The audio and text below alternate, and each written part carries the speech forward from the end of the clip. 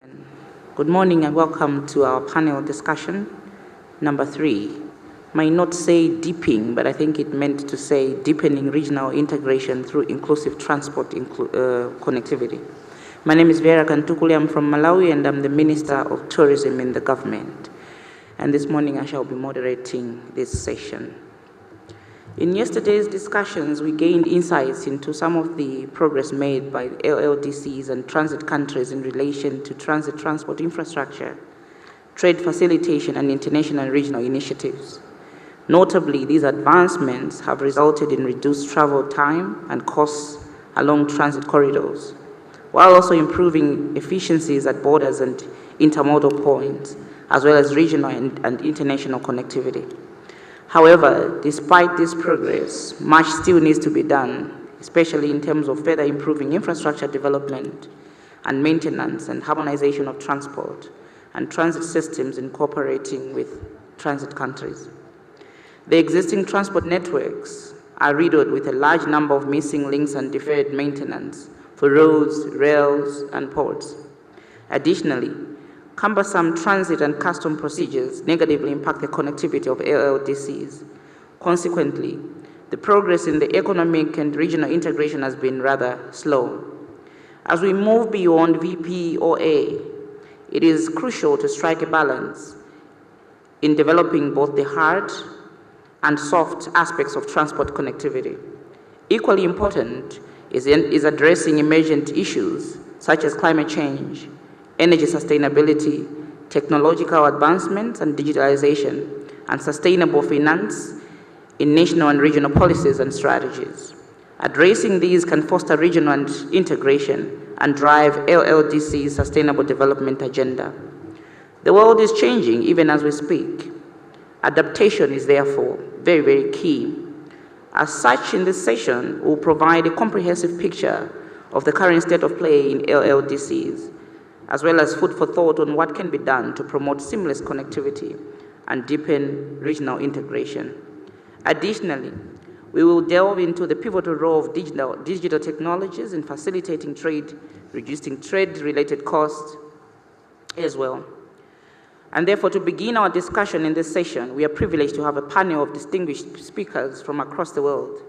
And I want to extend my warm welcome to each one of them, and just to announce that each one of you has about 5 to 7 minutes for your presentation so that we cover all the ground that we need to cover.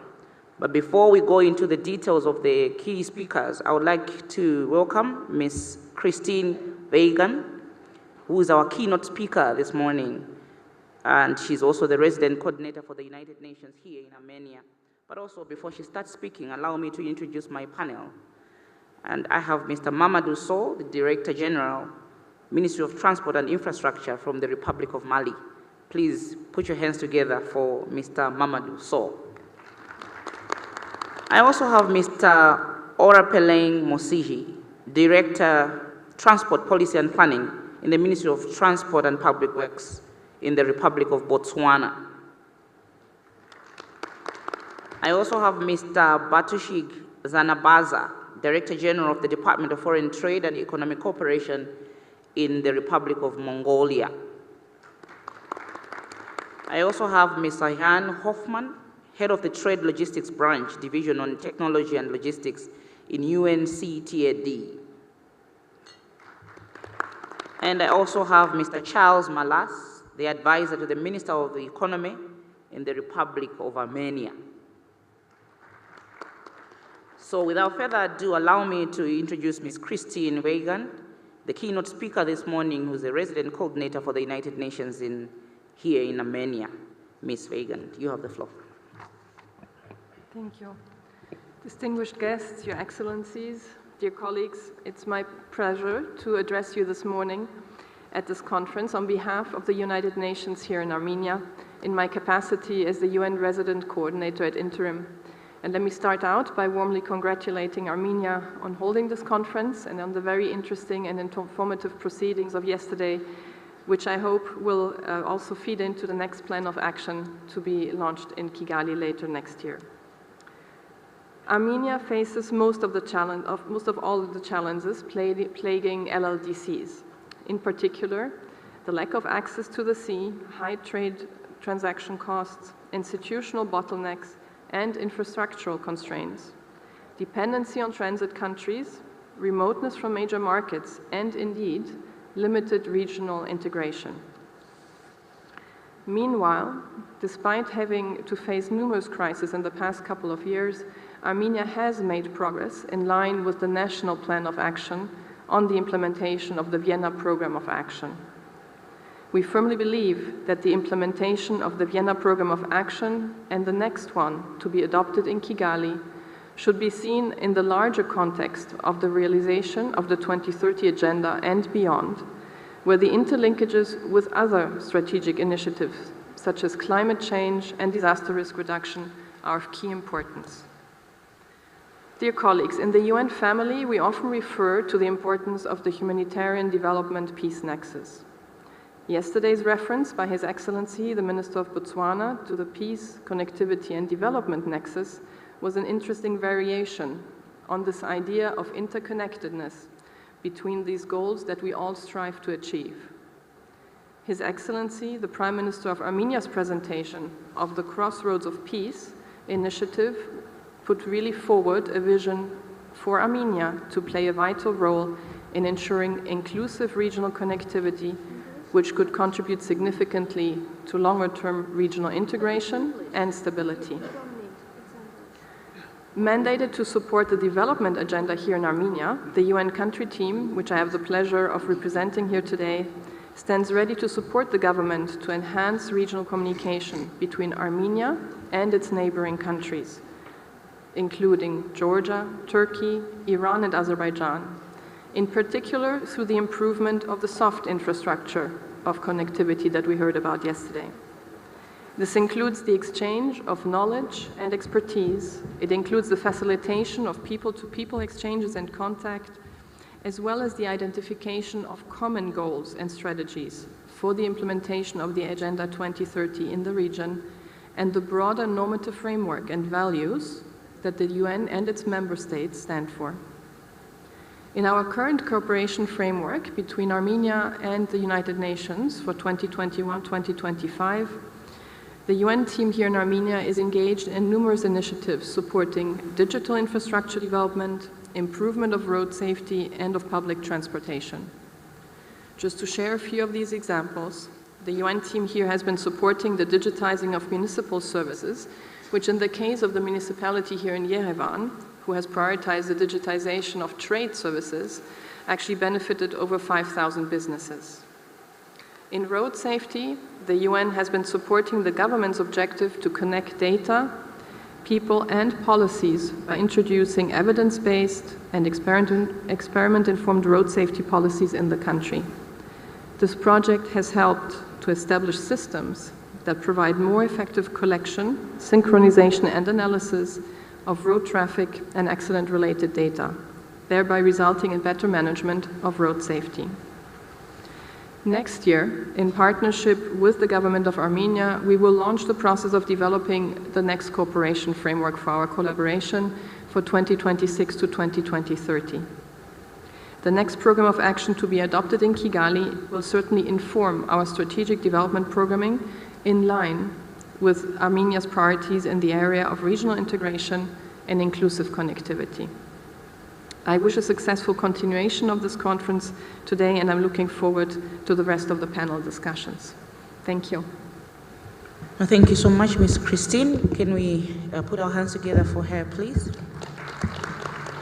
I think for me, what's key is that the challenges that each one of us are facing are the same, and that the solutions thereof also are going to be the same. So thank you so much for that address. And if I may just also apologize, Excellencies, because I will have to leave a bit early for a meeting with the Prime Minister, so I'll stay as long as I can.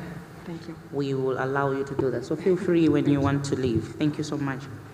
I will now give the floor to Mr. Mamadou Sow, who is the Director General in the Ministry of Transport and Infrastructure from the Republic of Mali. I'm sure he's going to speak in French, so you may want to put on your headphones for those that don't understand French. Mr. Sow. Merci. Bonjour, Madame la Présidente.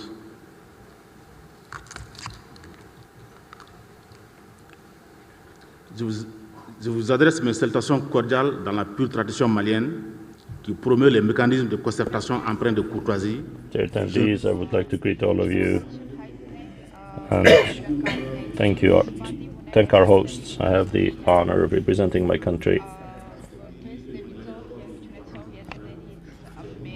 As one of the LLDCs, we consider this to be a conference of great importance. I want to once again thank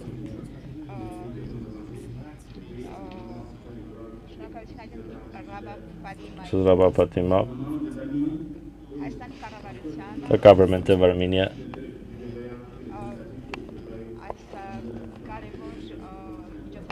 for organizing this important event. I would like to also welcome the representatives of all the countries which are here today. The topic here today concerns deepening regional integration through inclusive transport connectivity. Mali is an enclave country with 7 neighbors, none of which has access to the sea. Our goal is to diversify our trade and practice this policy, among others,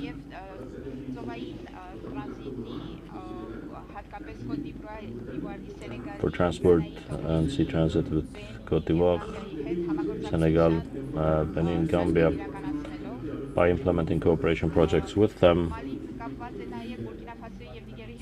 Mali is also engaged with Burkina Faso and Niger, which are also enclave countries, and despite its weak capacity, our country is trying to improve road infrastructure to be able to improve the transport situation to the extent possible.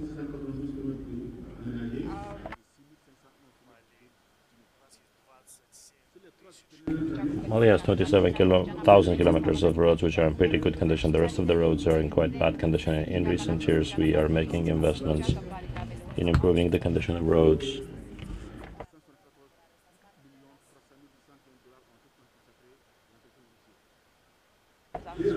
Huge sums are being spent for this purpose.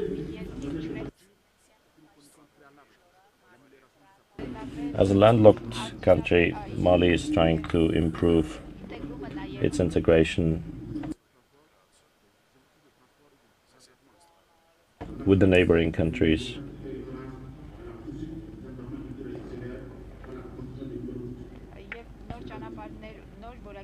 and build new high-quality roads. We're trying to improve connectivity with our neighbors and to also reduce poverty.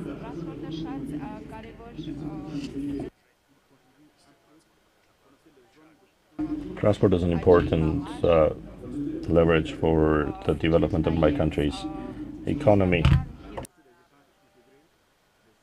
as well as for realizing the tourism, agriculture, and hydraulic potential for creating new jobs. Through the Ministry of Transport and Infrastructure, Mali tries also to take part in important corridor projects with the private sector. Of course, we have a shortage of funding here, but this is a key project also for promoting the private sector.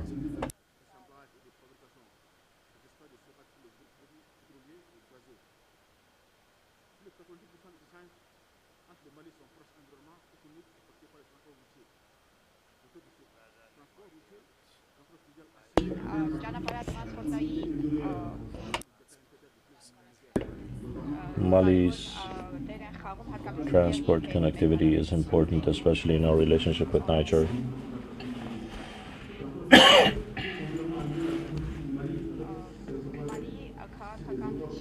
Mali's policy with the neighbors is based largely on the development of transport. Mali is also trying through the rivers to open up its transportation routes and is investing large sums here too.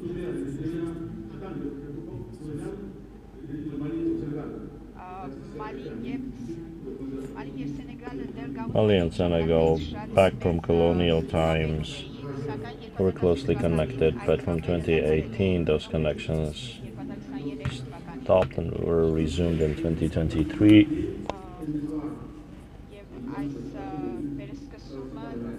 And this resumption has inspired us with new hope.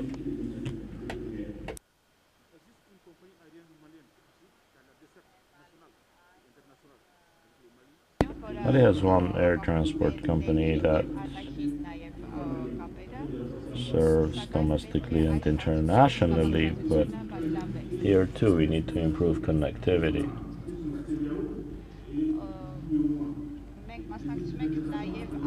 We participate also in the African Union and the Western African States Economic Community.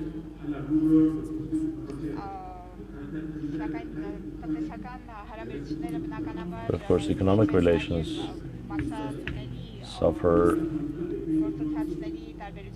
because of differences between customs procedures.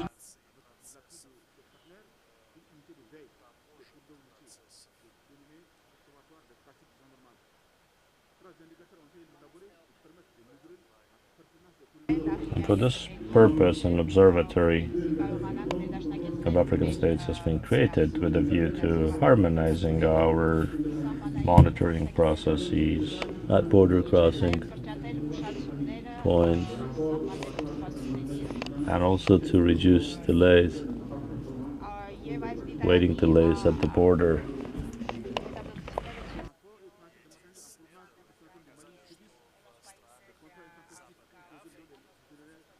And this shows that the process still has to be improved a lot in African countries.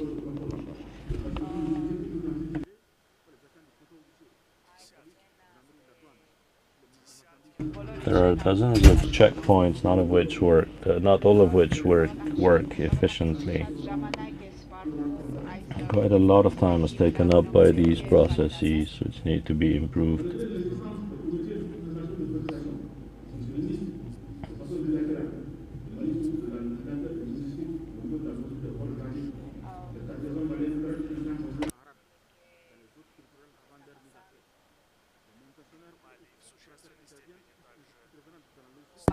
Mali also suffers greatly because of the customs processes of the neighboring countries, the logistics difficulties.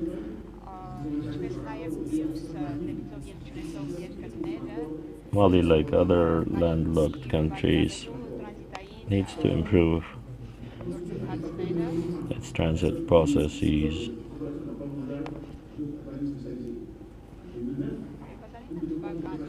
In 2009, Mali launched a new pilot project together with its partners for the electronic monitoring of trucks. Much investments were made for this purpose.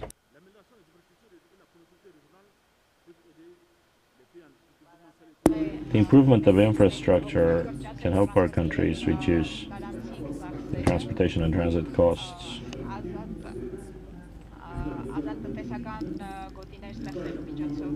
Through also creating free economic zones, which will help to improve the connectivity of African countries. Almost all the African countries signed the agreement to improve road management and to make the corridors more efficient.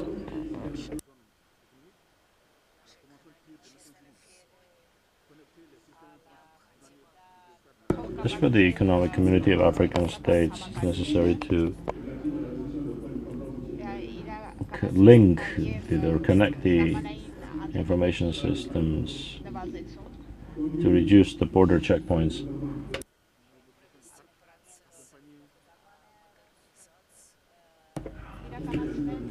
improve the roads,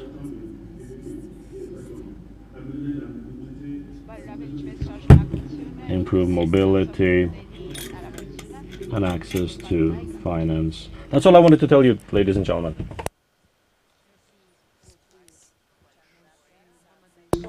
Thank you very much, Mr. Mamadusu, for your presentation.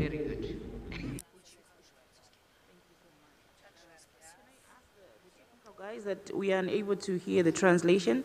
Like I'm having challenges hearing the translation from these gadgets. So probably if we could have somebody that is speaking louder, because I couldn't hear. I would like to now give the floor to Mr. Orapeleng Mosiji, Director General from Transport Policy and Planning Ministry, and the Ministry of Director, Transport Policy and Planning in the Ministry of Transport and Public Works in the Republic of Botswana. Mr. Mosiji, you have the floor. Thank you very much, Chairperson of this session, honorable ministers here present, distinguished delegates, good morning. I have actually prepared some few slides that I'm going to share with you in order to address this issue of regional integration and transport connectivity. Botswana, as you know, is one of the landlocked countries, and it is actually surrounded by 4 countries, 2 of which are coastal states and 2 are non-coastal states. We have Zimbabwe, we have Zambia, we have South Africa and Namibia. These countries, we have established a good relationship with them so that we can be able to facilitate movement between our borders, or transport movement between our borders. And just like other landlocked developing countries, Botswana is also faced with some of these complex challenges due to her geographical location, a position that we cannot actually change. We cannot move Botswana to any other place. It will remain where it is. And therefore, by saying we have this complex challenge just because of the geographical location, I'm not actually saying that we can actually shift it, or even any other landlocked country, we cannot actually shift it where it is right now. The thing is, we have to come up with ways and means of trying to address these challenges where we are as landlocked countries. I have actually stated that landlocked does not actually mean lack of access to the sea only. It also means that a country does not have equal opportunities to promote the sustained economic development.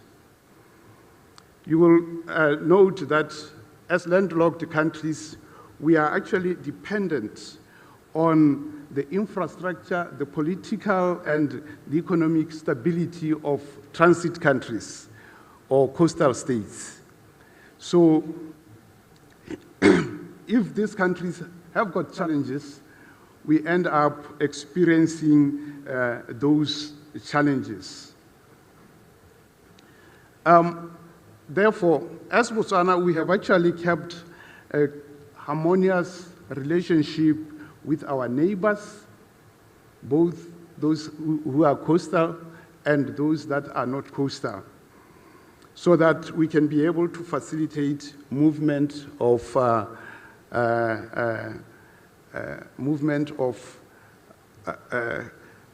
traffic between our borders. Now, in order to address the issue of regional integration, Botswana has got two main corridors which goes through Botswana. We have the North-South corridor, and then we have the Trans-Kalahari corridor. Trans-Kalahari corridor links us with Namibia, while the North-South corridor links us with South Africa. Basically, the TKC is actually from Walvis Bay through Botswana into South Africa. Therefore, as the three member states, being Botswana, Namibia, and South Africa, we established this Trans-Kalahari corridor so that we can be able to facilitate or link our three countries. And we have come up with measures to ensure that there is movement of traffic between our countries.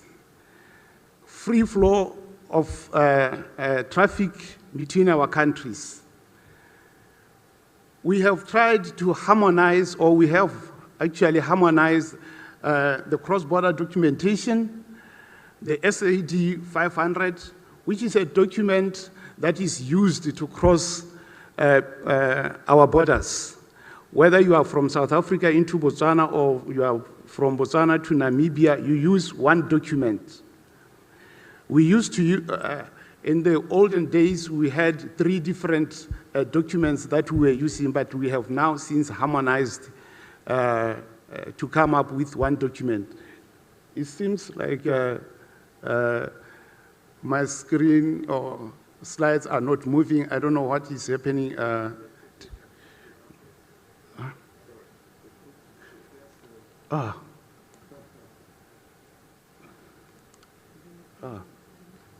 Thanks.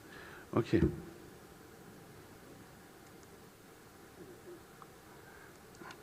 think on this. Okay. Okay. Thank you very much. Like I said, we have harmonized our document, the SAD 500, which we are using between our countries. We have also, between Namibia and and Botswana, negotiated the establishment of a one-stop border post so that we can operate between our two countries. In addition to that, we have started operating 24 hours. That means traffic is not actually piling up at the borders because they can now flow throughout the day, 24 hours. And between Botswana and South Africa, we are actually negotiating the establishment of the one-stop border post in all the borders that we have with South Africa, the main borders or the ones that are facilitating trade, and also operating 24 hours. What is of advantage is the fact that these 3 member states, Botswana, Namibia, and South Africa, are also members of SACU and are also members of SADC, which means the way we have actually come up with our memorandum of understanding between the 3 for the establishment of the Trans-Kalahari corridor. That MOU is anchored on what is in the SACU agreement and what is in the SADC protocol on transport and meteorology. And therefore, it's easy for us to implement along the Trans-Kalahari corridor those regional decisions that have been taken that, at SADC or even at SACU level. So the the MOU that we have actually signed for the establishment of the Trans-Kalahari Corridor is actually implementing the SACU and the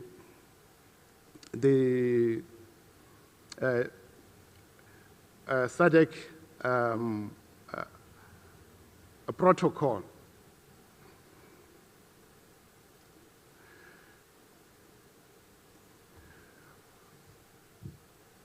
Chairperson,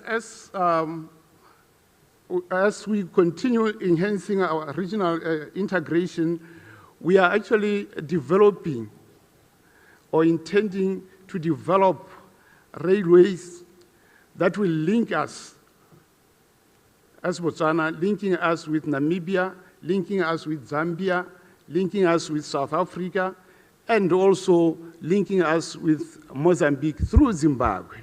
These are the lines that are on the table so that we can have alternative lines to facilitate movement of goods between our countries. In order to ensure that we facilitate the Continental Free Trade Area Agreement, these lines are very, very important. Hence, we are intending to develop them. When it comes to air transport connectivity, as Botswana, we have negotiated and signed more than 30 bilateral air service agreements with different countries so that they can actually, we can facilitate them to move or to fly to Botswana. And we have also ensured that our 4 international airports are refurbished so that they can be able to handle big aircrafts as we continue to facilitate them through our bilateral air service agreements. I have also put here the issue of ICT, which is very, very critical when it comes to facilitating transport. As Botswana, we have invested heavily on the 2 submarine cables, WAX and EASY.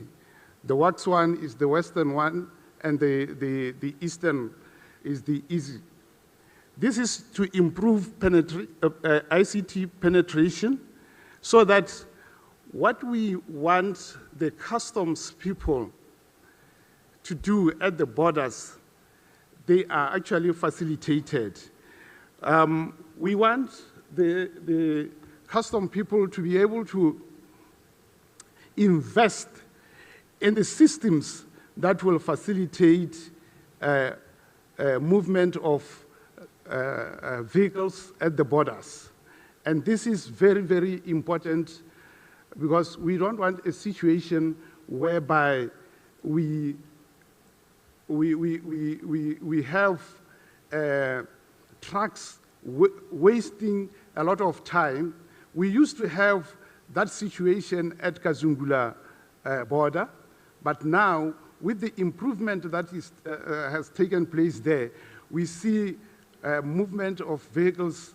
They don't waste much time at Kazungula, but we still have some bottlenecks. But also, we want an improvement on the custom side. And they can only do that if we facilitate them by providing enough bandwidth so that they can be able to develop all the systems that they have to develop. I have come up with some few suggestions which need to be considered as we are moving into the next program. It is very important that as least developed or landlocked countries, we invest heavily on our infrastructure, heavily. And we can do that if we involve the private sector and other partners. But we should take the lead. We should not sit back and say we are landlocked and say the development partners will actually do everything for us. Let us invest in the infrastructure, roads, rail, air, and ICT. We should invest on capacitating our people so that as we bring on board the private sector to invest, our people, the officials, they should understand this animal called triple P. We should also encourage collaboration between landlocked countries and coastal states, and also encourage them to ratify all international conventions and protocols so that they are able to facilitate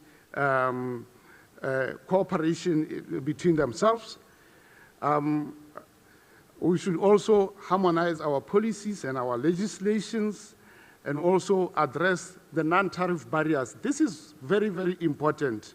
In our landlocked countries, you will find that there are a number of non-tariff barriers which we need to address if we are to facilitate trade. And also, we need to upgrade our infrastructure, do a lot of maintenance, and also work towards developing smart corridors in our countries. As I conclude, Chairperson, I want to indicate that being landlocked, certainly I agree it carries huge cost. But like I said earlier on, we should not sit back. We should do everything possible to ensure that we address this cost and not only just sit back and say we are landlocked. And compared to the rest of the world, we are at a disadvantage. And also, we should work such that the coming third UN conference should adopt a forward-looking outcome. We have talked a lot. I think most of us here were involved in the Almaty program, now the Vienna program. Now we are looking to the third one. So when are we going to stop talking and see to it that what we have and what we understand is now actually resolved?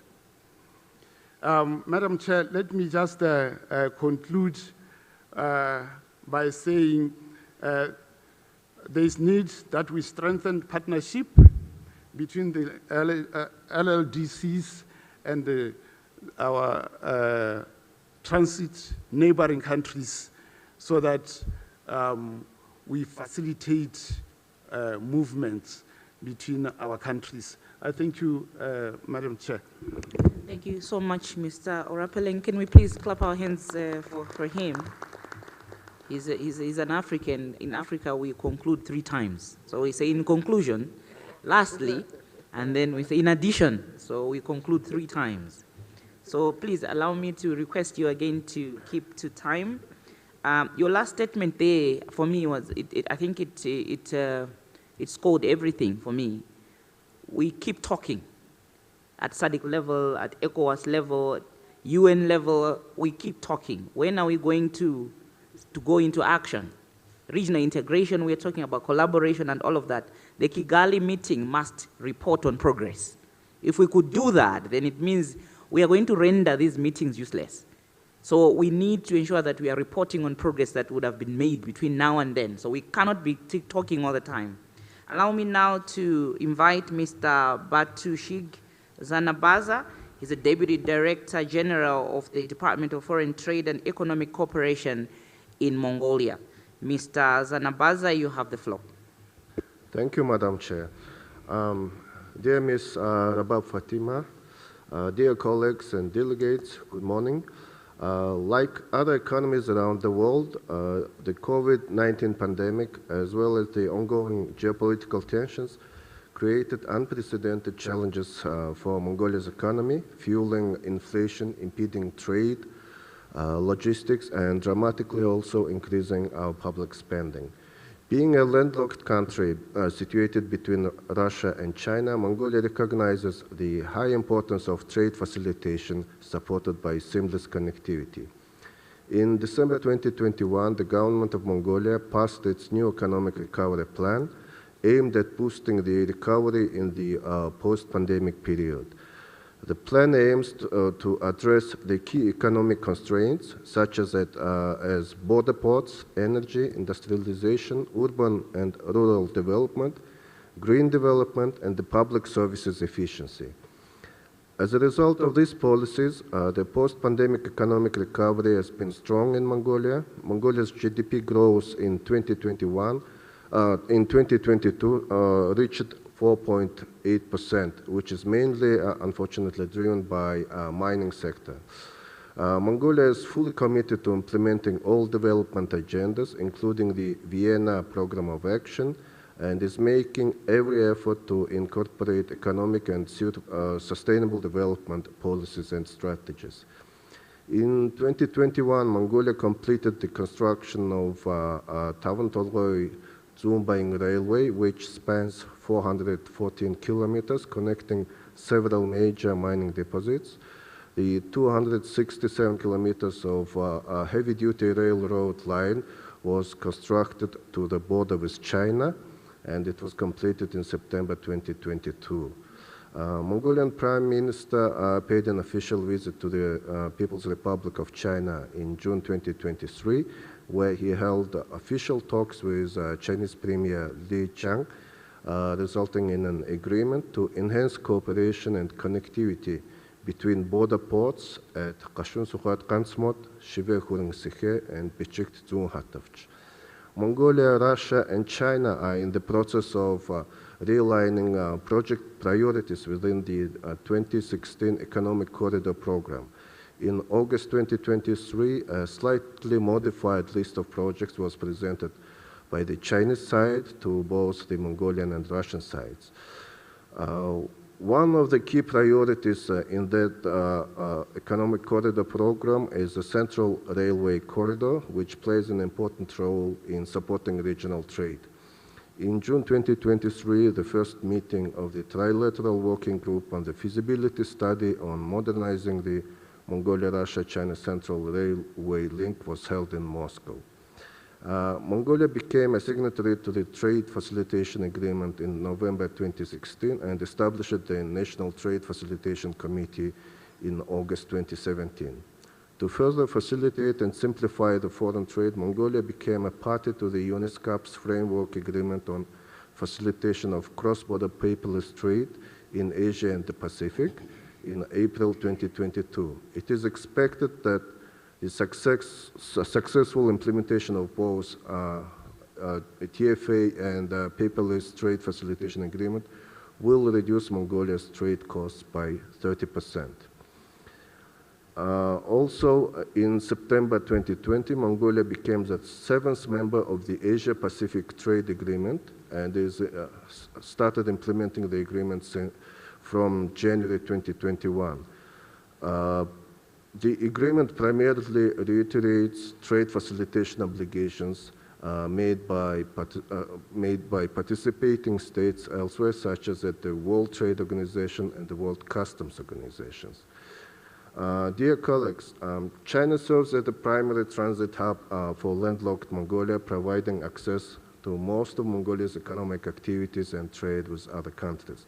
However, the COVID-19 pandemic restrictions caused prolonged shipping congestion, particularly at the Tianjin and Dalian ports, as well as at the Edlan land port on the China-Mongolia border. However, Mongolia and China negotiated at that time special quarantine and COVID-19 testing regulations for truck drivers with the aim to increase cross-border exports of Mongolia's coal and copper concentrate to China.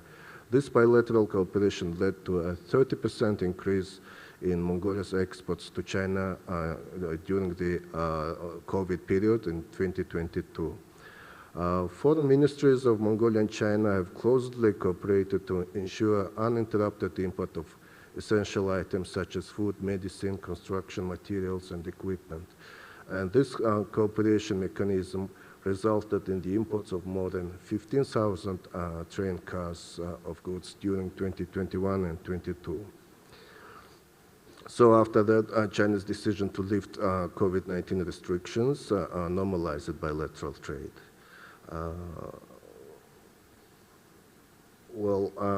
Now the ongoing geopolitical tension affects logistics of goods Mongolia imports from European countries by increasing cost and time of transportation. New road transportation routes, for example, increased the distance by 3,400 kilometers. Also, rerouting of flights to Europe led to increased flight duration, higher fuel costs, transit airport fees, and salaries. These risks and obstacles were unpredictable and beyond our abilities to solve them. However, I would like to suggest a couple of points that we might consider in the next agenda. I would like to emphasize the importance of consultation with the private sector. This was also expressed by a delegate from Botswana. The consultation with private sector, logistics experts, and investment professionals are very important when we talk about developing infrastructure projects aimed at improving transport connectivity. Infrastructure development requires huge investments, and several delegates expressed the need for financial mechanisms. However, we must take into account the market rules of supply and demand. Infrastructure must connect markets, and it must connect industries with resources. Most infrastructure projects, such as railways, are not economically viable unless they transport enough freight in both directions. If a rail project is not economically viable, we will not be able to raise funds to finance it. And if we finance unprofitable projects with public funds, this will further increase the indebtedness of developing countries. Therefore, I think we need to conduct more targeted and focused consultations with professional institutions and experts who know the development of regional markets and have the potential to develop cost-effective and really bankable feasibility studies for infrastructure projects. Second, new economic trends such as the green economy and electric vehicles are opening up new opportunities for landlocked developing countries. We must work together to take advantage of these opportunities, as many LLDCs are rich in the resources needed to develop these new industries. And here I would like to reiterate the importance of consistent policies, close cooperation among landlocked developing countries, and the right approach, pragmatic approach to exploring these opportunities. Thank you very much. Well, thank you so much, Mr. Zanavaza from Mongolia, and thank you for clapping hands. Allow me now to introduce Mr. Jan Hoffman. He's the head of Trade Logistics Branch, Division on Technology and Logistics in the UNCTAD. Mr. Hoffman, you have the floor. Thank you very much. Very happy to be here, and there should now be some slides on the screen. And the clicker works. We were asked to speak about these three issues, about challenges, about partners, about digital technologies. So let me try to follow my terms of reference. Challenges. And we are here among friends. Yeah? We are here to help us, the landlocked countries. There are, from UNCTAD research, 6 key determinants of transport cost, transport connectivity. And if we had more time, I would now make it even more interactive, but think, what makes a difference? Why do some routes pay more than others? 6 points. You can group it one way or another. So the first 3 we cannot really do much about. Distance, type of product, economies of scale, not much. A little bit economies of scale, but these are empirical. We have done research for the last 25 years. It's independent of the mode of transport, maritime, land, sea, air. So yes, if you have economies of scale, it becomes cheaper. If you're closer, it's also cheaper, and so on. Now, there's also imbalances, and that is something, I repeat, we are among friends, where we could do something, because unfortunately, still very often, trucks, trains, come full one way and have to go empty the other way. And this is important. If you ask the transport provider, having to pay twice, one way or another. The 5th one is competition. Again, this is something where we are often under pressure from our national transport providers not to let the foreigner carry our cargo, but again, it makes the transport for the user more expensive. And last but not least, the 6th one is the issue of border and port agency efficiency, which then leads me to the next point. So I'm jumping now, before I go to the partners, to the digital technologies. I hope you can see it there at the bottom. So building on the e-week, which we just concluded very successfully last week in Geneva, a few thoughts on what happened. It was mentioned here also by Batu Sheikh, the impact of COVID. Actually, COVID led to improvements, led to pressure, and a lot of the programs which we provide gained importance because digital solutions avoid contagion and other things. And coincidentally, we really saw a huge surge in artificial intelligence. So the whole process of digitalization, which we were asked for this session, what role do digital technologies play? So normally we group it into optimization, extension, transformation. I just look at this transformation. It's a bit of a hobby of me. I eat books, I read books, but so already 5 years ago, there were books coming out saying in 5 years, there will be lots of advances in artificial intelligence, and we have seen this. So what is the impact of artificial intelligence on this topic, on digital, on trade logistics? 7 impacts. Number 1, optimized routes and scheduling. I hope you can see it. It's behind the curtain. Optimization is one, and the slides will be shared, so I won't read the entire text. Number 2, photos from Hoffman's travels. This one was not an autonomous vehicle that almost killed me. Yeah. Number 3, now the forecasting, inventory holding. A lot of improvements can be there with AI. Number 4 is directly single windows customs automation. Number 5, smart ports, warehouses, and 6, visibility. I just find these photos to illustrate visibility, or this guy must have a good visibility of all the connectivity. And number 7 is security. And now I have to make a confession. I also give you number 8. Artificial intelligence also helps you doing PowerPoint presentations, because all the text I've put on the slides was given to me by ChatGPT. Yeah. Just by way of example, Patricia Flutus is here with us. She is the culprit of what comes next. Thank you, Patricia, for negotiating the WTO trade facilitation agreement. And there I said, technological progress will never be as slow as today. It is not slow, but it's going to be even faster. And during the negotiations of the WTO agreement, we felt as observers that many delegates were very reluctant and hesitant to advance, to be ambitious, because they looked at today's technologies. Now, who pushed your reforms? Like Batushek, you mentioned the reforms during COVID. It was COVID that pushed for many of the reforms that we have seen.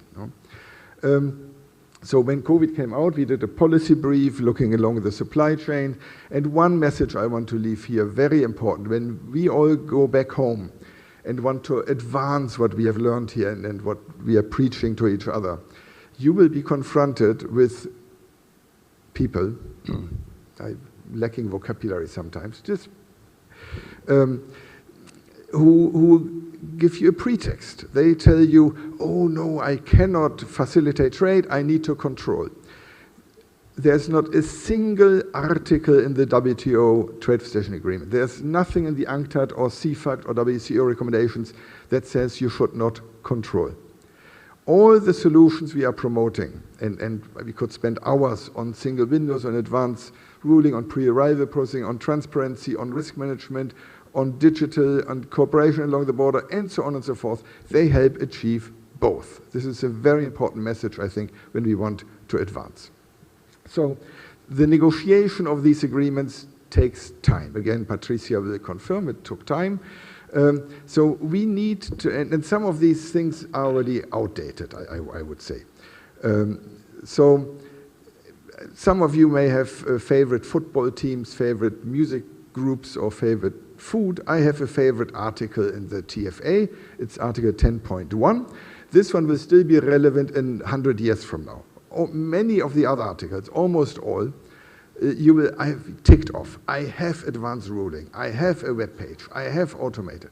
But still in 100 years from now, you will want to continuously review, improve, and always choose the best technological, most advanced solution. So that leads me now a step back. Partners, a few words about where UNCTAD can help. Sorry, a bit of a sales pitch, but it's really across the whole supply chain. We have grouped here our work in institutions, infrastructure, like the capacities, the procedures, and data. No? So if you look at these different areas, we work on trade facilitation solutions. We work on Asekuda, of course. Many of the countries here have successfully working with customs automation. We work with information portals.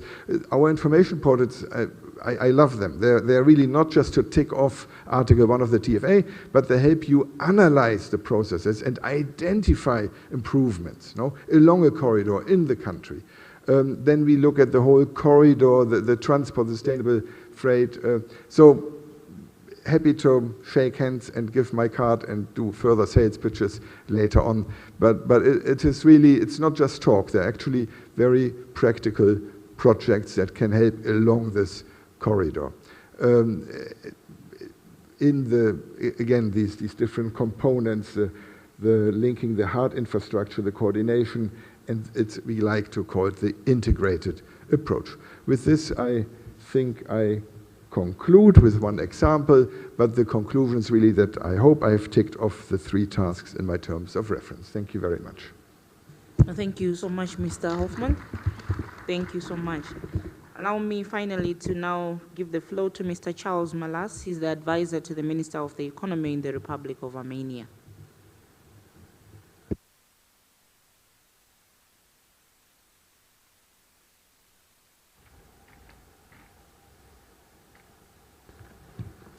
Madam Chair, thank you very much indeed for this opportunity. It warms my heart a great deal to see so many countries and nations being presented here in my beloved Armenia. Although I'm from England, but I'm ancestrally Armenian. My mother is Armenian, and this is my motherland, and I'm here as advisor to the Minister of Economy working on the development of a dry port facility in the north of the country in the Shirak region. Right.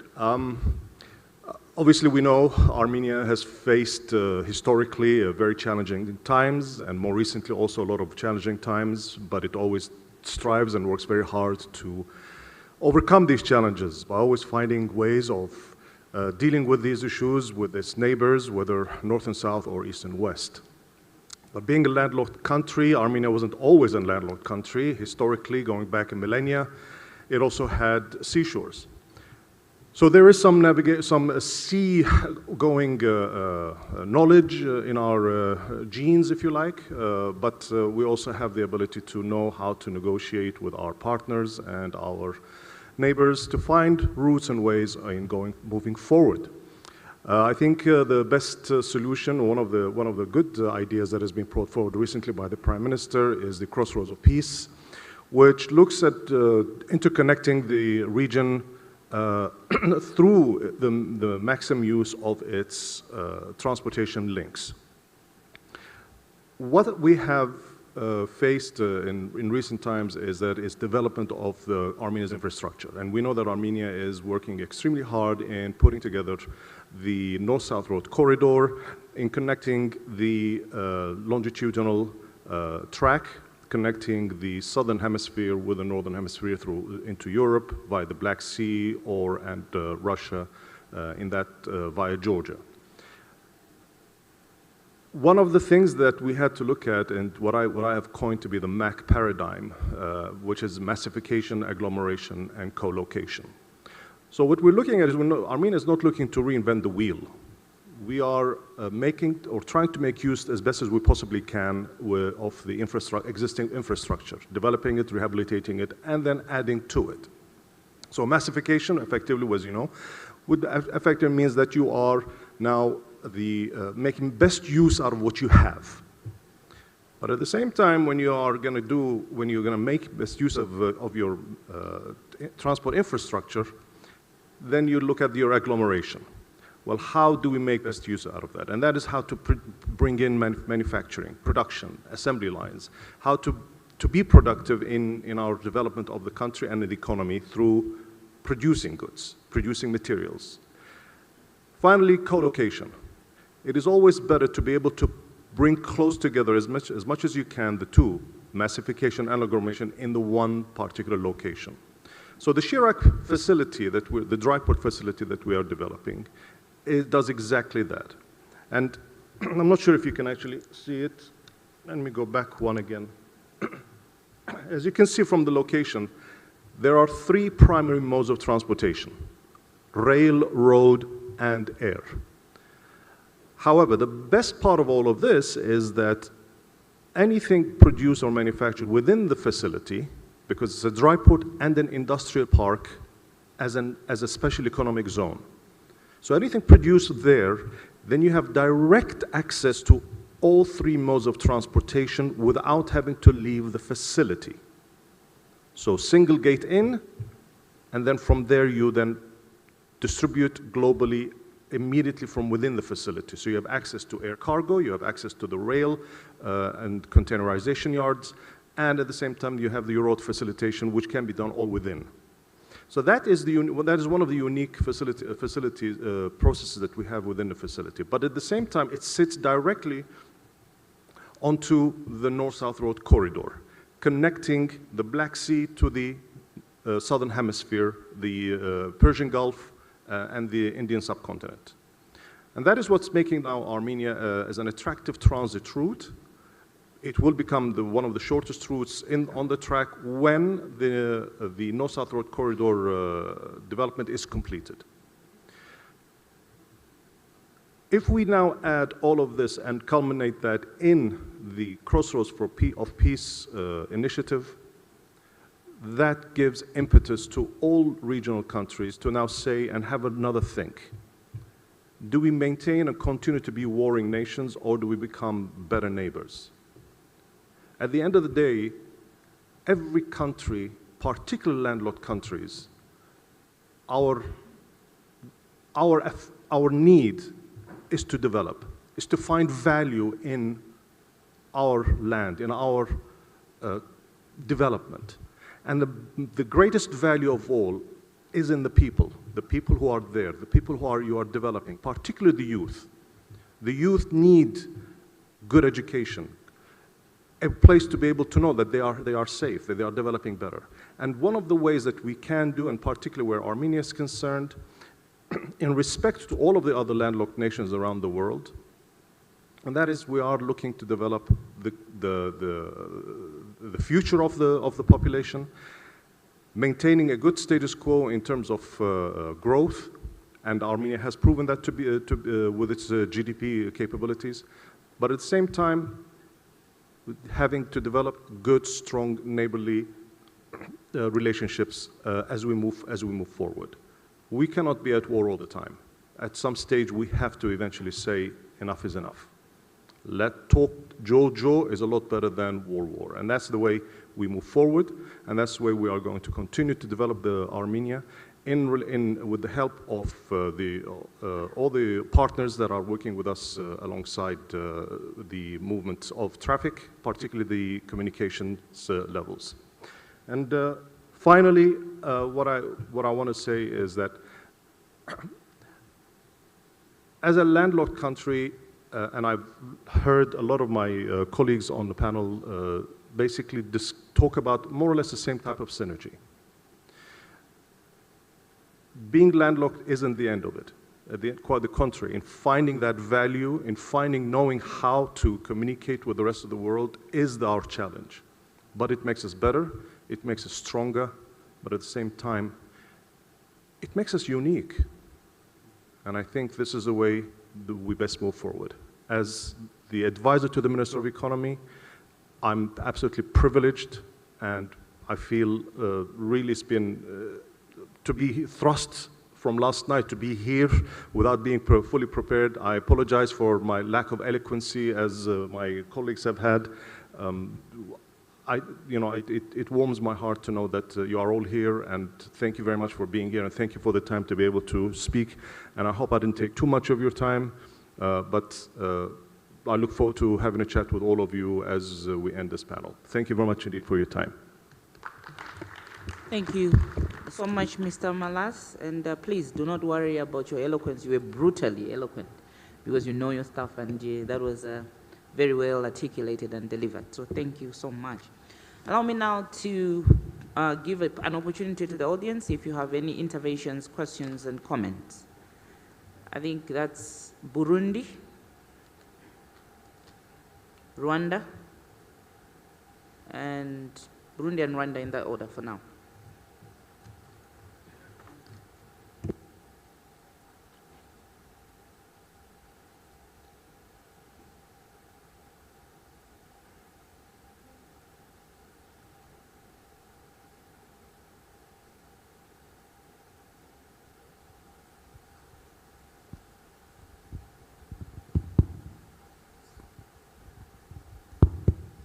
Merci Madame la Présidente. Je voudrais d'abord vous féliciter sur la manière dont vous êtes en train de diriger cette session. Je félicite en même temps les panélistes pour leur brillante présentation. Comme cela a été mentionné, le transport durable est fondamental pour le désenclavement, pour une connectivité régionale. In order to move out of the regional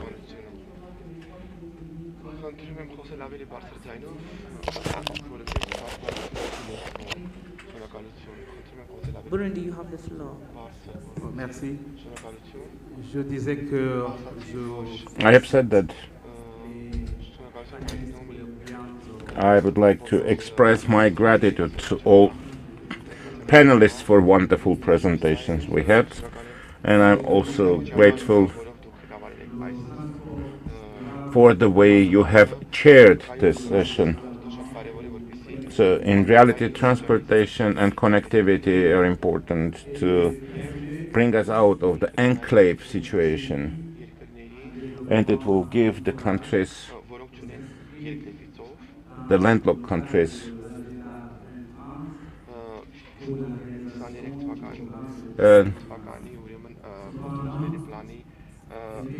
opportunity to include all important issues into the next program of actions. The LLDCs have many challenges that we face, challenges related to climate change, to the trade, issues related to the transit, difficult procedures which do not facilitate trade and transit. Very often high transportation costs also negatively impact the development of the landlocked countries. We have Kigali upcoming, and we have to focus on the important points which are important for the physical infrastructure and transportation to reduce the costs, and it would be also important not to neglect in Kigali program of action the importance of investment and financing of transport projects that would help us to ensure and safeguard the regional connectivity. So for the countries which are in an enclave situation and have only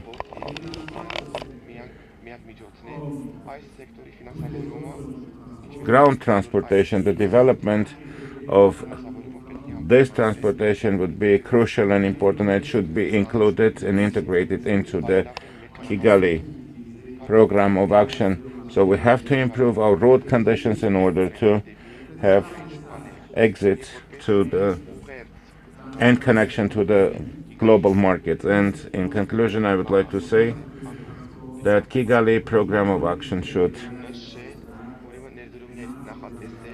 also include some investments into transport connectivity, into improving transport connectivity in the future, so the enclave countries would find a way out of that situation. It is also important to have airports and other alternative possibilities. Without sustainable and reliable, as well as competitive transportation and robust infrastructure, the countries would not have chances to change the situation.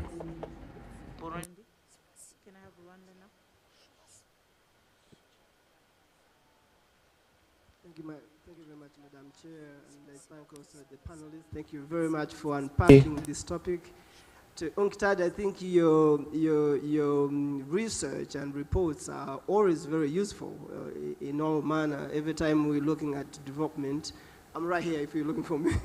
Yes, every time we're looking for, to look into the issues of development, we always come to UNCTAD to read your research reports, analysis. So they're very, very useful.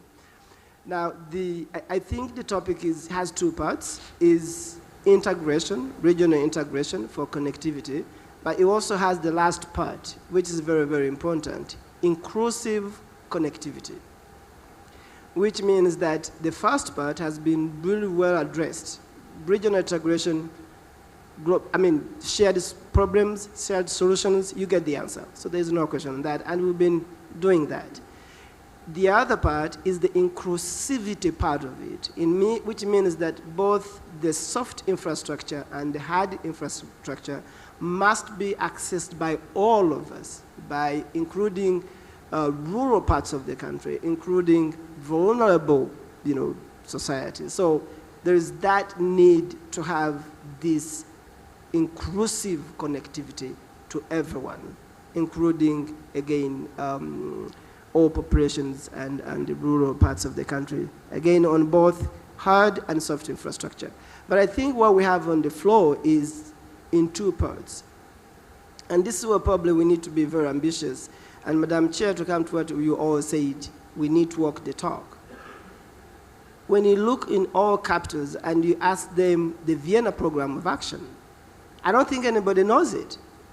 That means that what we need to do going forward, maybe in the next chapter, how do we domesticate these instruments or these outcomes so that they don't look UN documents, I think that is going to give us to own it, to own the documents, so that every planning, every ministry that is going to do the planning, you have to look at the Kigali Program of Action, or we have to look at the Vienna Program of Action. In that way, then you have taken the ownership. The issue is not money yet, but also including it in your own planning. If it's a regional SADC, for example, how do you take the Vienna Program of Action, or if AU, African Union, for example, how do you take the Vienna Program of Action itself into your own policies, so that at the end of the year when we are doing benchmark, you are going to be asked how much have you achieved when it comes to the Vienna Program of Action or the future Program of Action. And this is not only to countries. If there's a section that speaks to multilateral financial institutions, you have to play a role. You have to take that part into your own policies, and you have to give us a scorecard on how far you've gone in terms of implementing what you are mandated to be doing. I think that is going to help us when we come up with a new program of action. How do we domesticate it? How do we own it? So that every year when you're doing your performance contract, you know where you are, and then you can report better. Thank you very much. Thank you, Rwanda. Do we have any more interventions? We have Eswatini and Botswana. In that order, please. Thank you, Madam Chair, for your kindness, and thank you to the speakers for their insightful presentations. I think mine is general, and this affects mainly our developing countries. Now, talking about regional integration and transport connectivity, talking to all the modes of transport, may someone share their experience? How do they deal with issues of competition? How do these modes of transport complement each other as opposed to competition? Because truck owners, especially in developing countries, they don't support railways development. So if someone may share their experience as to how do they ensure the modes of transport complement each other as opposed to competing. Thank you, Madam Chair. Thank you. Botswana, you had your hand up? No, Lesotho. Was it Lesotho? You didn't have your hand up? Okay. You were raising your hand on behalf of Eswatini. Thank you. Do we have any more interventions? Is that Bhutan? Thank you, Madam Chair. Thank you for the opportunity. So I think it has been a very insightful discussion, and all the points are relevant. So while we put so much emphasis on digital transport system, I was also wondering how the inclusivity part would be featured. And in that respect, developing inclusive transport system and digitalization would be the way forward. Inclusivity in terms of internal inclusivity. Inclusivity, basically ensuring that the urban as well as the rural within the countries are ensured. And inclusivity has to be also looked from having inclusive transport systems with other countries. So one country doesn't lack as while the other progresses.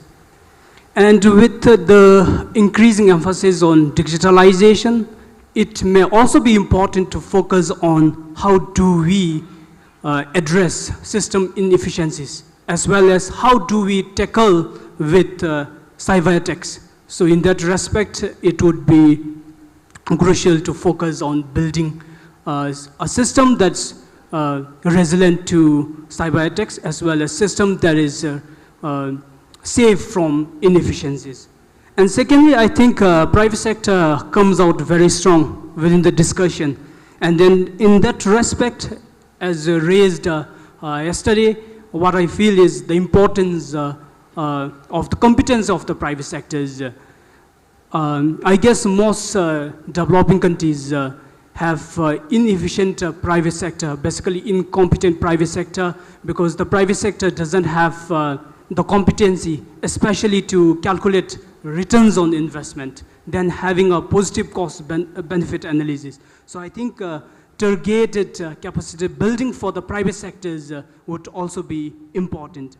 And finally, we have been talking about the need to have more finance, and especially with regard to the underdeveloped private sector, one of the key issues is limited access to finance, basically the high lending rate. So in that respect, how do we design ways to ensure greater access of finance to the private sector? Maybe one of the ways can be development partners injecting money in the financial institutions in order to inject liquidity so that the lending rates can be brought down and private sectors can have money in order to invest. And finally, as the domestic resources are scarce in most developing countries, there is need to have greater foreign direct investment. But as long as the foreign direct investment is concerned, most developing countries doesn't have credit ratings.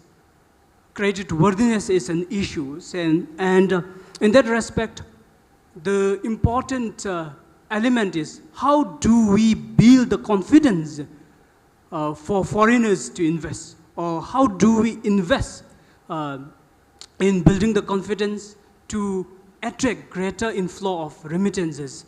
So in that respect, I would like to comment that these are some of the important discussions that needs to be featured and needs to be well addressed in the next program of action. So only then I think achieving the big aspirations wouldn't be possible with the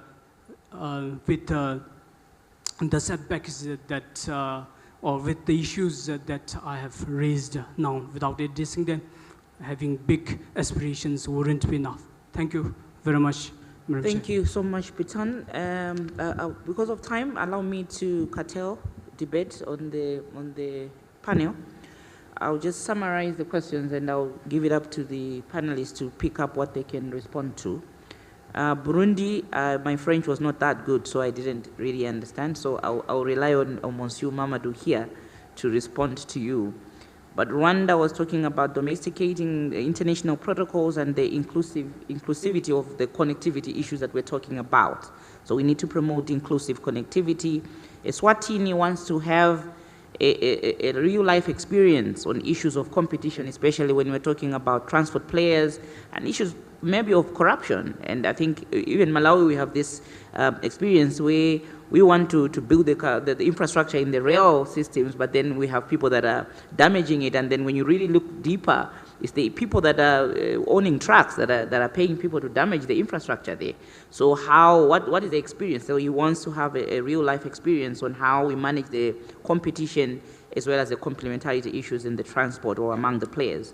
Bhutan, he was talking about the digital transport system, how the inclusive part of will be featured in transport, private sector, the incompetence, how to address the incompetence of the private sector, because I think we centered much on the inclusion of the private sector, but he articulates or submits that most private sector players may not be that competent. So what do we do to ensure that we are increasing or enhancing their capacity in that regard, but also the need to have more financing? How can we, development partners inject, is it possible, is it a possibility for development partners to inject resources in financing institutions, but also how do we utilize domestic resources as a catalyst to get more direct, foreign direct investment? I think in a nutshell, that's what people were asking, so I would really like to give it up to each one of you, and then you can pick up what you want to respond to. I'll start with Mr. Malas. Sorry, thank you very much indeed. I'm sorry I'm jumping in on this. Just to generally cover the majority of the things that were asked,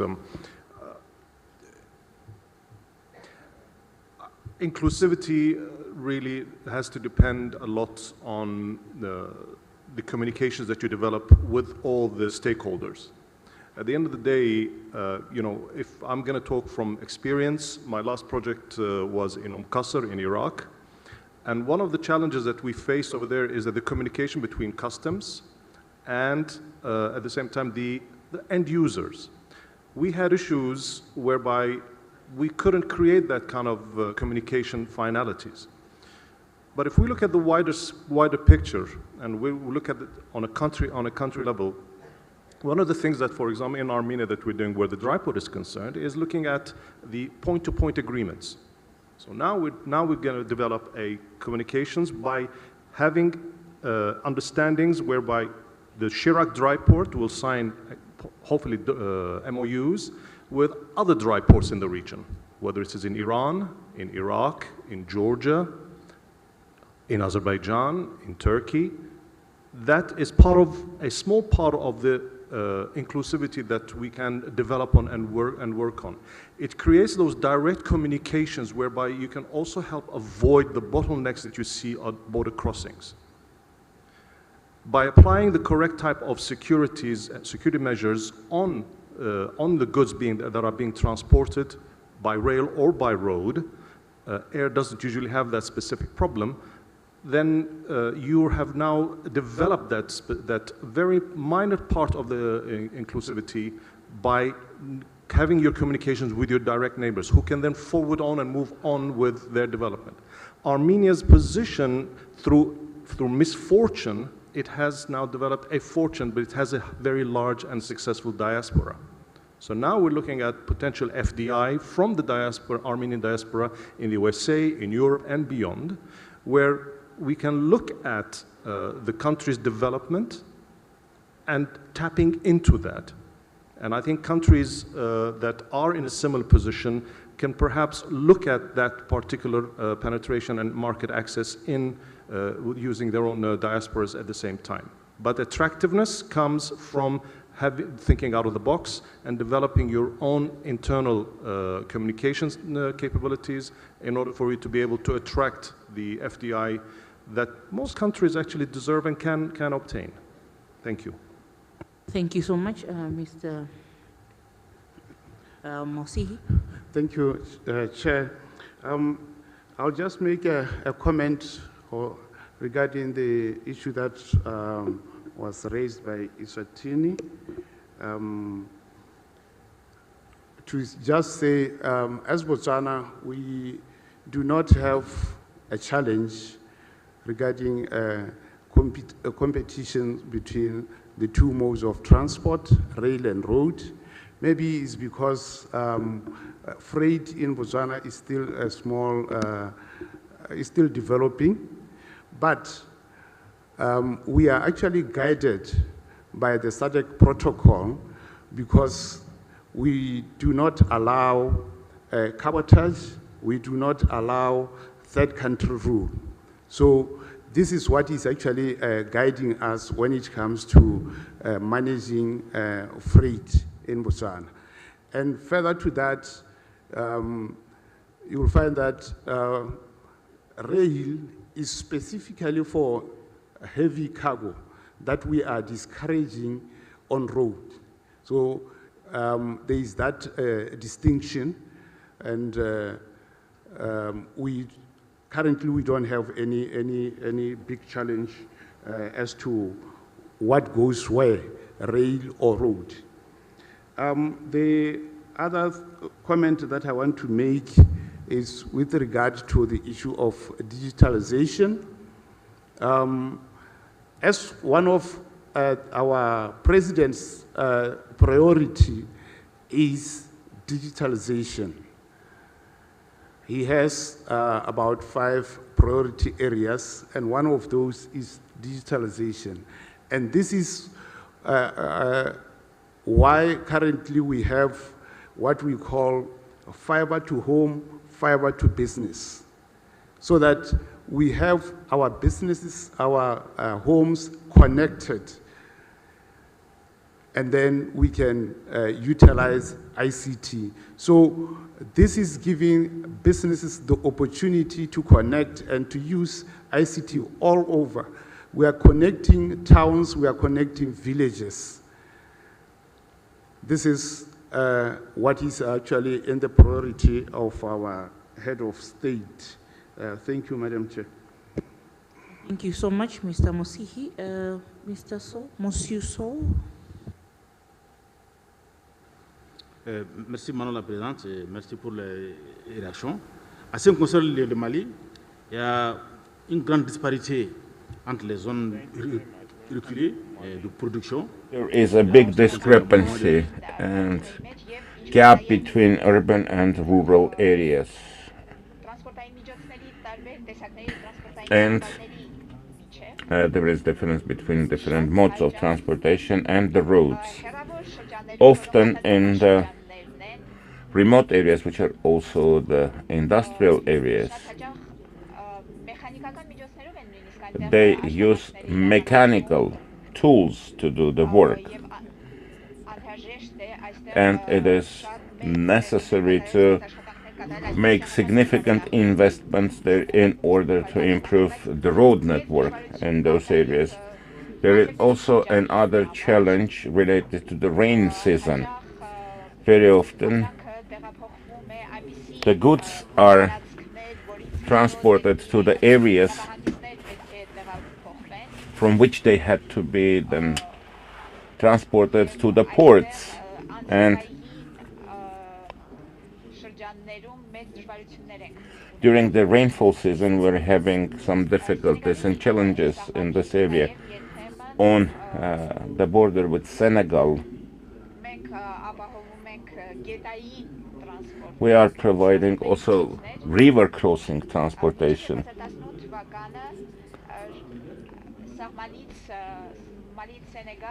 From Mali to Senegal in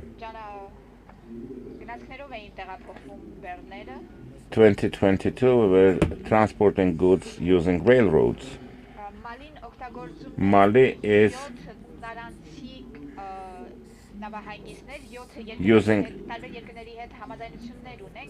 7 transit ports. We have actually agreements with different countries, and we were able to build up infrastructure, transport infrastructure, thanks to the efforts of the Ministry of Transport. And in the warehouses, Mali goods are stored until they would be transported to the ports of our neighboring countries. Someone raised the issue of investments. In our country, we have very limited private investment.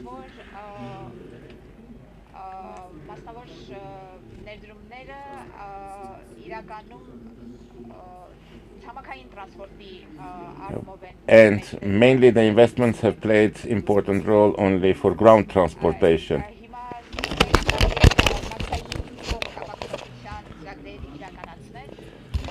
For implementing connectivity projects between Mali and Senegal, currently there is agreement. So we're also trying to build Mali warehouses in Senegal on the other side of the border. And there is also the Mali customs system is connected with Côte d'Ivoire's customs system, and we're trying here too to improve our relations.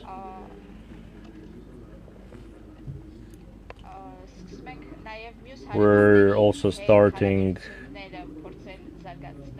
to develop relations with other neighbors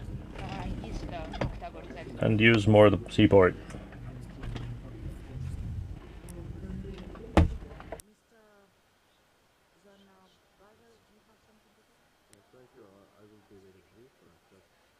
Wanted to share example of competition. It is also very hard for us to determine whether to construct both railways and paved roads. I think it is also very, especially now, it is very critical, and I would like to again emphasize and join the previous delegates' comments on closer consultation and cooperation with private sector and especially logistics companies.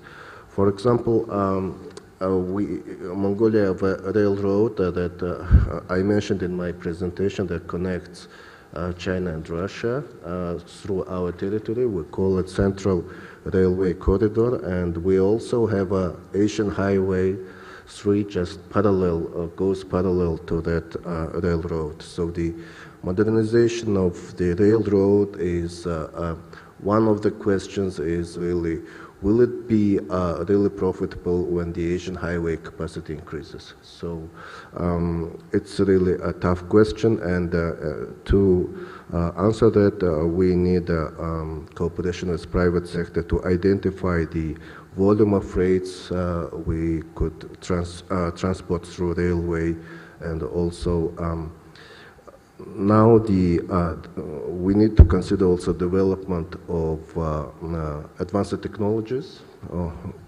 If new trucks that are driveless and hybrid trucks that has a low fuel consumptions, I think we really need to look into which transportation would be profitable from the point of view of market competition. Thank you. Mr. Hoffman, finally. Yeah, finally, because the coffee is getting cold. All the questions really very good, very valid points. Le Burundi avec les synergies, les régionales, les intercontinentales. So definitely a step to make the country and the whole region more competitive is regional integration, because then you create the synergies, the economies of scale, the more choice, the more competition within the region, so you trade more. The share of intra-regional trade will increase, but your inter-regional trade will also grow and benefit from this integration. Your second question, a very good question, I find very important. What does this climate change, the decarbonization, the energy transition in transport, what does it mean for trade, for our challenge here? And let us not cheat ourselves. UNCTAD is doing impact assessments, more on the maritime part, but a lot of this is general. There will be some cost increase. We are still looking at how much during the transition. But we have no choice. Yeah? I mean, the cost of the floods, the hurricanes, the sea level rise are worse, so we have no choice. Secondly, I actually think now sometime between in 20 years and 50 and 100, I don't know, but at some point in time for our grandchildren, the use of renewables and their use, and we convert solar, wind, others, power to X, and make this usable also for transport with technological progress, which will never be as slow as today, will make transport and trade even cheaper. That's a bit the dreamer in me. There was a very good point also by Wanda on the inclusiveness. All I can say is yes, it's a big challenge. It links a bit to the benefits, like the more we integrate others, the ones that are a bit further away, a bit less integrated, everybody benefits. And we see this in the ports. A lot of the seaports have become allies of the landlocked countries. Because the seaports, since they are now much more commercialized, privatized, and need business, and have seen they have economic scale, they want to improve their maritime connectivity, they benefit from a wider hinterland. There was this very good point also, Eswatini, the challenge, how do I deal with the truck drivers who don't want the train?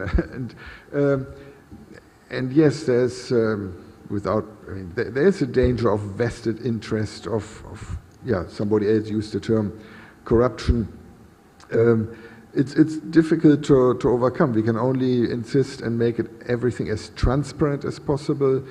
And good examples in Western Africa, I do like the borderless initiative. Maybe there are friends here from Western Africa who can share more about this, which tries to monitor and help. It's private sector led. Could go on, but short of time. The Bhutan also mentioned the inclusivity, also linking to to the digital, very, very true, very important. More and more the digital, the transport connectivity are linked in various aspects. And finally, there was a question on private sector, also very important, building capacities in the private sector. I must say this is not something where UNCTAD is it's not at the core of UNCTAD, but we have an Empretec program, which is for entrepreneurs. We work with our daughter, the International Trade Center, which works with private sector. We partner with the Freight Forward Association, Fiatas. The investment division works on fundraising. So it's definitely important, and I think, yeah, it has to be part of the bigger picture. Thank you. Thank you so much to our panelists. Just briefly, just to conclude, I think we had a very, very good discussion. The key issue that we have learned is that we cannot change where we are. We cannot change our geographical positions. This is where we are. However, we can leverage our positions for growth, but that we need to find value in our positions, and that is the challenge for each one of us, and it will take tenacity and skill for us to generate that value that we have from our geographical positions. The challenges that we're facing are similar in all our countries as LDCs. They are very, very similar, and that is why we need to facilitate issues of regional and international collaboration and integration, also to enhance efficiency of trade of both goods and services. The realization that we are better off collaborating than competing in trade and also technological advancement. The need for us to embrace AI. AI is here, and technology, and related to that, the need for us to build the capacities of our own people in terms of human capital, especially young people, and also the private sector. The need for governments to invest in infrastructure development, upgrading, but on their own before inviting private sector or foreign investors. The need for governments to invest in profitable projects with public funds for posterity. And lastly, the domestication of international protocols by member states. I think in a nutshell, this is what we discussed among several other things, and I want to thank my panelists today for your usual and intelligent conversation, and the audience for your active participation as well. Thank you so very much indeed, and I apologize again for running, I think, 15 to 18 minutes ahead of time. I do thank you so much for your attention.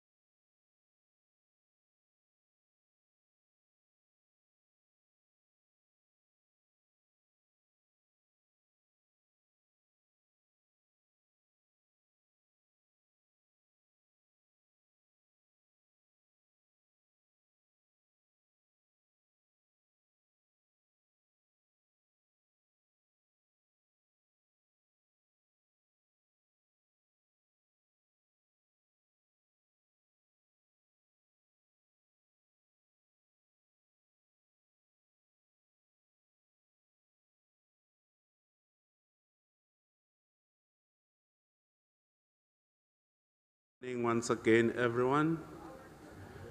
Honorable Ministers, Excellencies, distinguished delegates, I now call the meeting to order. May I welcome you all into session 4 of this meeting. The point of discussion in this session is transforming global trade and connectivity through digital technologies. The session considers whether digital technologies can revolutionize the way LLDCs trade.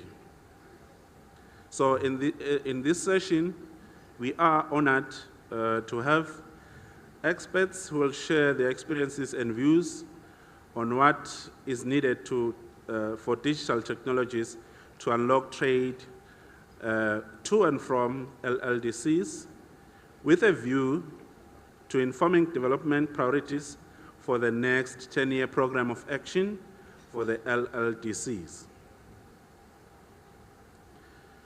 So, as our speakers will be presenting, they will seek to address the following questions, among others. What are the main bottlenecks and opportunities to transforming global trade and connectivity through digital technologies in the LLDCs? How should policies and strategies be designed at the national level in the LLDCs, drawing from real examples to develop effective foundations for digitalization and to seize the opportunities of digital trade? How can policies and measures at the regional and multilateral levels unlock digital trade? Where is this being successfully achieved? And what is needed from partners to support the LLDCs in this regard? So, in a similar fashion with preceding sessions, we do have a keynote speaker who will be accompanied by panelists. We encourage each one of the speakers to try and limit themselves to the time allocated. Our keynote speaker will be privileged to present to up to 7 minutes, whilst our panelists will be limited to 5 minutes. Now, may I mention our esteemed speakers this morning. We have as our keynote speaker, His Excellency, Mr. Tsiang Chang Zhang, Deputy Director General, World Trade Organization. We also have Mr. George Matashiang, First Deputy Minister of High-Tech Industry in Armenia, but he will be joining soon. He's not part of us for now. We also have Ms. Wilma Patricia Frutos Ruz, Vice Minister, Ministry of Foreign Affairs in Paraguay, on my left. We also have Mr. Batir Anev, Deputy Director General, Agency of Transport and Communications from Turkmenistan, on my far right. And then lastly, but not least, Mr. Dalgun Damdin Ott, Executive Director, International Think Tank for Landlocked Developing Countries. So those are our speakers under this session this morning. Now, may I allow our esteemed keynote speaker to go ahead and make his presentation. Your Excellency, you have the floor. Thank you, Mr. Chairman. Honorable Ministers and the Secretary General, Rabab Fatima, Excellencies, ladies and gentlemen, this ministerial meeting of LLDCs comes at a critical juncture in our global economic landscape, where the transformative power of digital technology holds immense promise for the landlocked developing countries as we navigate the challenges and opportunities presented by the digital era. It's essential to recognize the unprecedented growth of digital trade. According to the UNCTAD report, between 2017 to 2021, the number of people shopping online increased from an estimate 1.3 billion to 2.3 billion people, from 24% to 39% of the global population aged 15 and older. Additionally, the WTO Global Trade Outlook Report 2023 indicated that in 2022, global digitally delivered services exports rose to $3.82 trillion, representing 50% share of total global service exports.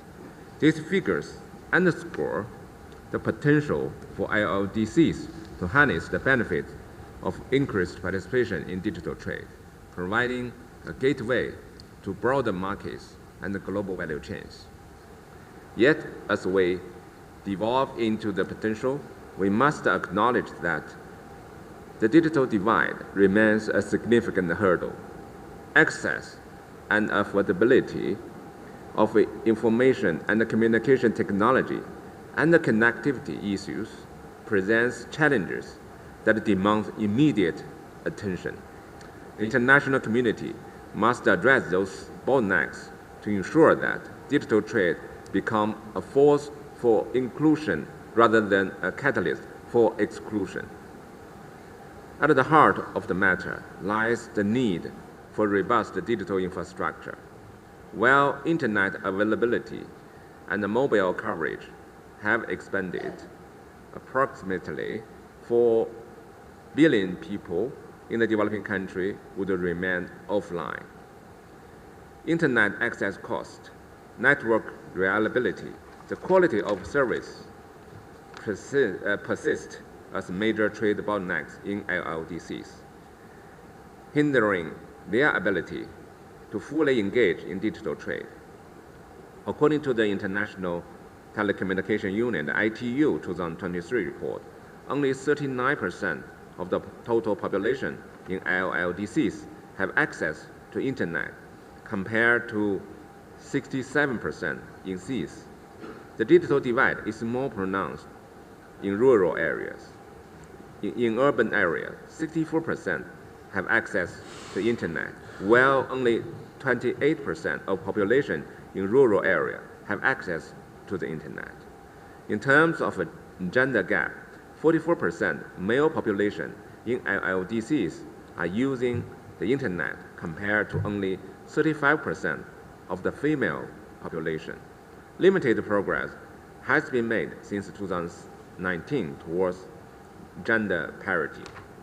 Connectivity and ICT access, though necessary, are not sufficient for LLDCs to fully benefit from the growth in e-commerce.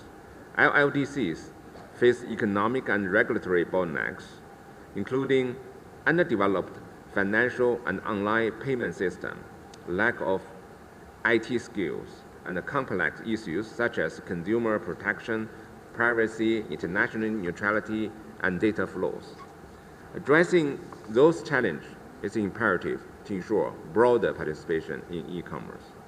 The digital divide should be viewed also as a market access divide, and as such, it can be mitigated through the use of trade policies, as well as the new technology and the training initiatives. Smaller players in LLDCs should be empowered to navigate the digital landscape and participate actively in international trade and global economy. To bridge the divide and seize the opportunity of digital trade, it's imperative that we embrace a holistic approach, combining national initiative with collaborative efforts on the regional and the global stage. At the national level, LLDCs must design policies and strategies that prioritize digital infrastructure investment, regulatory reform, capacity building, the full potential of digital trade. Successful regional initiatives, such as European Union's digital single market and African continental free trade area, serve as a beacon of success that LLDCs can use for guidance. Partnerships with developed countries, international organizations, and the private sector are not just beneficial but imperative for overcoming the challenges that accompany the digital trade landscape. Many such collaborative programs are under implementation. However, they are far from sufficient. Additional efforts and synergies are needed. Actually, in parallel with the Ministerial Conference, the WTO and World Bank are undertaking 2 joint missions in Africa to discuss how to harness digital trade as a catalyst for Africa's development. I was leading one of the joint missions to Kenya and Rwanda at the policy level earlier this week, and came here from Rwanda for our event today. The other joint mission is taking place in Benin. Helping interested countries on digital trade will be one of the priorities of the WTO in partnership with the World Bank. Let me also highlight some other areas of work of the WTO on digital trade.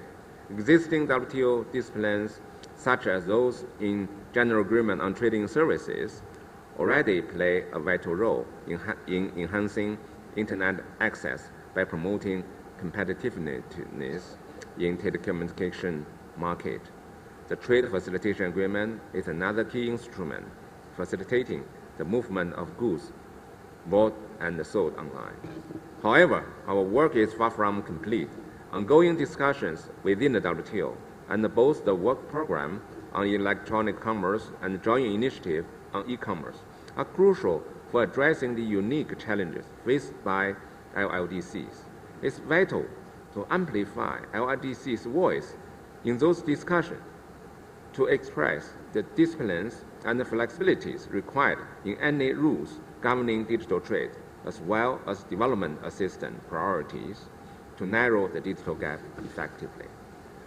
As we navigate the dynamic landscape of digital trade, LLDCs can leverage existing agreements such as Information Technology Agreement, the ITA, and the Trade Facilitation Agreement to their advantage.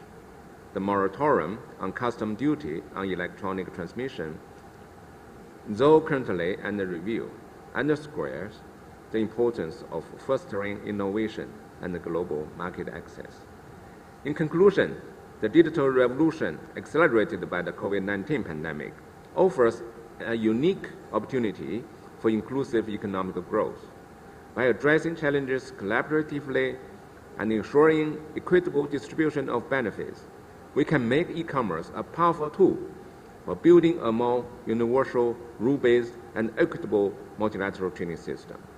The WTO remains committed to fostering an environment where digital trade contributes to inclusive economic growth, structural economic transformation, and sustainable development.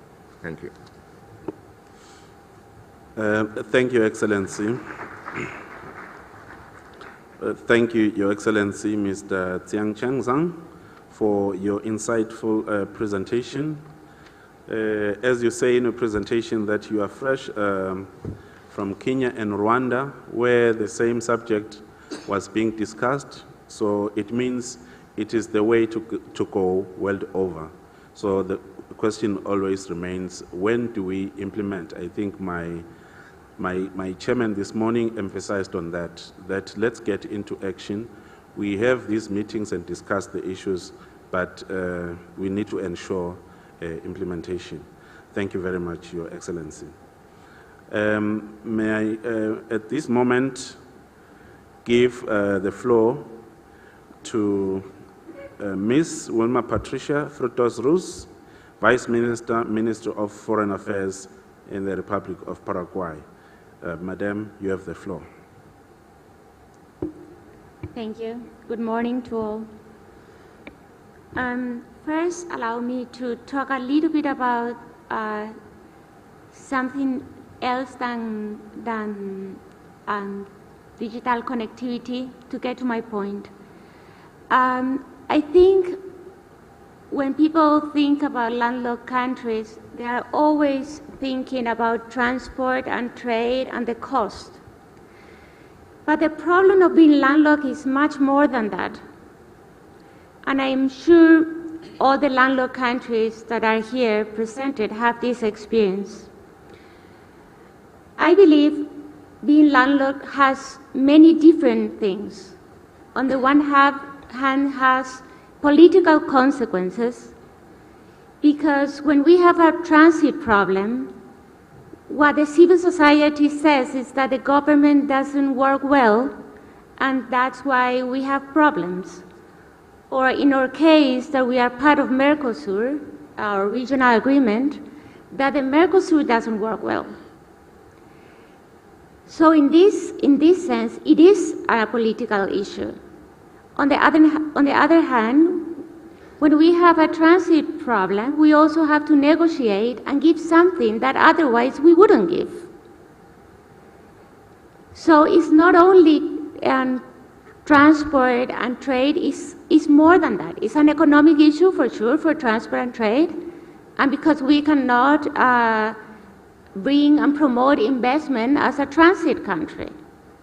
And it's a juridical problem because to get to have good laws that protect us is being more difficult every day. So in this sense, I also think that digital connectivity is much more than only trade. It's a security issue in a world that everything is digital, in a world that we have international artificial intelligence. So I just want to say that we have to see this issue of the connectivity in a much broader way than only trade and transport. I want to also give an example that I usually give in this kind of meetings, which is Switzerland. Switzerland is a country that produces things that are small, but with a big added value. For instance, watches, or pens, or medicine, or auto parts, that it doesn't influence the transport so much as the things that we usually do, that in the case of Paraguay, for instance, is agriculture, is big and is heavy, and it doesn't have much value added. So also with connectivity, with digital issues, and is an opportunity for us. And now we are in the fourth or industrial revolution, or already fifth, I don't know. But it's a lot about innovation and technology, and being able, for instance, for landlocked countries to produce things that we can export, and just like a software and digital goods that we can export, and that it doesn't have a need to have transport. It is an opportunity for us, a very difficult one, but an opportunity. And I think we have to try to go and move forward in that direction. Diversify of production, but work in being able to produce things that are not linked to transport so much like we do now. So now going more to the presentation and the questions, what are the bottlenecks and opportunities here? 83% of our exports of landlocked countries still primary products. And the pandemic show us now that we need to have this kind of good connectivity. I don't know in the case of your countries. In my country, it was a big problem to be able to give classes to the kids. Why? Because not everyone has access to internet, or if they have access, it's only in the mobile phone, just for WhatsApp and for maybe seeing Instagram. But not everyone has a PC in the house. In the case of Paraguay, only like 23%. So this was a very important thing and a difficulty that we have. Another difficulty is that all the cables are in transit, and we usually buy the connectivity to our transit countries. So in our case, we pay for internet 3 more times than our transit country. And I'm sure it's more or less the same to all. So what will be the solution? The best solution would be to have a satellite and we connect directly, but that is expensive and should be much more well developed. But a satellite is also good for the regions that they have no access to the fiber optic. For instance, in Paraguay, the Chaco is a very arid region, and that we use it only for cattle.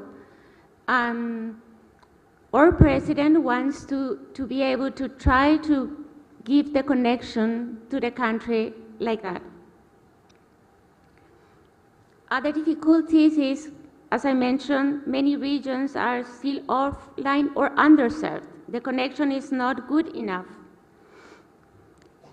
And then, of course, is the lack of regulations. The laws and the regulations usually go much slower than how is the society evolving. But in these kind of issues, that is evolving much more quicker than so many things, then the regulations is still a problem, whether because of protection of data or because some things are still not legally binding because it's by email or things like that. So this is also something that we need to work. In customs procedures, for instance, of course, it's an opportunity as well as a problem if we are not well connected with so many issues like single windows inside the country, or whether if we are doing transit, we can have satellites that see how the merchandise is going. Or for instance, we just have a problem in Paraguay a couple of months ago. We have a scanner, but then when the containers has its scanner in Paraguay, but then again has another scanner in the port in the transit country, and that costs us also. If we have agreements between the two countries, maybe they can see our scanner when we are doing it, and if we have like an electronic seal and that can be approved, then it's going to be cheaper and also quicker. So it gives us a lot of opportunities, not only inside the country. At the national level, what can we do? I hope I'm still on time. Well, I'm not going to talk about e-commerce because WTO already refers to that. But I think we need alliance with the private sector, promote public-private partnership, to accelerate the transformation, but also to make available the broadband in a decent price for everyone. Because, for instance, in my country, 6.5% of the minimum salary will be 5 gigabytes. So for families that only make the minimum salary, is very difficult to have a good connection. Capacity building, yes, to be able to use and take advantage of internet, of digital production and everything, but also for me to be able to produce things that we can export through internet, like softwares and stuff. And then at a regional level, the agreements with the transit countries, we have agreements with our transit countries. We wanted to have one cable that it was going to be for us. So we were going to be sovereign in that cable, even if though it's in transit. But until now, we can only try to have a connection in a lower price, but we can still not get one cable just for Paraguay. And then, well, agreements also, of course, for digital trade, national organizations. I think capacity building and technical assistance, it can help.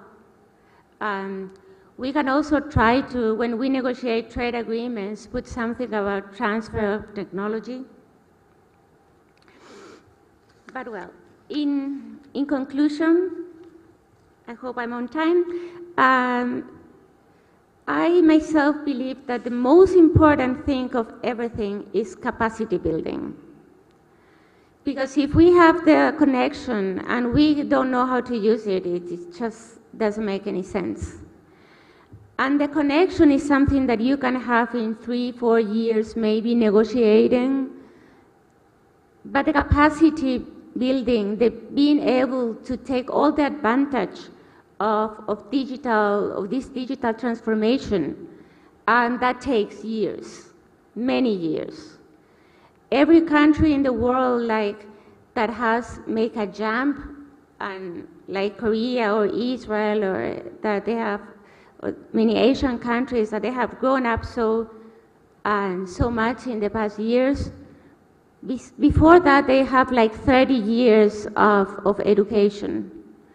So if I have to make a conclusion, I think that the most important thing for us is to invest in education and to have multilateral organizations helping us in that, to be able to integrate, to be able to produce in a lower price, to be able to produce digital things, and to be able to take advantage of everything that the world is giving us. Otherwise, now today, the money, the capital, the power is the knowledge. So in a world where the power is the knowledge, we have to try to integrate in that way. At the same time, of course, work to have a better connectivity. So I hope I did on time. Thank you.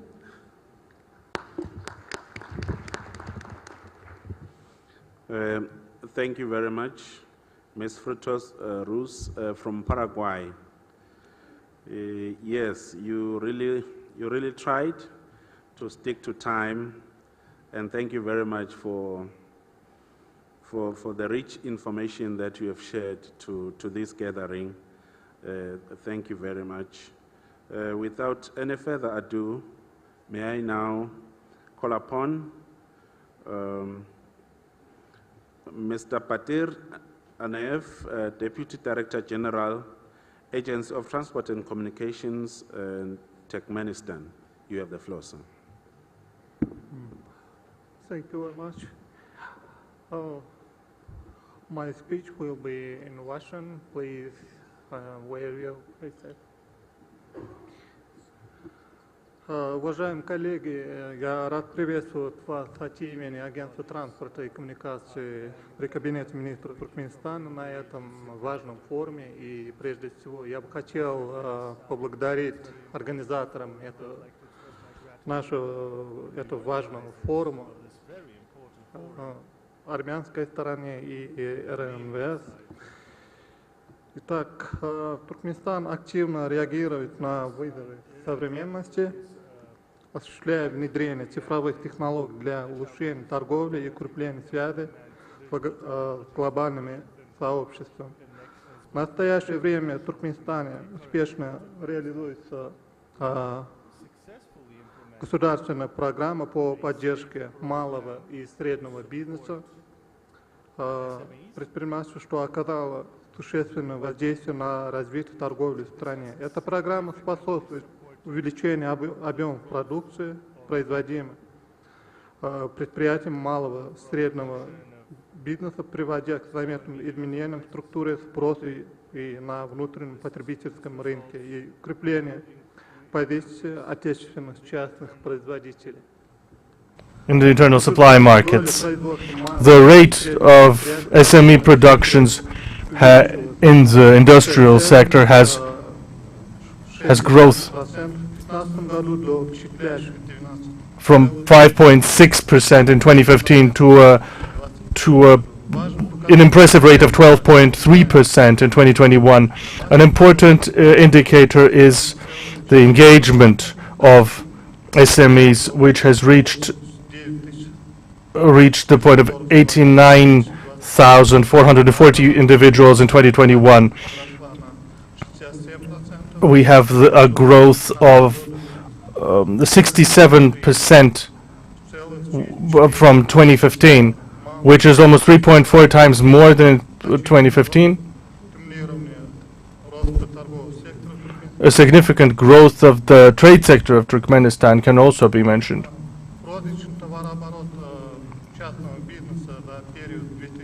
The supply circulation of the private sector has grown 2.8% if we compare it to 2019.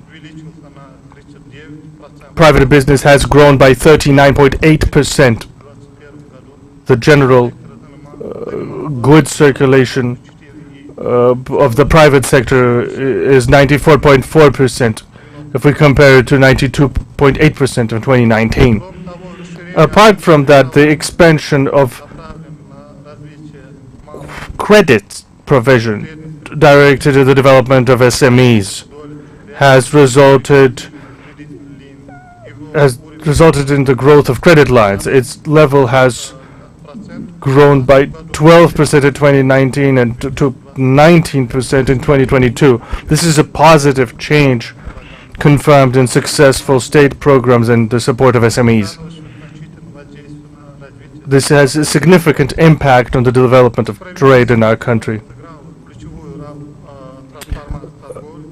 Digitalization has played a significant role in the development of trade in Turkmenistan. It has secured us with a stable growth, supporting the transition, introducing the digital technologies, supporting the digital transformation in society. During the last year, we've created a significant legal framework for the digitalization of the economy, which is constantly improving with the current demands for digital changes. We've adopted a number of legislative packages to support digital document circulation, including the concept of the development of digital economy,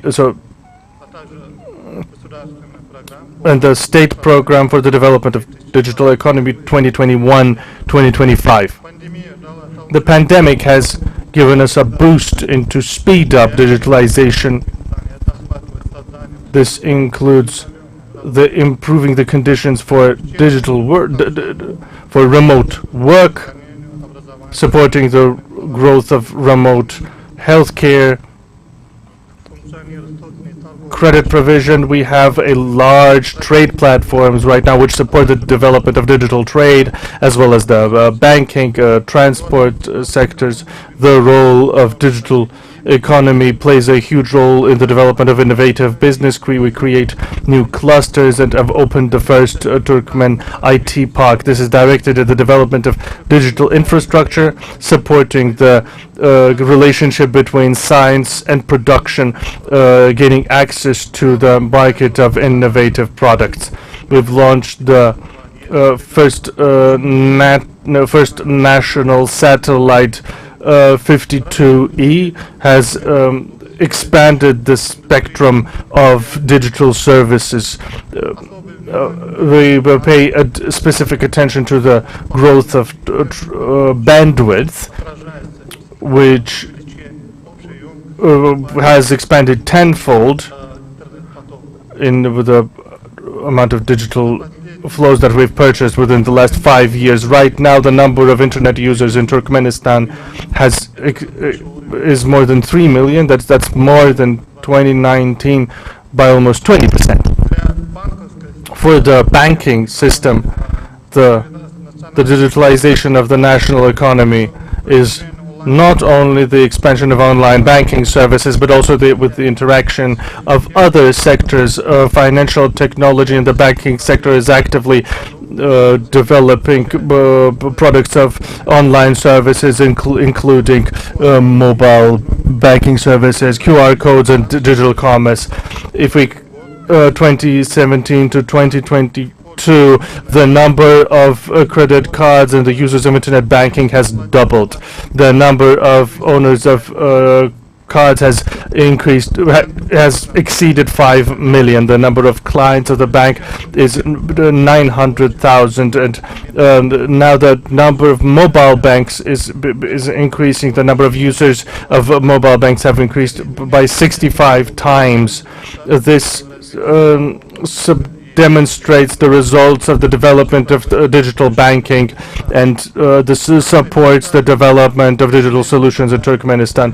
We've created a stable infrastructure and supporting the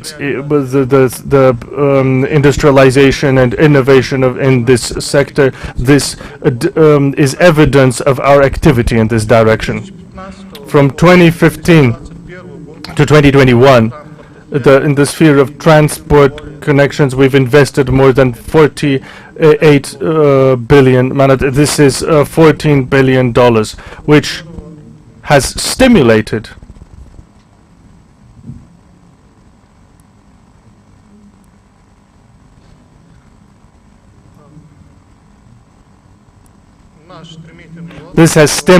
our growth in this sector. The rate of transport and networking is almost 9% of the economy 2022, which is above the 9% of the GDP, which is a very significant growth comparing to the almost 7.5% in 2015. Strengthening innovative technological infrastructure is a system for modernize the economy of Turkmenistan. This supports the development of the transport logistical infrastructure. This only supports not the current measures, but for the future projects directed at forming transport logistical systems, activating the development of digital economy. This direction of development support both the production industry and non-production industry, supporting the technological base of the economy. The integration of banking solutions and the banking sphere supports it in such formats as G2G, G2B, and G2C. We will launch a second satellite to support digital services. We are planning to launch such a satellite. This supports the diversification of the economy. We will create industrial clusters to diversify the economical structure. We will increase the part of the economy that involves the science activities to form the GDP and support the transition into the technological innovation. The country strives to reach a new level of quality of development, paying specific attention to science. And I'd like to underline that transport and communication are an important part of our everyday life, which affects every sphere of society. We'd like to invite you to cooperate, to share experience, common. Thank you for your attention. Thank you very much, Tech Minister, for your presentation. You are really sharing examples in practice from your country. So we all are here hoping to learn from experiences of each one of us. Thank you very much. At this juncture, may I then give the floor to Mr.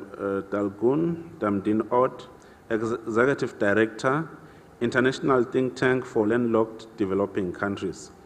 Sir, you can have a presentation. Thank you, Mr. Chair.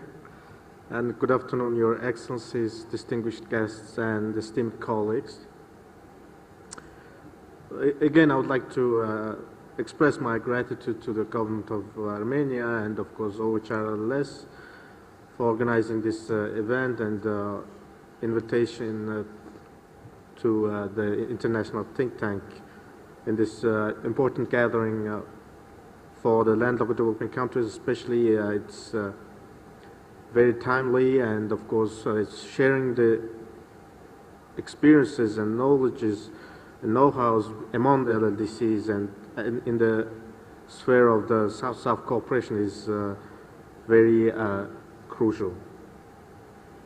So this gathering holds a paramount importance for countries facing unique challenges due to their geographical solutions, economic limitations, and restricted access to the global trade network.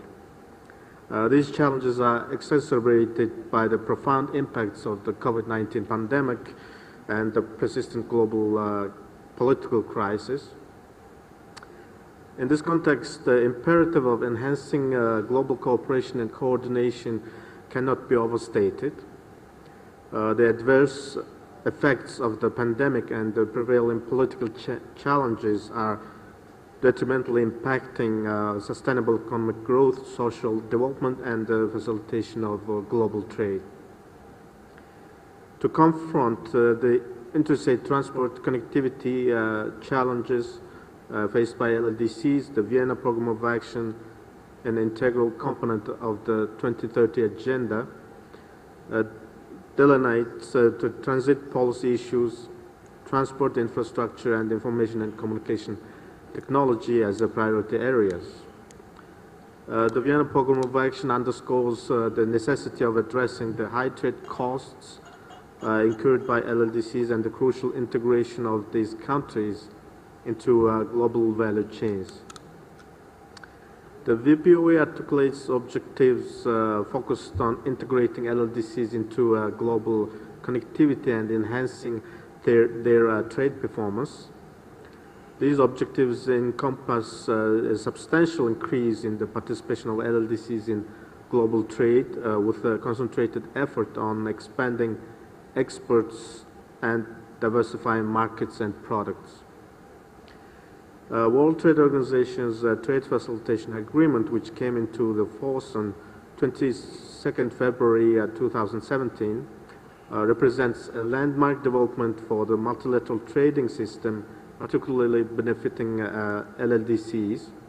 Upon full implementation, the Trade Facilitation Agreement is anticipated to expedite the movement, release, and clearance of goods, thereby significantly reducing trade costs by an average of 14.5%. The Trade Facilitation Agreement also underscores the critical role of adequate infrastructure in facilitating transit transport.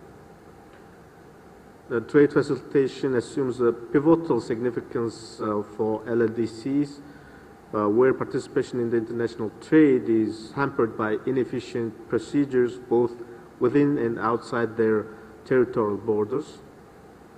Delays at ports and border crossings, coupled with cumbersome procedures, inefficiencies, and impose significant costs in governments, businesses, customers, and overall economy. The Trade Facilitation Agreement emerges as a crucial and innovative method to establish the international framework for reducing border delays and trade costs, addressing major challenges faced by LLDCs. Regrettably, the rate of Trade Facilitation Agreement implementation by LLDCs remains relatively low compared with to other developing countries, lagging behind the global implementation rate. Another formidable challenge for LLDCs lies in building a sustainable and resilient economy through ICT and digitalization. The COVID-19 pandemic has accelerated the adaptation of online commerce associated with reduced transaction costs, shorter customs clearance times, and improved supply chain management. E-commerce emerges as a potent force with a potential to enhance the productivity, inclusiveness, and consumer choice, thereby facilitating firms and countries' participation in regional and global trade. For LLDCs, facing additional constraints such as geographical location, small market size, unreliable power supply, underdeveloped financial systems, and limited expertise in the digital economy, e-commerce and e-trading serve as powerful tools to overcome geographical limitations. These platforms offer opportunities for small and medium-sized enterprises and LLDCs to showcase their products globally, fostering cross-border trade and fruitful partnerships. Digitalization assumes a critical role in trade facilitation by streaming customs processes and simplifying documentations and enhancing logistics and supply chain efficiency. Robust investments in digital infrastructure, coupled with the development of digital skills and enabling policy environment, are essential for LLDCs to fully capitalize on the potential of ICT and digitalization. Collaboration among governments, private sector entities and development partners and international organizations is imperative to provide necessary support, expertise and resources for the digital transformation of LLDCs. So as the International Think Tank stands as an intergovernmental organization and a center of excellence dedicated to high quality research and policy advice, our mission is to strengthen analytical capacities of LLDCs in economic growth and poverty reduction. In collaboration with the LLDCs, we strive to achieve the Sustainable Development Goals and objectives of the Vienna Programme of Action, contributing to human development and poverty elevation through international and regional research, policy analysis, capacity building, and expert networking. So we actively collaborate with the LLDC governments, international organizations, and development partners, providing support to strategic interventions and fostering a platform for knowledge and expertise sharing between LLDCs and other nations. International Think Tank places a strong emphasis on prioritizing information and communication technology development, recognizing digitalization as the way forward for LLDCs. Investment in digital infrastructure, broadband connectivity, e-commerce platforms, and digital trade facilitation systems are essential for harnessing the benefit of digital trade, overcoming physical barriers, and enhancing market reach and competitiveness.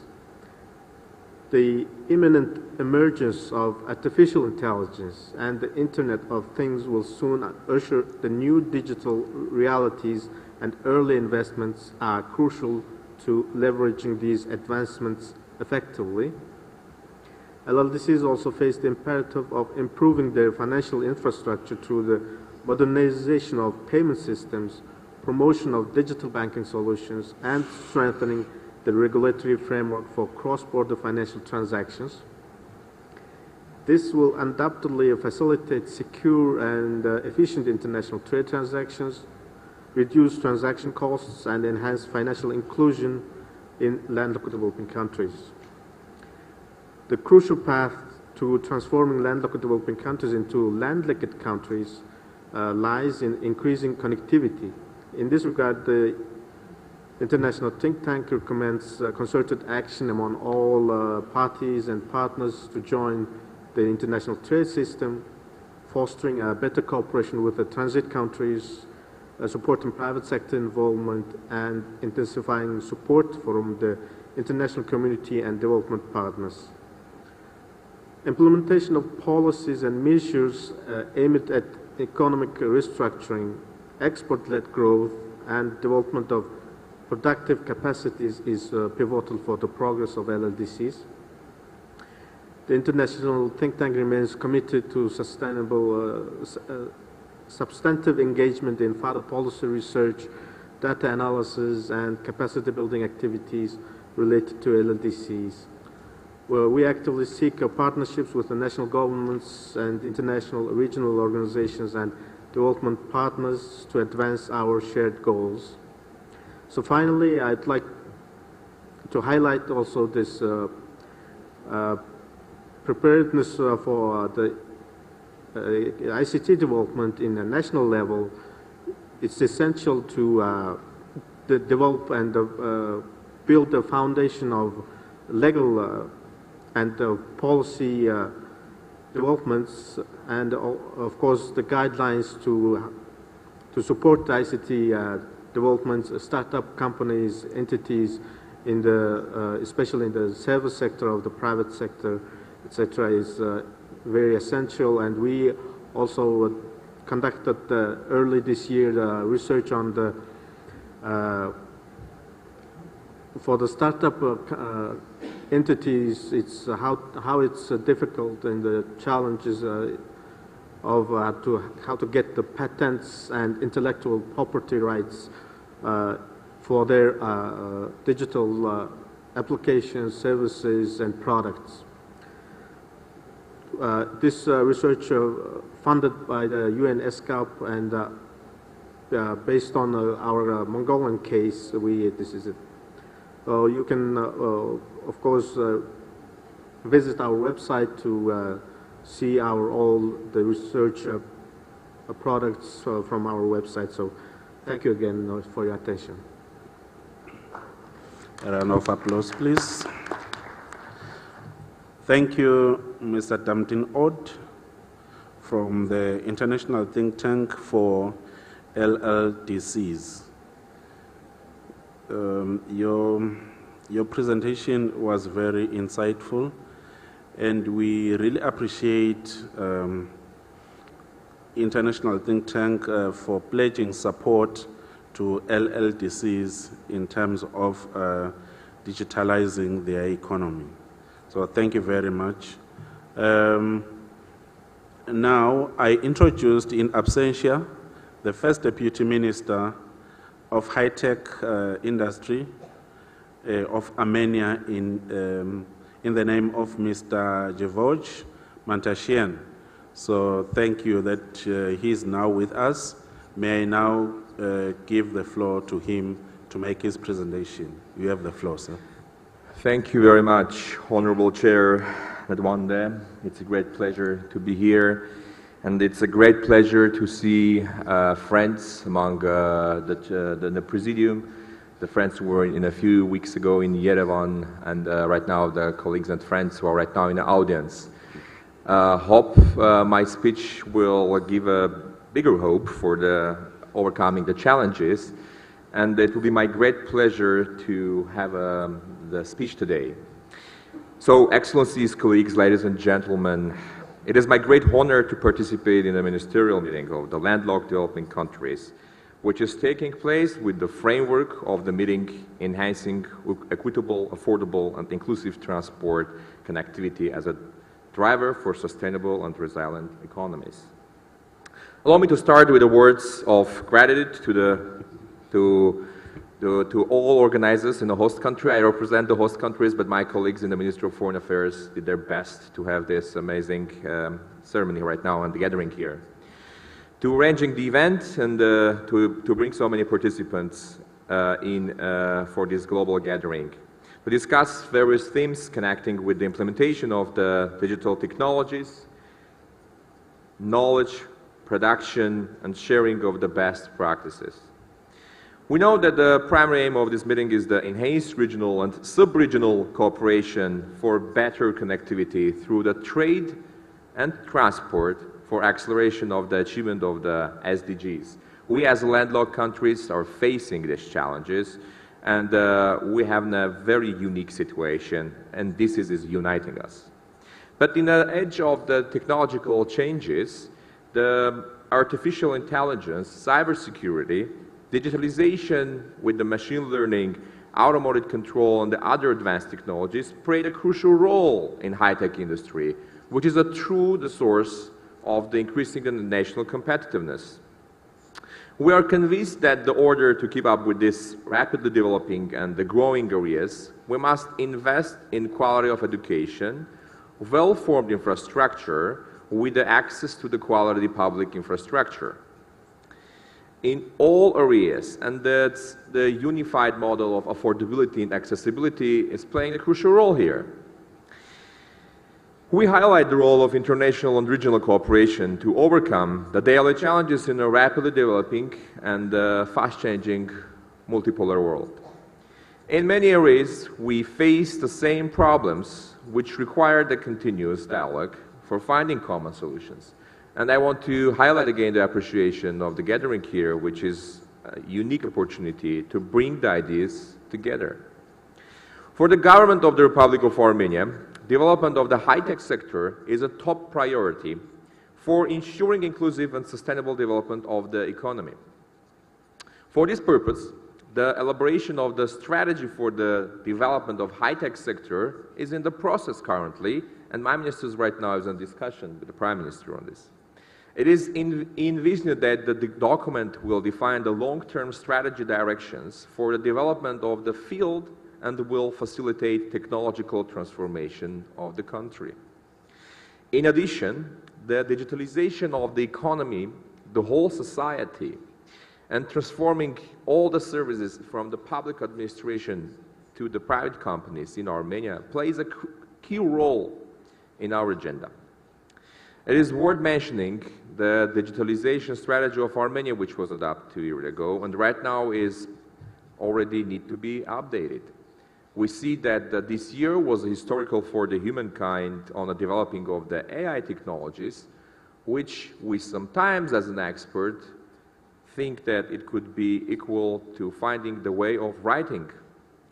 It is more important than discovery of electricity source.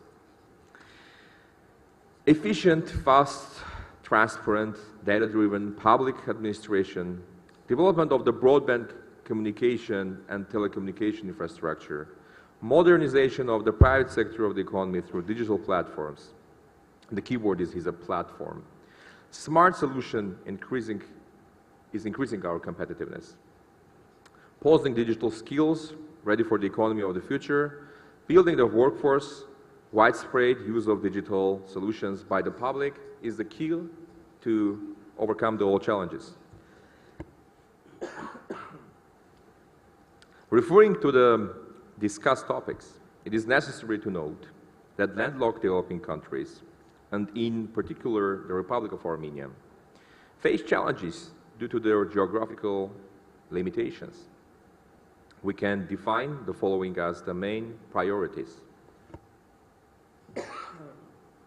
Develop and implement policies that contribute to the creation of an enabled environment for digital commerce, such as appropriate legal regulation and data protection.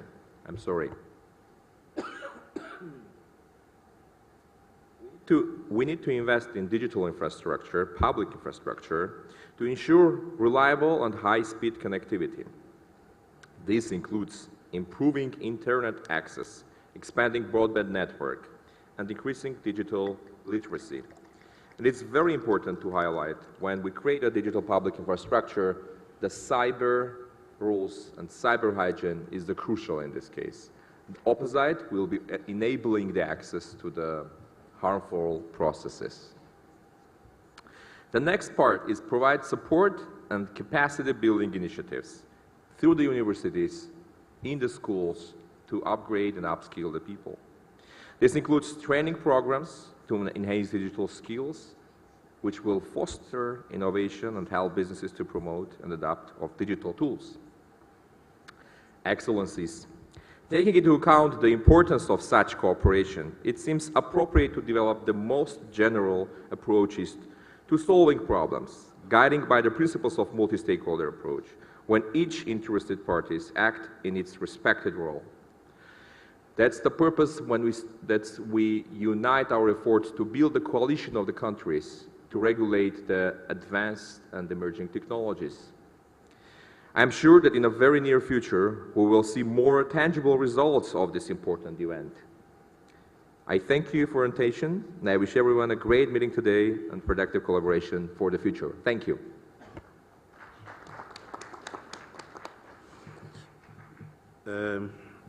Thank you very much, First Deputy Minister from Armenia, for your presentation.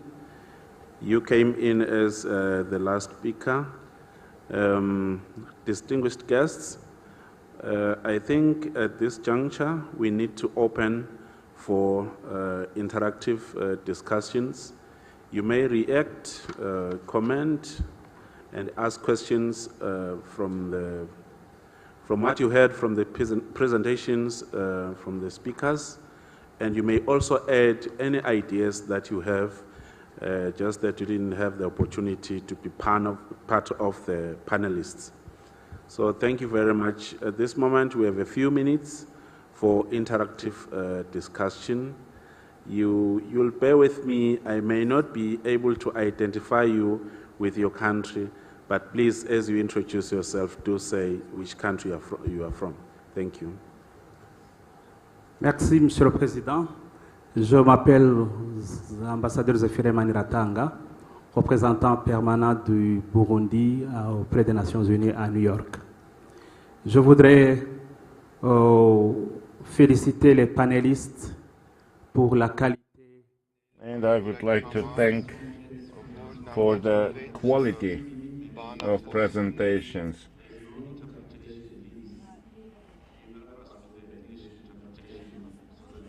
You should go to channel 2 in order to hear the English interpretation. You have to go to channel 2 to hear the English interpretation. Do you hear me now?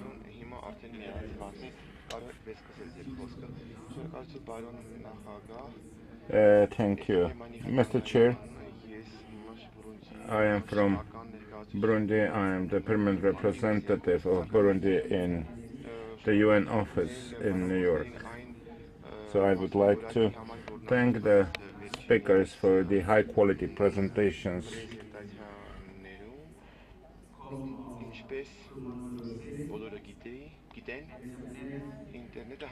We all know that internet has penetrated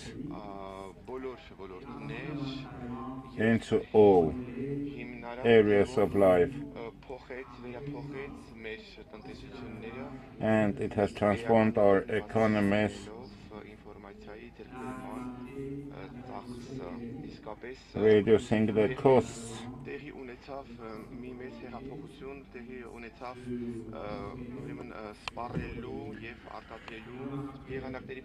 There have been changes in production and consumption, and current innovations and technologies also define the world trade.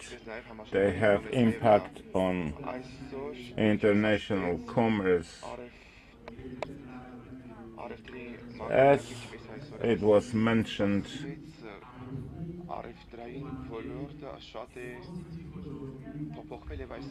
the trade has significantly changed, and it has now posing opportunities as well as creating new challenges.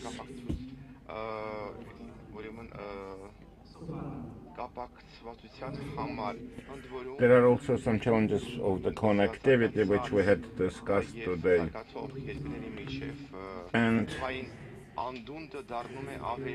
we see that the gap, digital gap between the developing and developed countries is widening. Therefore, it is important to give clear recommendations. And in Kigali program of action, we have to have specific investments and specific activities in the digital sector and consider those a priority in order to somehow bridge this widening gap. And I have one question to representative of the WTO.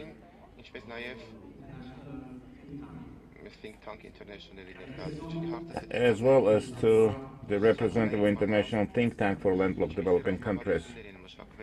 I would like to know what kind of strategies have been developed in order to safeguard progressive dynamic that will help us to bridge this widening digital gap between developing and developed countries, and what are you planning to actually address this gap? Thank you. Thank you very much, Burundi, for your contributions and the questions that we have posed. You will get responses before we close. Now, I now give the floor to Rwanda. Thank you very much, Chair. And also I want to thank the speakers for a very informative take through in terms of how we can transform trade through technologies. I mean, we are here, technology is now, an enabler, we are here, technology is in everything. So even putting it into trade, it's where we are. Everyone now, and with the numbers that WTO gave us, and how many people are shopping online. And I was thinking of now the biggest e-commerce, Amazon, Spotify, Alibaba, some of these huge e-commerce that have transformed, employed so many people, and paying so many taxes. So technology is the way to go. I think now what we're discussing, what are the enablers for transforming trade through these new emerging technologies? What would be the enablers, technological enablers, but also non-technological enablers that can help developing countries in general, and then landlocked countries probably in particular, on how we can do business using technology. And then secondly, I think initially in the past discussions we were discussing some of the physical barriers we have. So the e-commerce usually comes in to address actually the physical barriers we've been struggling with, but also it brings the connectivity to the global market when you go e-commerce or e-trade. So it connects and solves some of the problems. But maybe to what Armenia mentioned, which is very, very important, and I actually started with Paraguay, the issue of the digital divide. We cannot perfect it in e-trade if there is still the digital divide. So we need to work on that, on how we can do we can bridge the digital divide. But also the digital advancing technology comes with what you mentioned. I think you call these security threats, which fits into the cybersecurity threats and the data protection. This is something probably we'll have to be looking at as we perfect ourselves into the transforming trade using technologies. Lastly, to WTO, and probably any other panelist, we have what is now the blockchain. What do you think it can help in terms of in this technological e-trade or transforming technology using, trade using technologies? What do you think would be the role of blockchains, which is something that probably most of the countries are looking at. Thank you. Thank you, Rwanda. Do we have any other comment or question from the floor? Yes, you have the floor, sir. Thank you, Mr. Chair. I'm Hüseyin Özen from Turkish Foreign Ministry.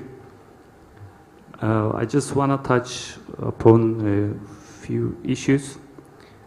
First and foremost, we are having a discussion of artificial intelligence, 5G, even 6G on one hand, and we are talking about connectivity problems in developing countries, particularly the least developed countries.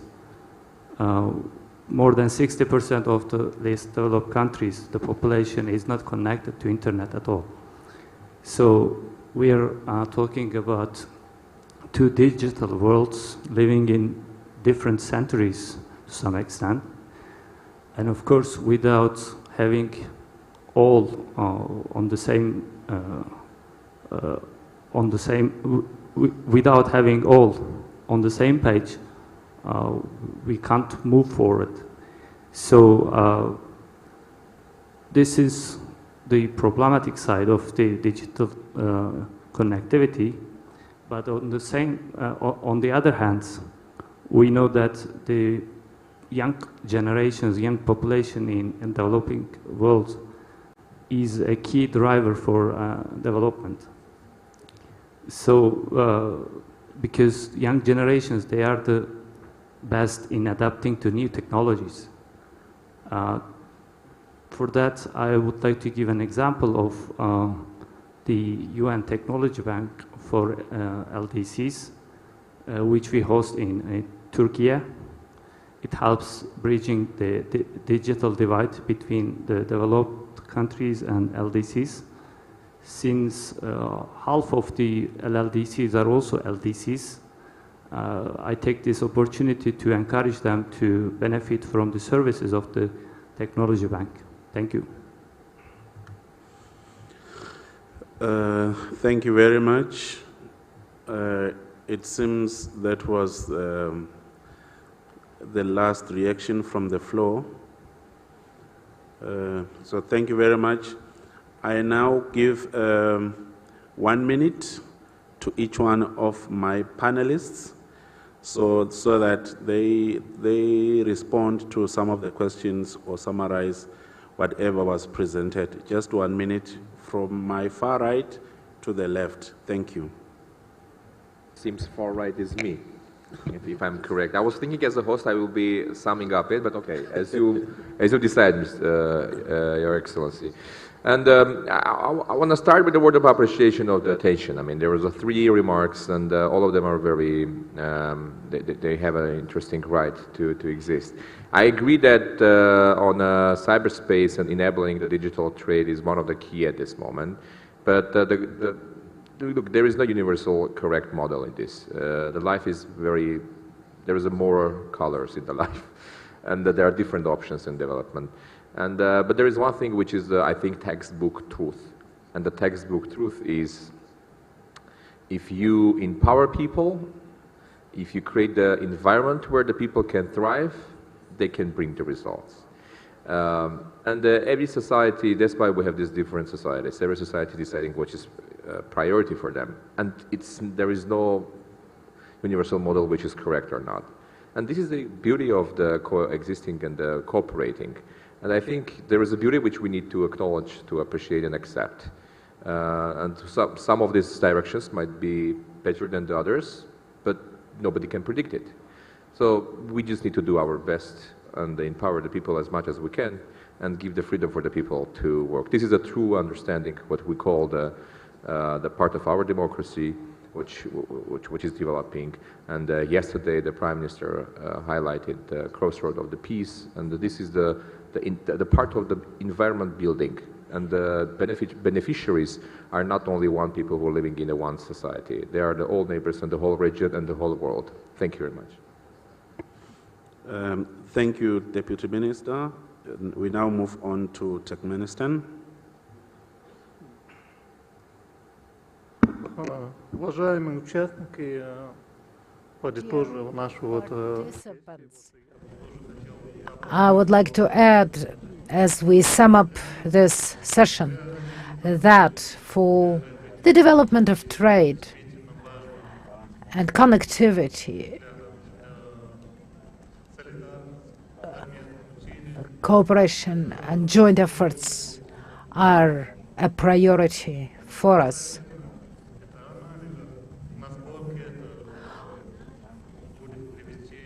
We need to analyze how efficient this is going to be. We have to analyze every project in terms of its profitability when we make investments.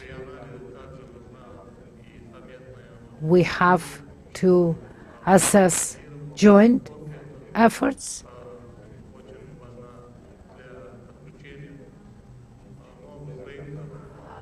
When we consider moving to new markets, becoming connected, digital transformation is one of the things that brings us together. Thank you. Thank you very much, Turkmenistan. We move on to WTO.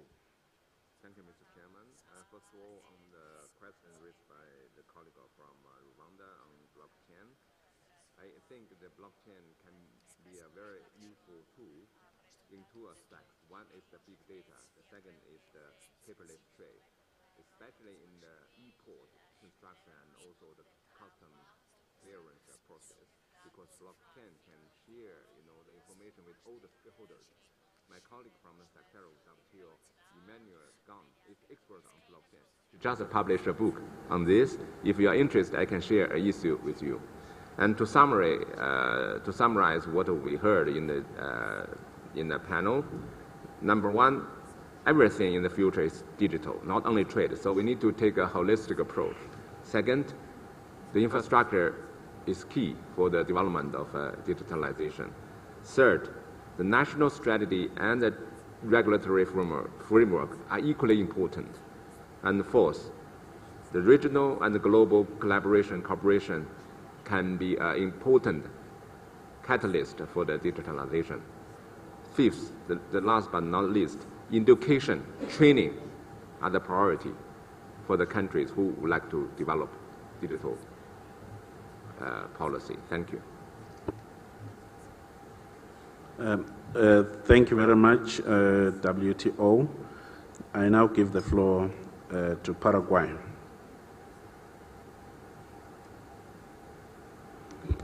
Thank you, Chair. Well, just to add, as you all know, the program of Almaty is about 20 years old. At that time, the cell phone couldn't take a photo. The calls were paid international calls, and today the world is completely different. So I think this is, our Kigali meeting is an opportunity to add new things in this program of action regarding to connectivity, with the support of the international organizations, and for financing for digital infrastructure, for capacity building, for being able to take advantage of this new world, and also to ask or hope that the transit countries can give us a submarine cable in a low price, and hopefully we can all have a satellite so we don't depend on a transit cable. And the other thing is, I think international organization can help us in build strategies in our countries and to get integrated in this new era, and to help us with the regulations that we need to advance. There's no need to create the new, how you say, I don't know how to translate in English, But so many things are already done in other countries. So we just need to be able to follow some standards and accommodate to our development. Thank you. Thank you very much, Paraguay. Our last speaker is International Think Tank for LLDCs.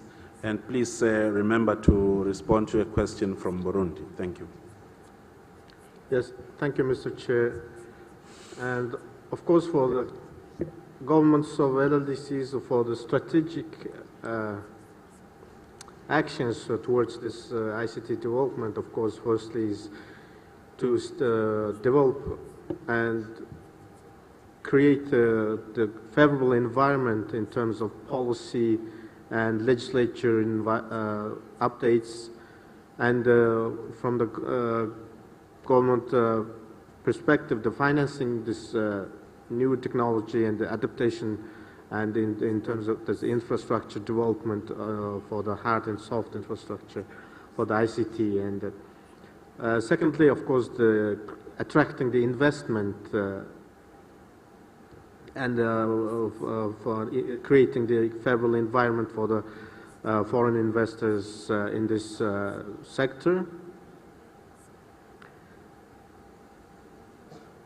And lastly, of course, creating the enabling the favorable environment to support ICT developments and to create this environment for the startup companies, especially of the private sectors, and through this support of the private sectors, of course, in every level, the need to collaborate with the private sectors to get support also its investments, financing from the private sectors is very pivotal for.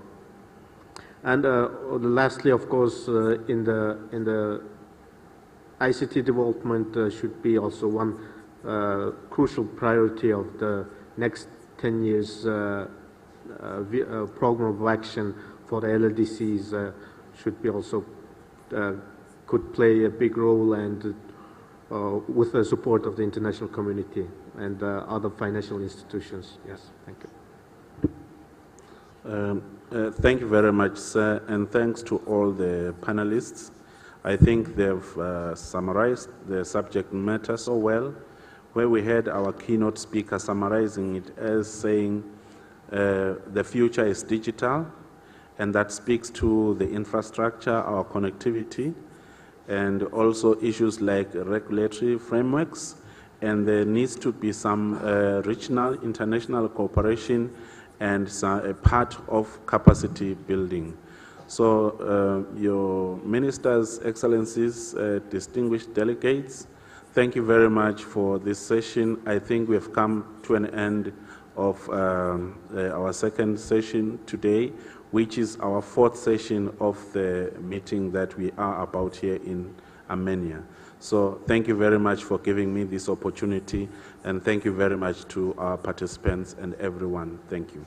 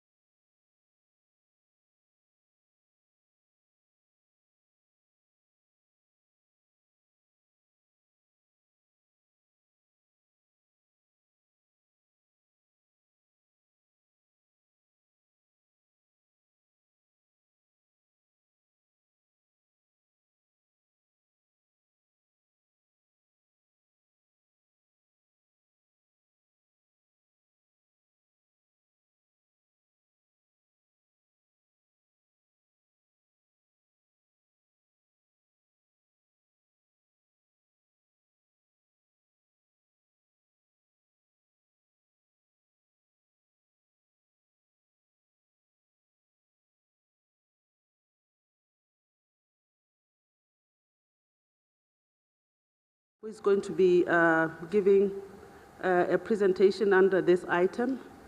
And this session is only for 30 minutes. He'll present, and then there will be an opportunity for some interactive discussions. Thank you. Over to you. Thank you, Nana. Thank you very much. Good afternoon. I would like first of all to thank the organizers for allowing me to provide a comprehensive briefing on the expected outcomes of the upcoming WTO 13th Ministerial Conference as part of this meeting. The key themes and the priority for MC13 revolve around critical areas that shape the future of global trade and the multilateral trading system. A successful MC13 will demonstrate that MC12 was not a one-off miracle on Lake of Geneva, but rather that it marked the start of a new way of doing things and delivering results at the WTO. The Geneva package we achieved at MC12 showed that WTO members can come together across geopolitical fault lines and address problems of global commons. Implementing the MC12 outcome will be key to keep delivering results for people across the globe. Let's now develop into the major topics that are expected to shape the outcomes of MC13. First, dispute settlement reform. WTO members continue to use the dispute settlement system, but its second tier, the appellate body, remains frozen. Members agreed at MC12 to having a well-functioning dispute settlement system accessible to all members by 2024. This is a critical priority for MC13. In pursuit of this goal, Guatemala's deputy representative has taken the initiative to convene informal consultations, fostering hope for substantive progress within these discussions. All members are encouraged to actively participate in the process to achieve tangible outcome at MC13. Second, agriculture, including food security. Progress in agriculture negotiation is crucial. The focus of discussions includes public stockholding, domestic support, market access, special safeguard mechanism, cotton, export restriction, and environmental sustainability. The chair of the Committee on Agriculture in special session, Ambassador of Turkey, has been fostering dialogues among member states. 3 distinct groups have emerged in this negotiation, each advocating different approach. The first group emphasized a holistic and ambitious outcome, particularly on domestic support, and prepares for the post-MC13 negotiations. The second group, led by India and supported by various member groups, prioritize a permanent solution on public stockholding, the PSH, at MC13, focusing on substantive progress in areas like cotton and domestic support. The third group, including the EU, the US, G10, and China, supports a comprehensive yet realistic approach, urging broad guidance for post-MC14 work. Cotton, a focal point for the C4, supported by ACP and African groups, and a very important issue for many LLDCs, continue to be very complex, with varying positions on capping and reducing aggregate measure of support, the AMS. As we move forward, the chair is considering circulating a first draft text this month, seeking to initiate an intensive negotiation process in next January. In essence, the road to MC13 in the area of agriculture is marked by diverse perspective. During the mini-ministerial on agriculture held on 28 November, UAE Foreign Trade Minister urged the minister to provide political guidance for agriculture negotiations ahead of MC13, a sentiment also echoed by the Director General, Dr. Ngozi Okonjo-Iweala. Third, trade and development. The committee to supporting vulnerable members, particularly LDCs, remains a priority ahead of MC13.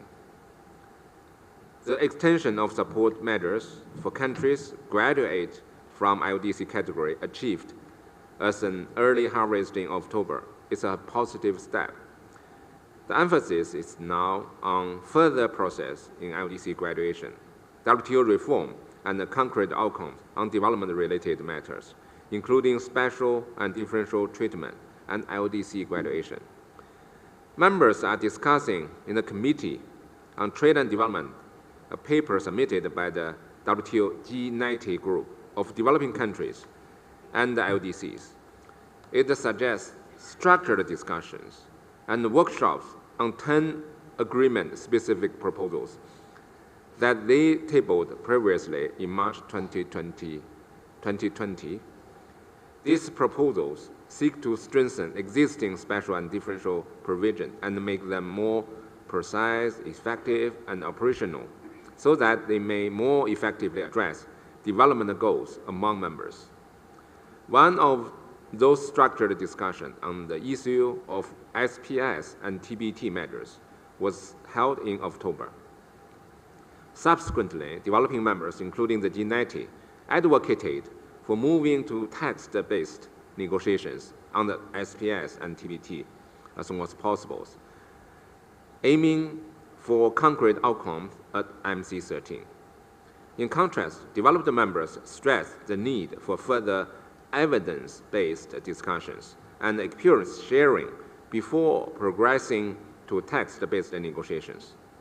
The CTD Special Session Chair urged the members to continue working constructively with the facilitator, the Ambassador of Singapore, to make progress in these crucial discussions. Furthermore, the G90 announced the circulation of new textual submission related to as soon as possible concerning GATT Article 18B and the TRIPS agreement, the Article 66.2 of the TRIPS agreement on technology transfer. The CTD Special Session Chair confirmed the appointment of additional facilitators for this as soon as possible, underscoring the commitment to keep members informed. Fourth, fishery subsidies. The WTO agreement on fishery subsidies, as adopted during MC12, represents a significant step toward promoting ocean sustainability by prohibiting harmful fishery subsidies. Prospects are high for concluding the second phase of fishery subsidies negotiation at MC13, along with the entry into force of the agreement on fishery subsidies. The core is for strong and effective disciplines to reduce subsidies contributing to overcapacity and overfishing, while special and differential treatment remains integral. The ratification of the WTO fishery subsidy agreement holds an immense importance LLDCs, as it showcases their commitment to being responsible global citizens actively engaged in the preservation of a shared global common resources. Oceans are a critical component of the Earth's ecosystem, and the sustainable fisheries are vital for maintaining biodiversity and ensuring the livelihood of millions. By ratifying the agreement, LLDCs demonstrate their recognition of the interconnectedness of the world's ocean and their dedication to sustainable management of fisheries, contributing to the overall health of the marine environment. Here, I would like to recall that the first country to ratify agreement was a landlocked country, Switzerland. Furthermore, it's essential to highlight that fishery subsidy agreement impose no direct cost of implementation on LLDCs. In fact, by participating in this global effort, LLDC can actively contribute to the conservation of marine resources without incurring additional financial burdens. This underscores the equitable nature of the agreement, recognizing the diverse economic circumstances of member countries. It is testament to the collaborative spirit of international cooperation, allowing LLDC to partake in the global initiative without compromising their economic interest or impeding their development goals. Importantly, the agreement ensures that LLDC's right of access to sea remain unaffected. The provisions of the agreement are designed to curb harmful subsidies that contribute to overfishing and depletion of marine resources. LLDCs can continue to access the sea for their legitimate economic activities, emphasizing the balance between conservation efforts and the socio-economic needs of landlocked nations. Ratifying the fishery subsidy agreement not only aligns LLDCs with global sustainability goals, but also reinforces their commitment to responsible and inclusive marine resources management. Fifth, the WTO reform. WTO reform is a high priority with an emphasis on transparency, inclusiveness, and being member-driven. This is designed for MC13 to demonstrate the progress on the MC12 mandate by producing a substantive reform outcome document. Through extensive consultations, several critical areas for focused work have emerged. These encompass the overhaul of dispute settlement mechanism, the refinement of development and special different treatment provisions, enhancing monitoring and deliberative function, and re-evaluating the WTO's negotiation practice, emphasizing a pragmatic reform by doing approach. Sixth, deliberation on trade and industry policy. There is a call for a work program on trade and industry policy, with the members proposing to obtain guidance from Minister for Work post-MC13. Transparency, inclusiveness, and a defined scope for industry policy discussions are being emphasized as a possible area of work. Seventh, deliberation on trade and environmental sustainability. Recognizing the relevance of the trade-environment interface, senior officials have stressed the urgency of discussion in Geneva. This was also the message we heard at COP28, where, for the first time, WTO, together with UNCTAD, ITC, and ICC, hosted a trade house pavilion as a dedicated space to foster discussions and solutions on the critical intersection of trade, climate action, and sustainable development.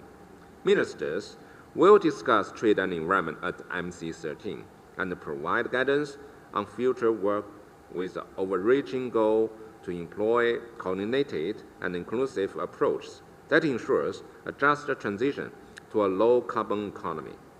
I know that this is also an issue that is very important for many LLDCs who face the threat of desertification and of low flows in the waterways, and they depend on for their trade brought on by changes in the climate. Eighth, e-commerce work program and the moratorium. E-commerce is identified as a key issue for MC13. There has been some progress and the facilitator-led process, emphasizing the need to focus on development dimension. Discussions on the moratorium continue, with some supporting an extension and others considering lifting it, calling for evidence-based discussions. This was also a topic discussed at the virtual Ministerial on Monday, where we heard a clear call to deliver on e-commerce so it can be better harnessed as a tool to achieve development objectives. As I highlighted in my keynote speech earlier, engagement and both the work program on electronic commerce and the joint initiative on e-commerce will be of great importance for addressing unique challenges faced by LLDC in this area. Ninth, MC12 decision on the TRIPS agreement. Several developing members have called for an agreement on extending the MC12 decision on the TRIPS agreement to diagnosis and therapeutics.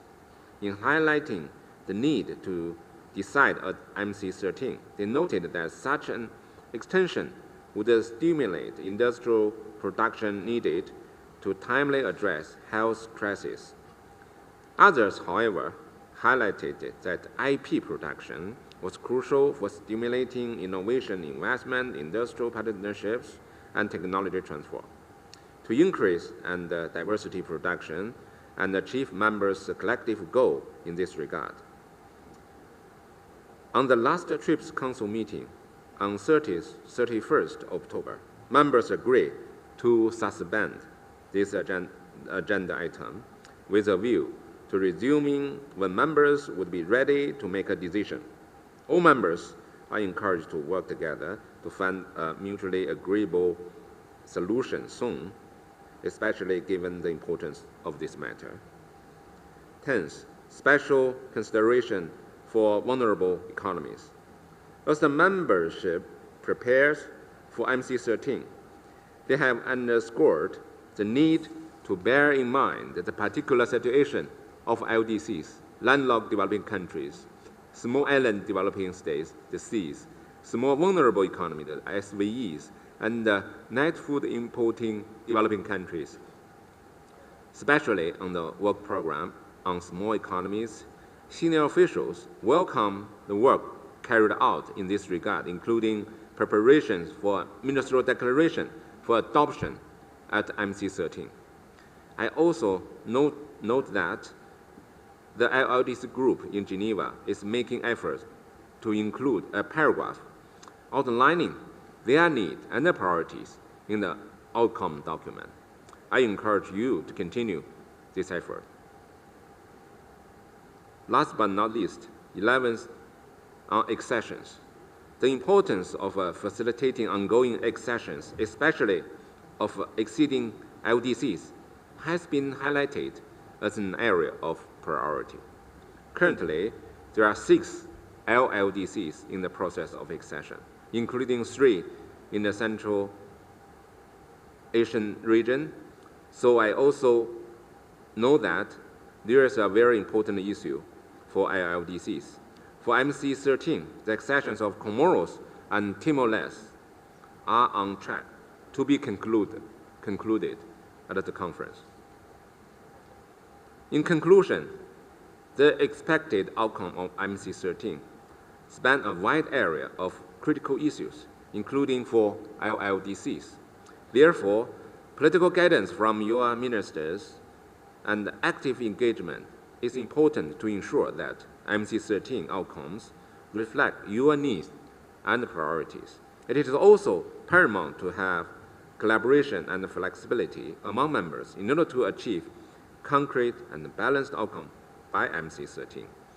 The challenges are significant, but the collective effort is crucial for shaping the future of global trade and ensuring that WTO remains relevant and responsive to the evolving needs of its members and in particular the LLDCs. Thank you.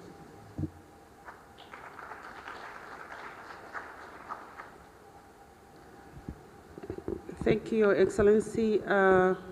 We've come to the end of the presentation, and while the session did not provide for questions and comments, we still have a little bit of time left before the next session. So I would invite delegations who have some questions for His Excellency Mr. Shang. If you have any questions or comments, you may raise your hand. Thank you.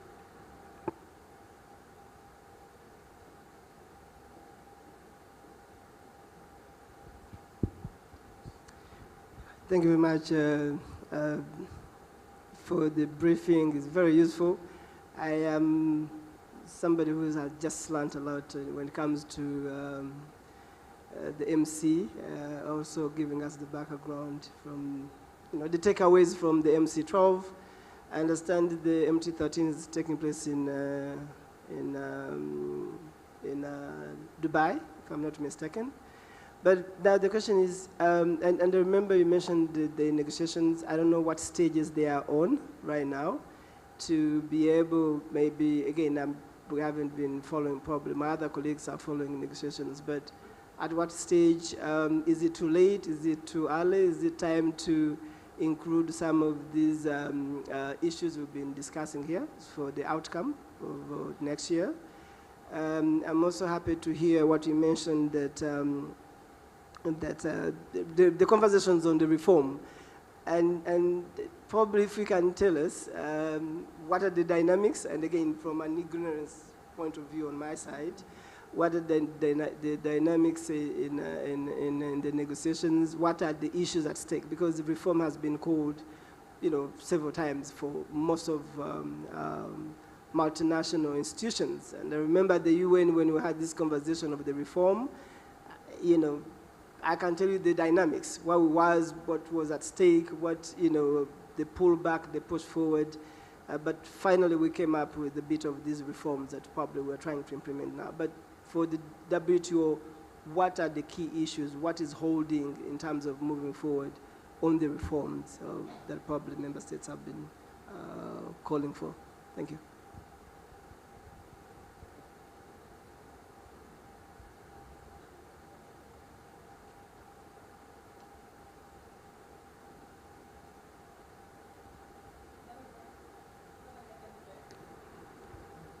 I don't know my glasses. Okay, let me respond to the two questions. Thank you for the colleague of Rwanda. On the proposal for the outcome of MC13, there's no time to closure the proposals. From the secretariat's perspective, I would like to suggest if any member states has some proposals, it's better to go through the country group. For example, the African group, the LDC group, ACP group, and then you can get collective traction and have more opportunity to be discussed and adopted in the MC13. With regard to the WTO reform, as I mentioned, the approach of the reform agreed by the members is reform by doing. It means there's no clear structure or strategy for the reform, but the priority for the WTO reform is clear. The WTO has three functions: the negotiations of the trade rules, the dispute settlement, and trade policy review. So in the three functions, all the three functions are subject to reform. For example, the top priority for MC13 is the dispute settlement reform. The negotiations are ongoing, and for the negotiation function, as you know, there are different tasks, different exploration of the negotiations.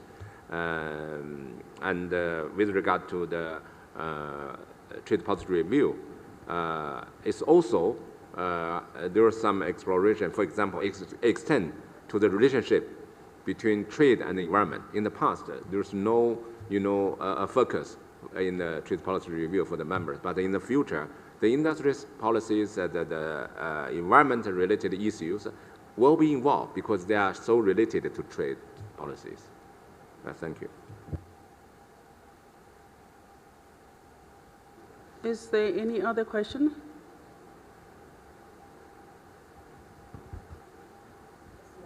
Okay, go ahead.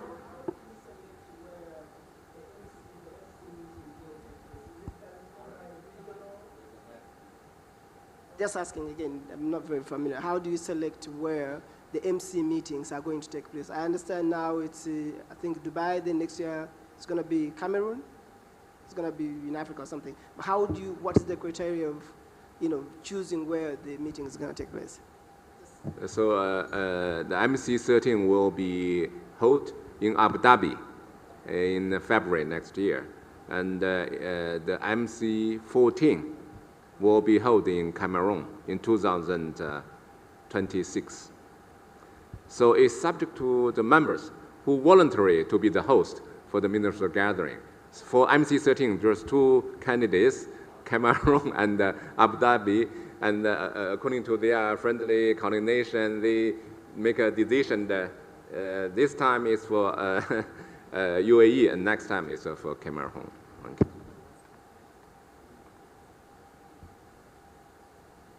I don't see any hand up. I think we've come now to the end of the special event on the briefing on the 13th WTO Ministerial Conference, and I thank you for your attention.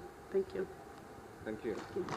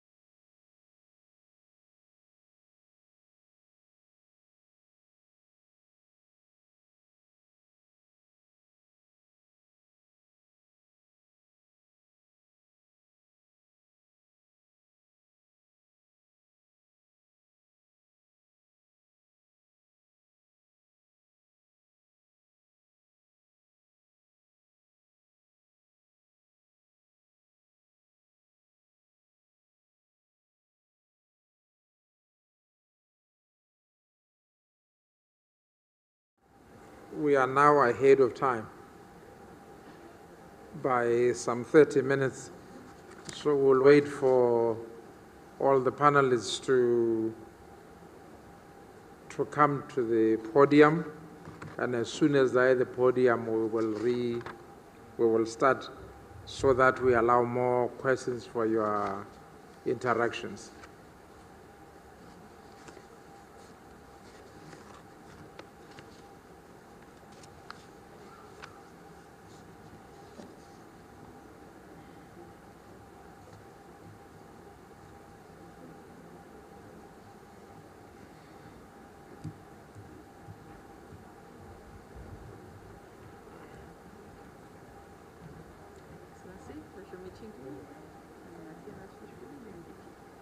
Okay, thank you.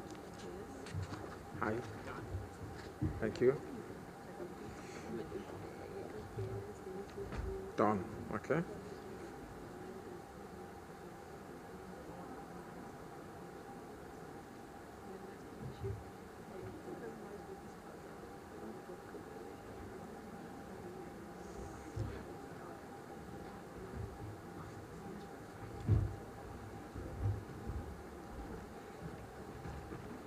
So it's the keynote speaker.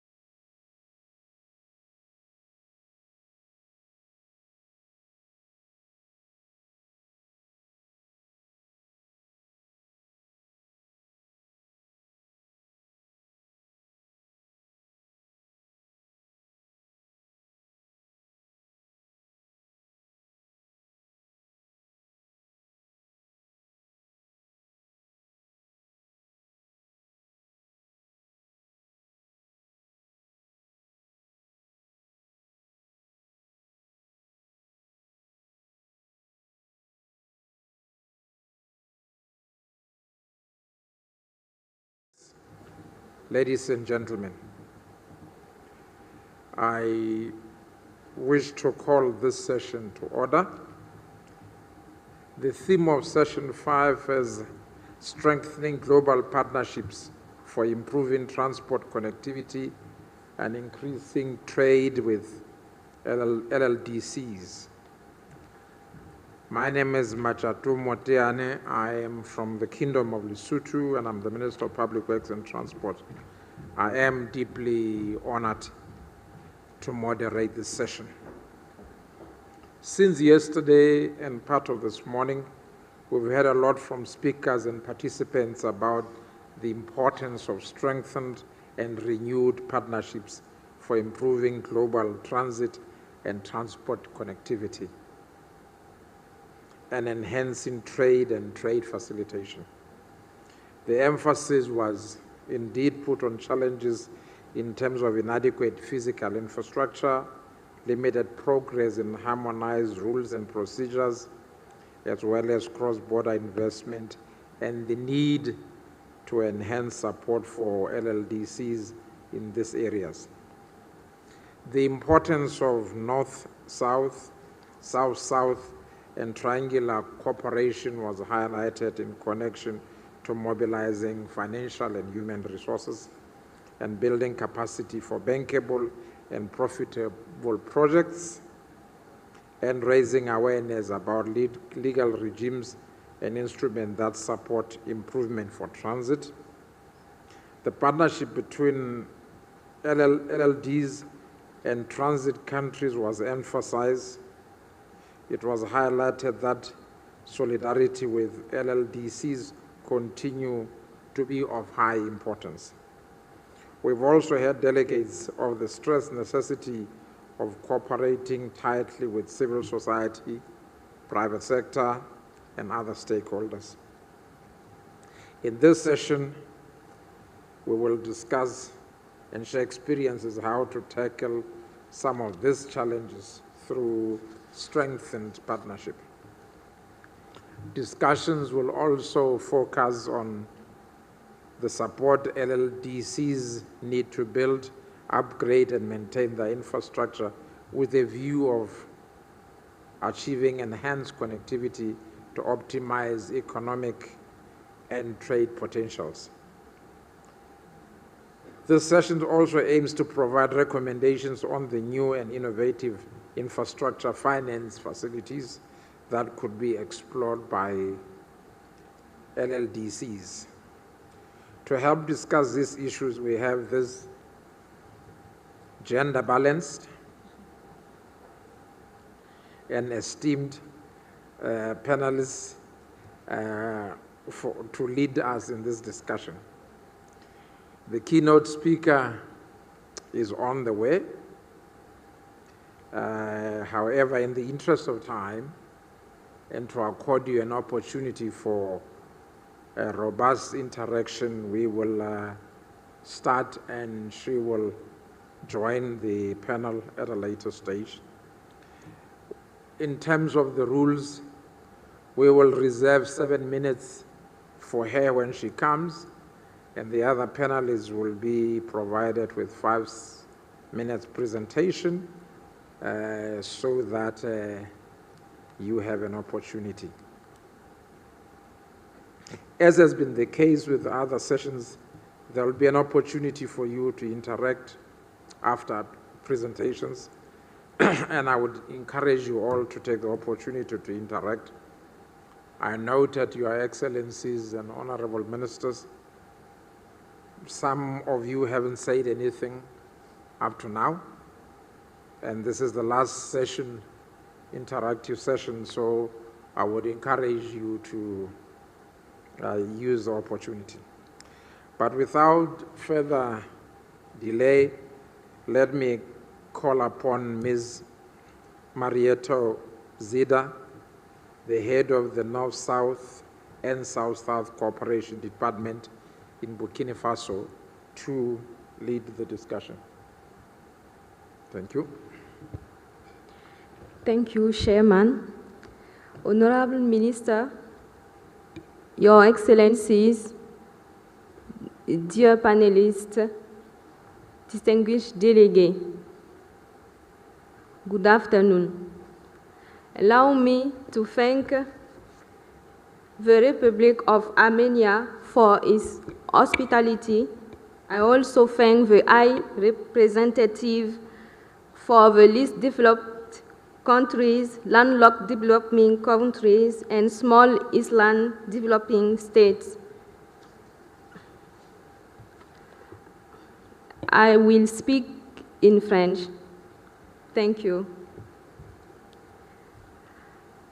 L'évaluation décennale de la mise en œuvre du programme d'action de Vienne a révélé que des progrès ont été réalisés en matière de connectivité des transports dans les pays en développement sans littoral, d'Asie, d'Europe, avec plus de 80% de couverture du réseau ferroviaire et une meilleure densité des routes pavées.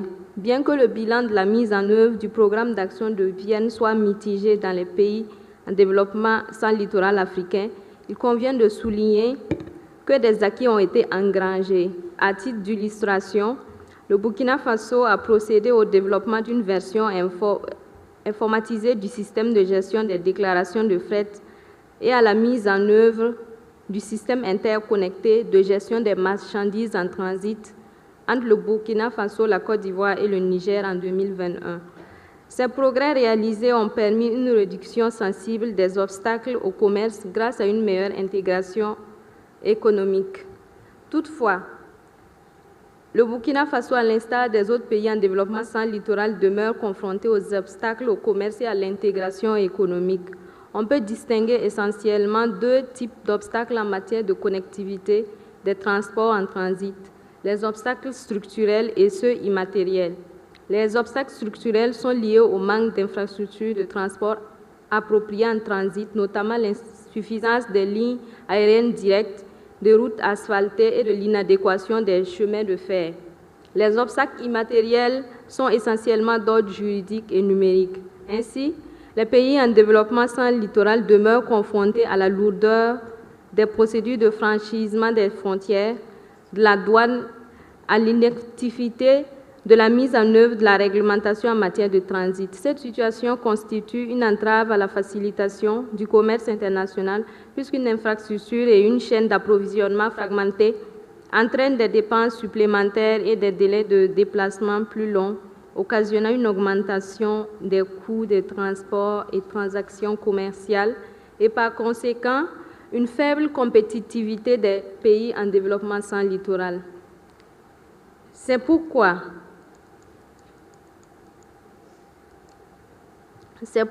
comme vous pouvez le constater, c'est pourquoi la part des exportations de marchandises des pays en développement sans littoral dans les exportations mondiales est restée faible au cours de 2014 à 2022, avec une baisse enregistrée de 0,24% en 2021 consécutive aux effets pernicieux de la COVID-19. L'optimisation du potentiel économique et commercial des pays en développement sans littoral nécessite une amélioration de la connectivité des pays en développement sans littoral. Pour cela, ils ont besoin du renforcement de leur appui financier, technologique et technique. L'amélioration de la connectivité implique également la levée des obstacles matériels et immatériels dont nous avons tantôt parlé.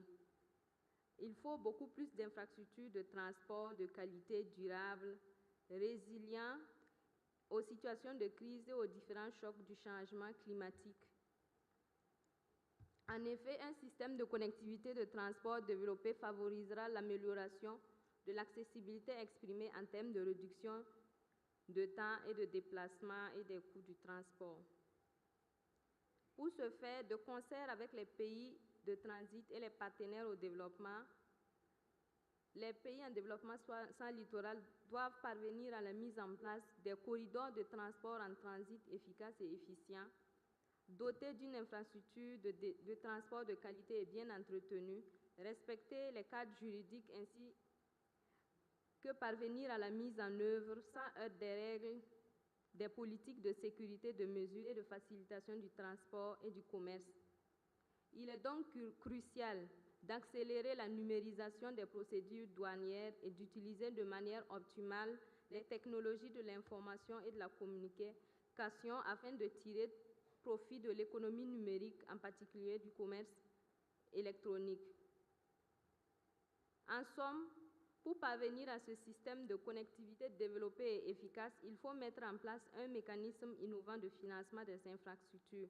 Il s'agit de dynamiser la coopération sud-sud et triangulaire des pays en développement sans littoral, créer des fonds spéciaux, notamment un fonds routier spécial pour l'entretien des infrastructures, financer la mise en œuvre des projets de construction d'infrastructures résilientes et s'adaptant aux effets de changement climatique. La mutualisation des efforts et une synergie d'action en vue de faire face aux préoccupations communes des pays en développement sans littoral en partage s'avère nécessaire pour tirer profit de tout le potentiel de la coopération et d'une meilleure coopération sud-sud. Ainsi, les pays en développement sans littoral pourraient fédérer leurs moyens techniques et financiers pour la réalisation des infrastructures mutuellement bénéfiques. Et à titre d'exemple, nous avons une coopération sud-sud assez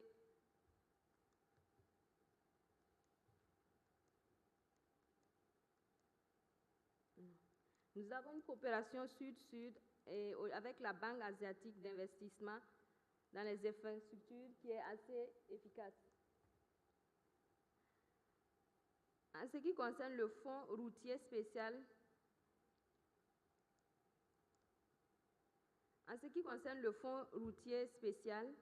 la création de ce fonds routier peut réduire considérablement les problèmes de perturbation, de la planification et de l'exécution des travaux d'entretien. Les ressources financières de ce fonds spécial peuvent provenir des ressources d'une caisse de dépôt et de consignation créée en vue de pallier aux problèmes d'investissement des biens publics. Dans cette optique, que le Burkina Faso a créé la caisse de dépôt et de consignation en 2018. La mise en place d'une réserve de projets d'infrastructures bancables est importante pour mobiliser des fonds. C'est à ce titre que les institutions internationales, notamment le Fonds pour l'environnement mondial, le Fonds pour l'adaptation, le Fonds vert pour le climat, financent et soutiennent les PDSL à développer des infrastructures de transport durables et résilientes afin de soutenir la croissance économique et d'atteindre les cibles et les objectifs de développement durable. Je vous remercie. Thank you.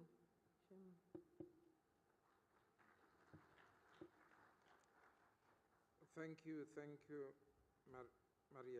Marietta, for your presentation. I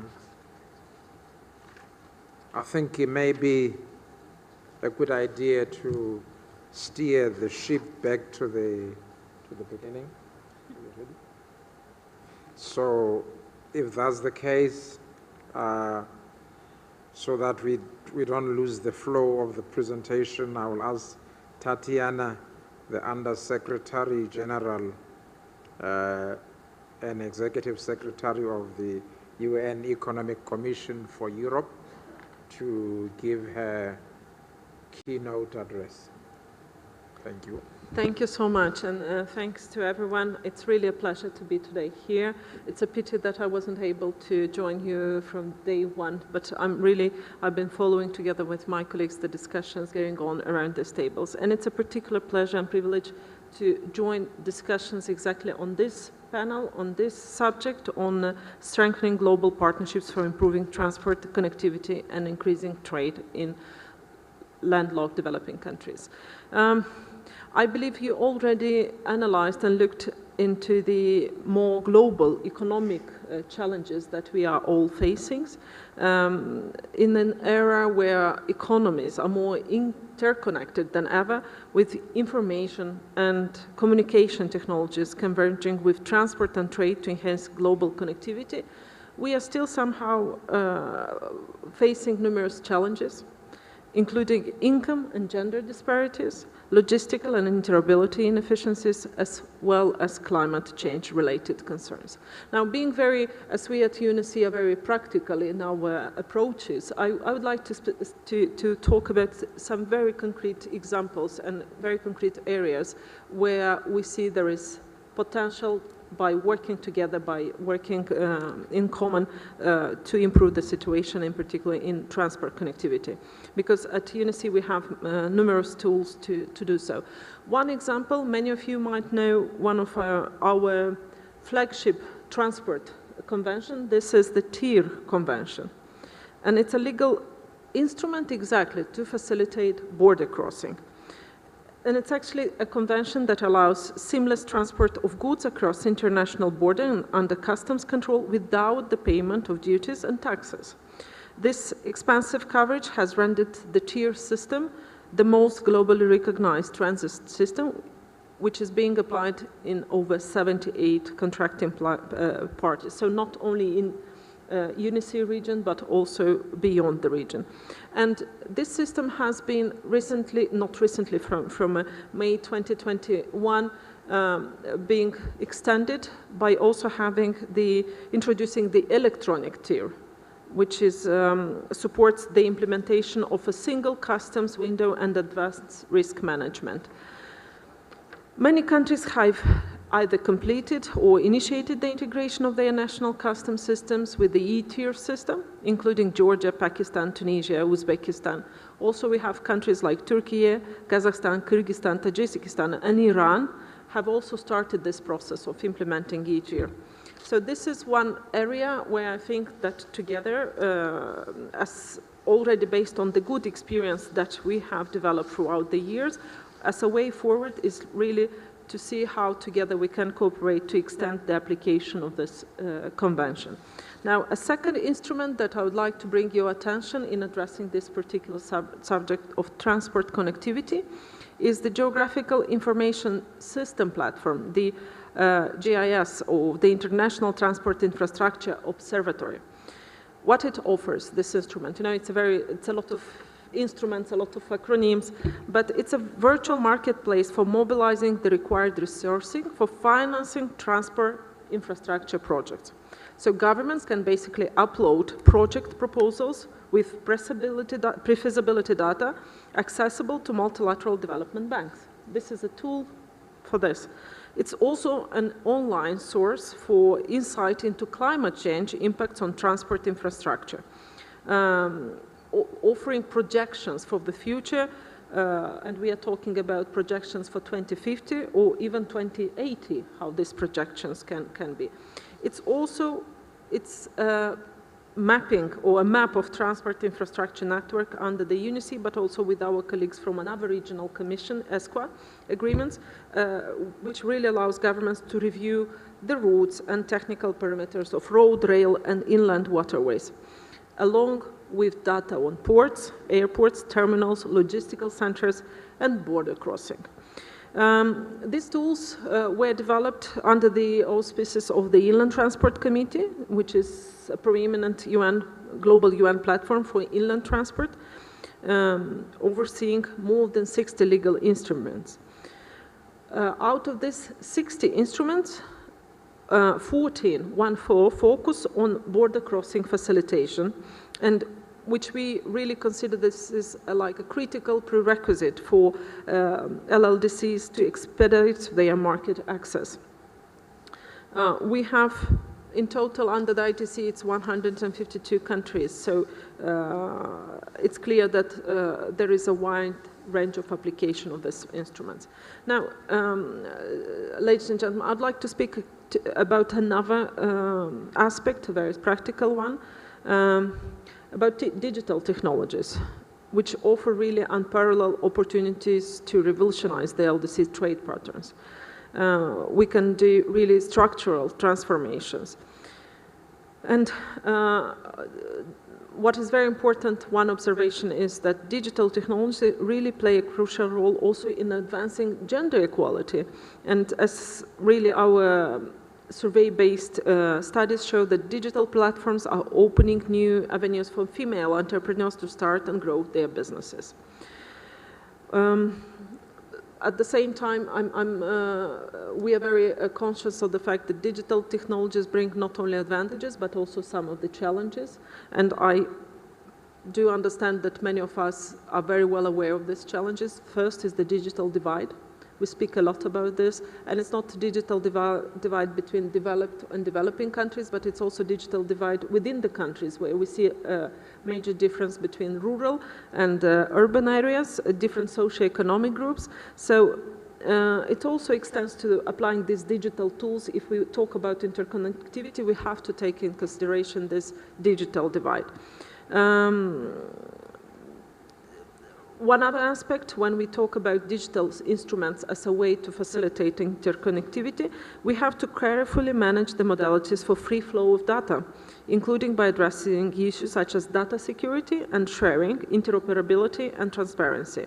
Third, cybersecurity. It goes without saying that it is a major concern, and as trade becomes increasingly digital, the risk of cyber attacks and data breaches grows. So this, in developing new instruments, digital instruments, this is another aspect to take in consideration.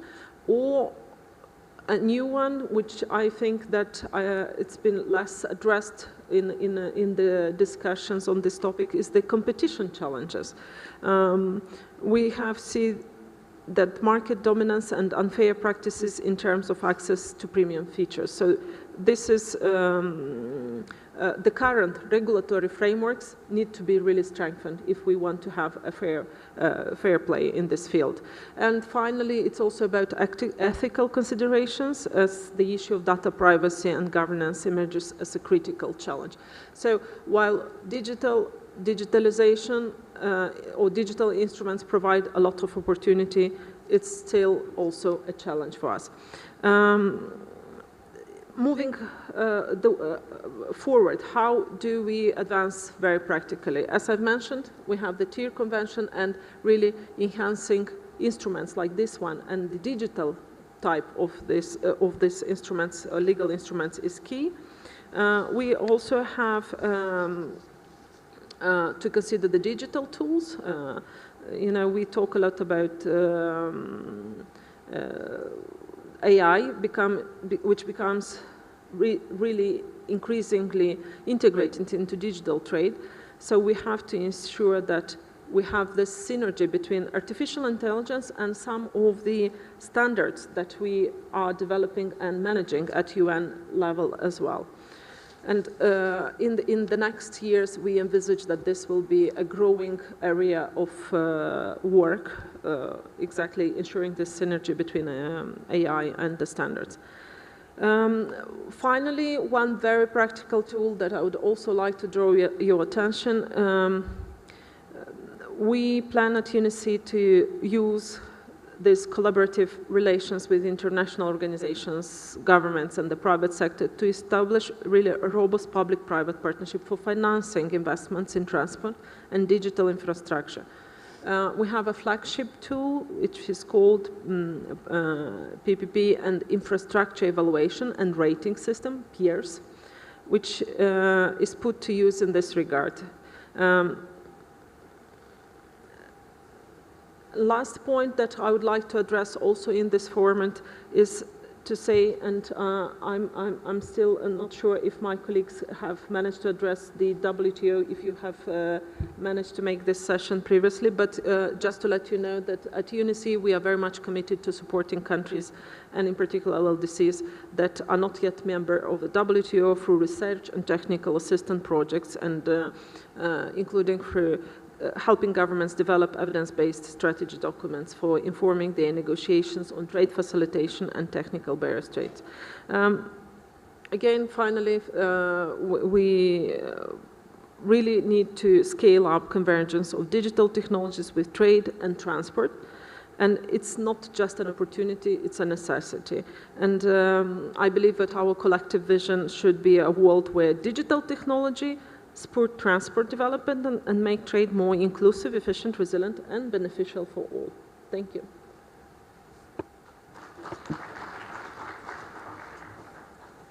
Thank you. Thank you very much, Tatiana, for your presentation.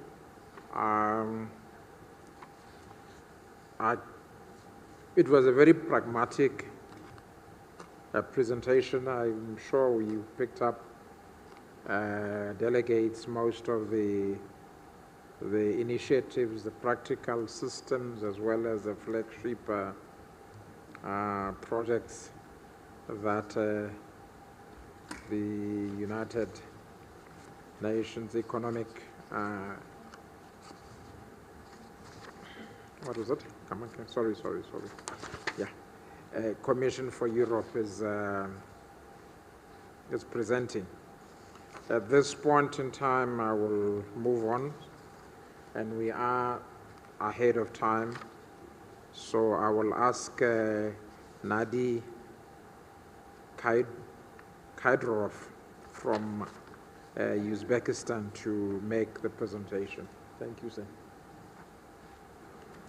Добрый день, я буду говорить на русском. Добрый день, Ваше Превосходительство, коллеги. Мы хотели бы поблагодарить отдельно организаторов теплой и гостеприимной Армении, а также высокого представителя подразделения РСНВМ за приглашение и созыв этого тематического мероприятия, посвященного развивающимся странам, не имеющим выхода к морю, для решения их особых потребностей и проблем в рамках подготовки к третьей конференции ООН по развивающимся странам, не имеющим выхода к морю. Планируем проведению в Кигале, Руанде в 2024 году. В условиях глобализации в настоящее время происходит изменение подходов к формированию международной транспортной политики во всемирном масштабе. Если раньше глобальная транспортная повестка дня формировалась, как правило, государствами или межправительственными организациями, то в настоящее время растет интерес транспортного сектора к вовлечению в систему принятия решений на многостороннем уровне, в том числе на уровне ООН. Сегодня на фоне непростой ситуации в мировом производстве именно транспортно-коммуникационная составляющая способна придать необходимый импульс экономическим связям, стимулировать инвестиционную активность, в известной степени придать новый смысл всей системе глобальной геоэкономики. В данном контексте потенциал новых транспортно-транзитных узлов огромен, в них вовлекаются обширные пространства, людские ресурсы, вкладываются серьезные инвестиции. Все это создает возможности для превращения транспортного сегмента в один из локомотивов развития. Transforms the transportation into one of the locomotives for the development of world economy that will be enabled to close gaps, deal with disasters, as we see by analyzing modern trends and current changes. We see that transportation connectivity is growing in its importance. The creation of modern infrastructure for the delivery of raw materials and products become key for landlocked countries.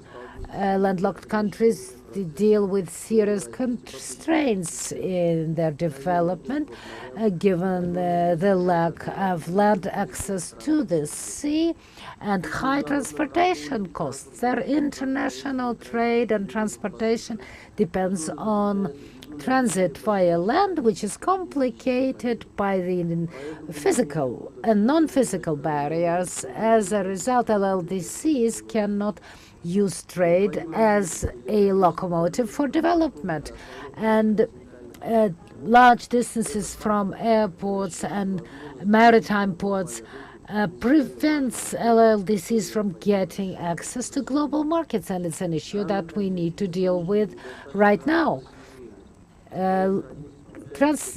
Insufficient transportation connectivity prevents LLDCs from becoming competitive because their business community bears much larger costs that are incurred at the time of transportation.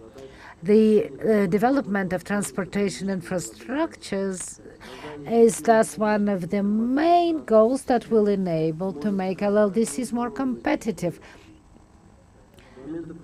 Ever since the Almaty Action Program was adopted in August this year, LLDCs, with the support of their development partners, have achieved significant progress in the priority development areas, which was also acknowledged in the Vienna Action Program. Asian roads were improved and their category was raised by a level. Railroads will build in Asia, and lots of new roads and railroads are being planned. And in multimodal integration has been possible, including dry terminals and dry ports. Intercontinental trade between Asia and Europe is mostly based on maritime transport. Unfortunately, LLDCs spent 20% compared to other developing states on transportation, 20% of their exports.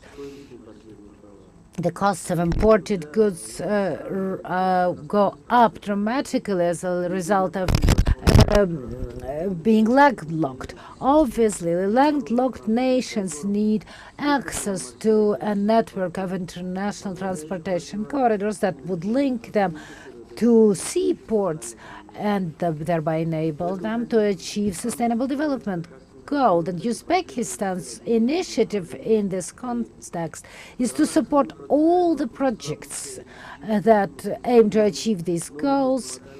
And Uzbekistan is taking part in the creation of a new transportation corridor from China via Uzbekistan to Turkmenistan. Kazakhstan, Uzbekistan, Turkmenistan, Oman, India is another corridor which is based on an agreement recently signed and which will become the shortest route linking the Indian Ocean with the Persian Gulf.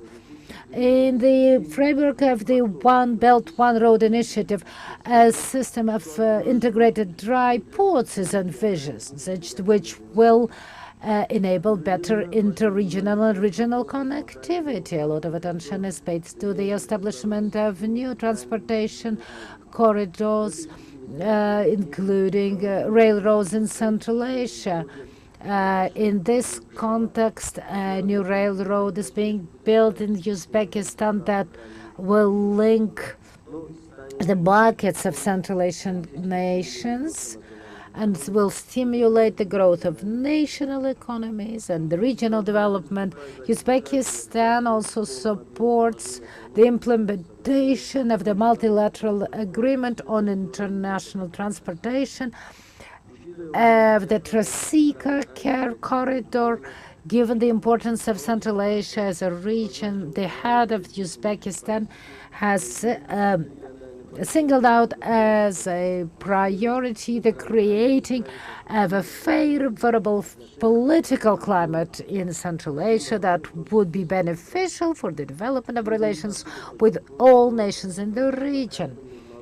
At every international summit, Uzbekistan emphasizes the need to elaborate coordinated approaches in the sphere of transportation and transit, the more efficient use of transportation corridors, the improvement in transportation connectivity in the region. The Uzbekistan 2030 strategy was approved in September this year, and it sets specific goals to improve interactions within Central Asia based on regional cooperation in the priority areas, one of which is the transportation connectivity. We support Uzbekistan's transportation transit projects, from which are both east-west and north-south. We're also implementing an active policy on the digitalization of transportation services, digitalization of logistics in connection with the storage and delivery and transportation of goods. Uzbekistan is implementing major digitalization projects in its regions. It's offering the projects to its neighboring states, and a number of states have shown interest in implementing these projects, including an electronic system called e-permit that will enable us to share electronic permits and will simplify transportations. A similar process was initiated with Turkey, and it's already being used. On the borders, we have created a system from red and green corridors and a system of preliminary declarations. E-transit and e-freight systems have also been set up. They allow to file customs declarations and to pass customs formalities to and from Uzbekistan. And summing up, we can state that the interaction in the transportation area has become strategic for all the nations in the region, and in this sense, Uzbekistan, with the support of other Central Asian states and its partners, will continue to implement transportation diplomacy that will enable to harmonizing national projects with global ones and turning the Central Asian nations into a hub in the global trade and transportation system. Thank you very much, Nadi. I was getting worried, but I think you explained so eloquently what Uzbekistan is doing in the Central Asian region. That could be an example for other regions. Thank you for your presentation. I shall now move on to Natia Nadzvishvili.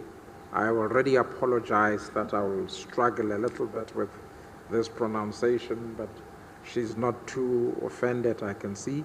So I've done it. Oh, all right.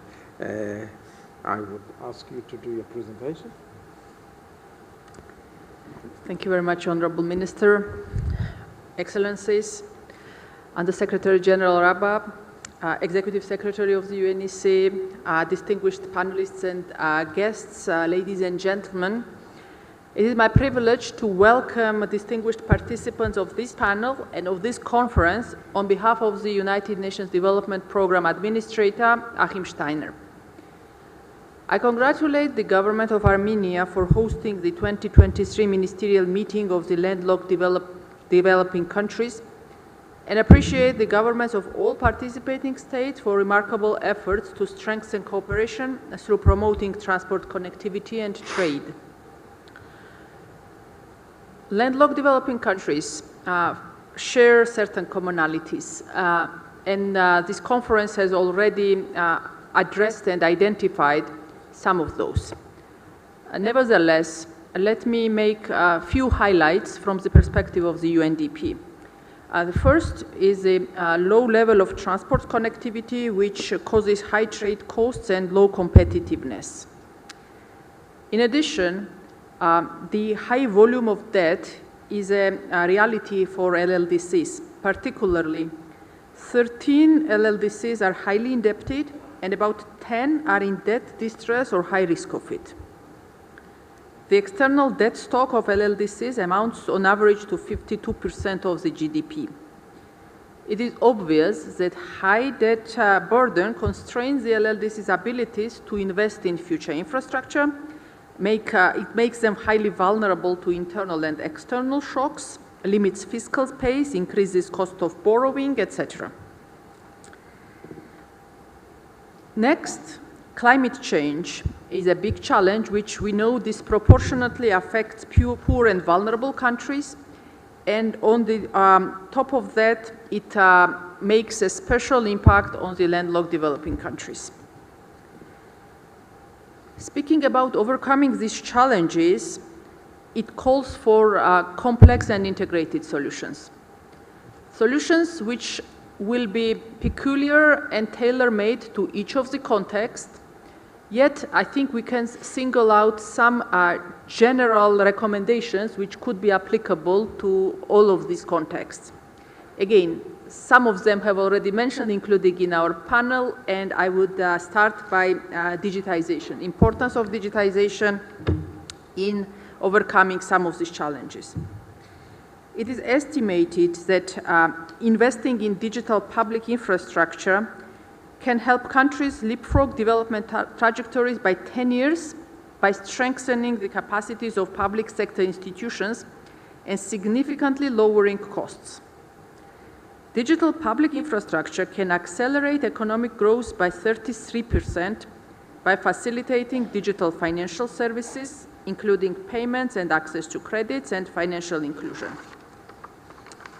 It can also accelerate sustainable development for landlocked countries by reducing carbon dioxide emission. Secondly, promotion of cooperation between LLDCs and transit countries. For instance, on improvement of critical infrastructure and interoperable customs systems by LLDCs and transit countries. The unique position of the LLDCs and transit states make dialogue and cooperation among these states, including at the regional level, of utmost importance. The adoption of Agenda 2030, Agenda for Sustainable Development, and its 17 Sustainable Development Goals raise the importance of such cooperation even further.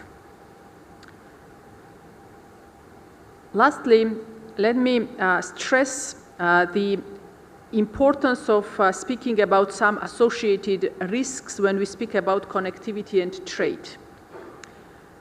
While trade and connectivity in goods, services, labor, and capital have already played a prominent role in reducing poverty, the integrated nature of Agenda 2030 calls us to view trade and connectivity in the broader context of sustainable development.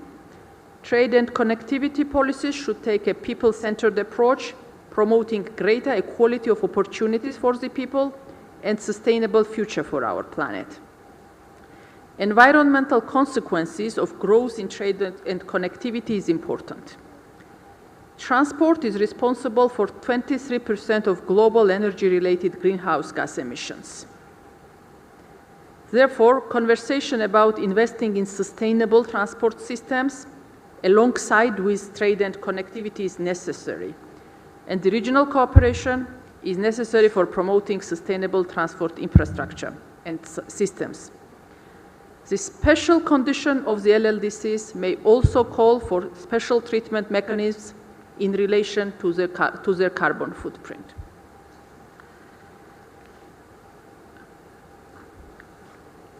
Let me conclude by reaffirming UNDP's support to the LLDC agenda. As the Vienna Programme of Action for LLDCs is coming to an end, UNDP is committed to working with partners on formulating the new 10-year plan of action for LDCs and preparation of the respective conference hosted by Rwanda as much as UNDP can contribute to it. More specifically, UNDP stands ready to support LLDCs in the next 10-year plan of action in substantive areas such as climate action, digital public infrastructure, disaster risk reduction, various financial instruments, and others. Finally, I'm indeed proud to mention that UNDP's broad mandate and extensive development work in the landlocked developing countries makes us a very tangible contribution to helping these countries to overcome their pressing development challenges, and we will continue doing so. I thank you very much for your attention.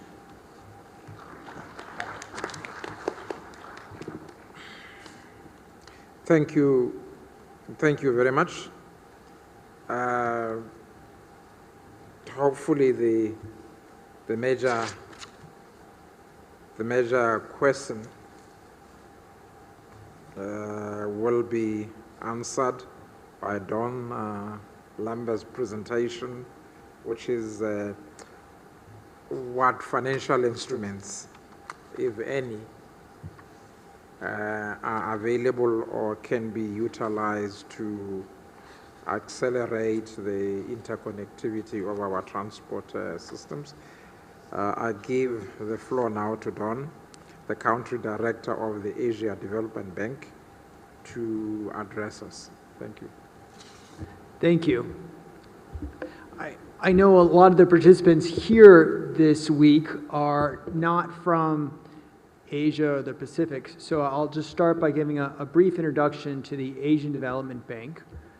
We are a $300 billion development financial institution, and our developing member countries stretch from, I don't know, maybe Kirti in the Cook Islands, down by New Zealand, out to Armenia, here on the western edge of Asia. And historically, the Asian Development Bank has been an infrastructure bank. About 70% of our operations are linked to infrastructure. And that has been a very useful basis for us as we've transitioned to becoming Asia's climate bank, which is very much our focus. Here in Armenia, obviously smaller country, smaller portfolio, it's about $1 billion active portfolio. And within that, transport is the most important sector. And indeed, I have said, and I hope the Armenian government agrees with us, we are Armenia's leading partner on transport. The question, I think, is a great question. What different financing facilities are out there to help with landlocked developing countries and really with developing countries more broadly? And you know, we've got public-private partnerships, right? Covering the whole spectrum from the full design, build, finance, operate, maintain, just to simple O&M contracts, project finance, infrastructure debt funds, private equity funds with infrastructure focus, mezzanine structures, development banks, including ADB, typically have outcome-based projects, which I think are very interesting. And I would be happy in the Q&A to talk about any of these instruments, but I don't think that's the problem. I think there's plenty of innovation in infrastructure finance.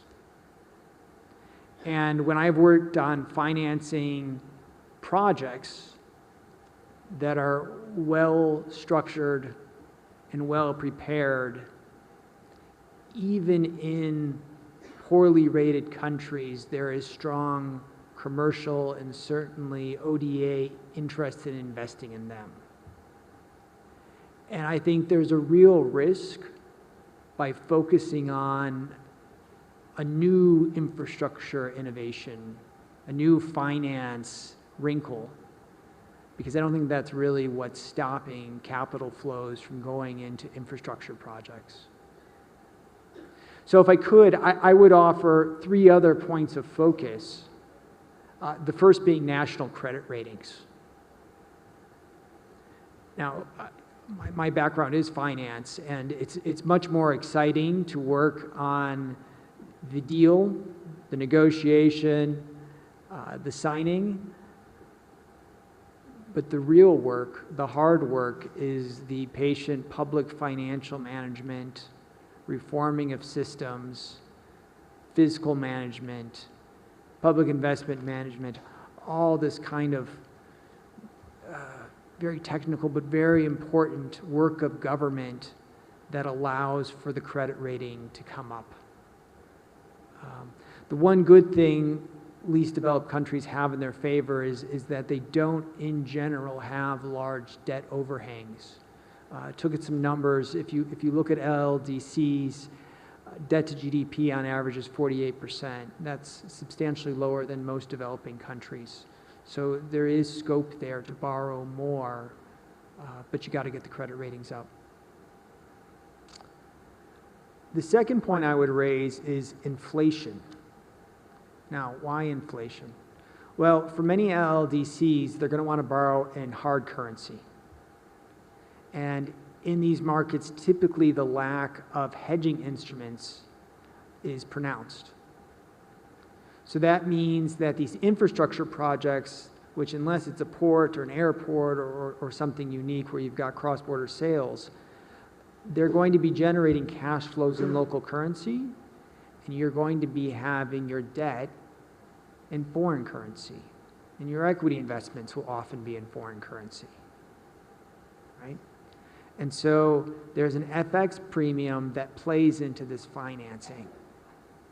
Now, currency volatilities are often outside the control of a particular government driven by international factors. But the one aspect that a government can control is inflation, right?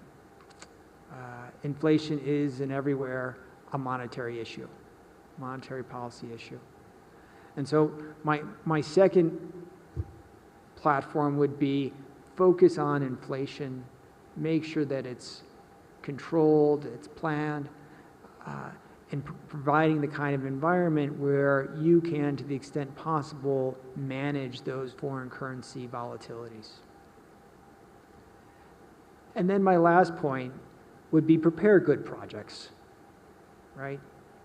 So many times we see projects that are brought to us, and we'd love to bank them, but they're not well structured. And so many times when our projects get in trouble, it's because, okay, maybe the financing was well structured, but the actual project preparation wasn't there. Okay? So, again, happy to talk about any of the financial innovations that are out there in infrastructure finance, and there's a lot. But I think for most countries, it isn't the lack of financing options, it's the substance behind it.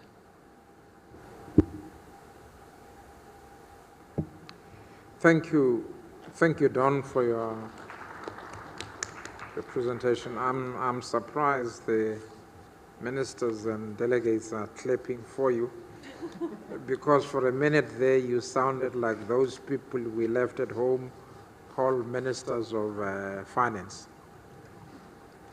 But I suppose that's the reality of what you will deal with. We need to have well-prepared projects, well-structured. We need to be careful of inflation and not so much of currency volatility. And I think those are as I say, I'm reminded of the Minister of Finance I left at home. Thank you. Excellencies, distinguished delegates, ladies and gentlemen, we've heard from our keynote speaker and our panelists. It is now your time to interact with the discussions, for you to give comments, for you to table questions to the speakers. And in view of the fact that we now have limited time, as we should be done in 18 minutes, I will allow your interactions to no more than 3 minutes. Can I have indications on who wants to start? Is Malawi not ready yet?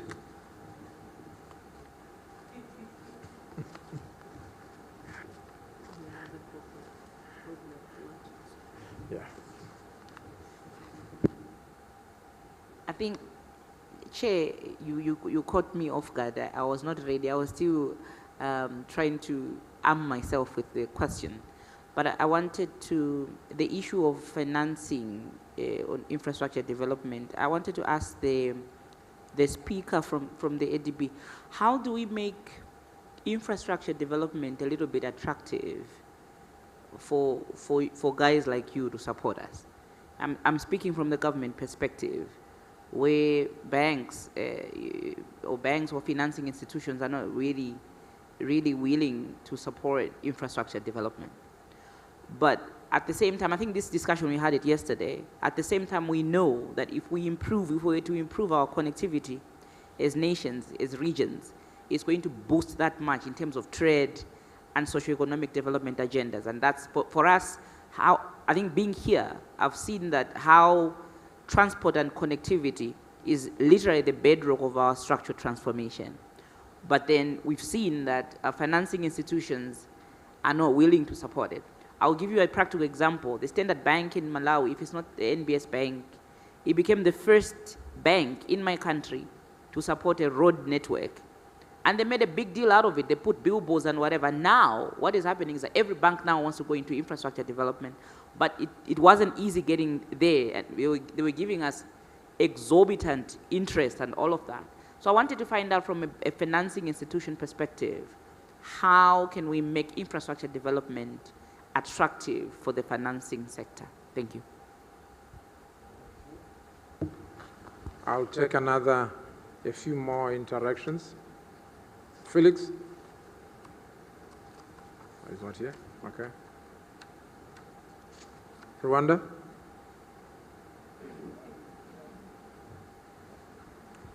Thank you very much. I think the discussion was very informative, and I thank all the speakers and those who shared their experiences from their own countries. But from, I think partnership has been part of the means of implementation on an agenda. You know, in the UN system, we always have this idea that we can't go far unless we do partnership. You know, private sector, public sector, multilateral organizations, you know, partners, countries. So partnership is a key component. But when we unpack it, at the end of the day, when we unpack it, we reach a level of saying, what does partnership actually mean going forward? I think this has been already discussed at different levels. I think what we need to do is a mindset shift in terms of how do we strengthen the partnership we need in the contemporary world to be able to achieve what we need to achieve. So I think going forward, partnership remains a key component as a means of implementation, or as part of means of implementation of some of these agendas that we set for ourselves. But on what the representative of ADB mentioned earlier, it's the issue of that we, the countries, face. There are these global ratings. You know, you find Rwanda is rated at such and such. You know, which we don't have any control on, and that has become a key tool for any approach to investment in the infrastructure. They look at that B+, whatever that means, and then how it impacts actually potential investors to look at the country's potential, you know, to attract those investments. So there are certain things that even if we can try, I understand we can try inflation, you're very right, but there are certain things which are really beyond, very external to us, that we do not have control on. We wish we had that control, or we wish we could de-risk some of these investments, you know, and de-risking has been something on the table every time you bring a big infrastructure project, and so, oh, you have to de-risk it, you have to find something like that. So there's always a reason, you know, there's always a reason. Sometimes you think, do they even have money, or they are using it as a delay. And then lastly, maybe if you can comment, if you feel worth it, is the time of the project, and then the whole assessment of the project, which you said sometimes the project is not well designed.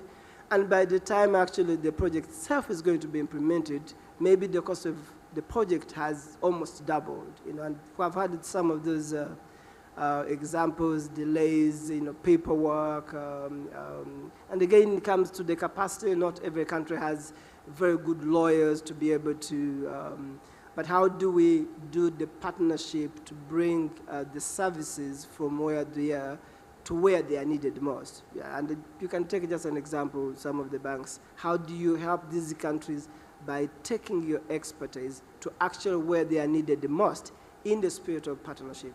I think that would help more to unlock the potential of our countries, you know, going forward. Thank you.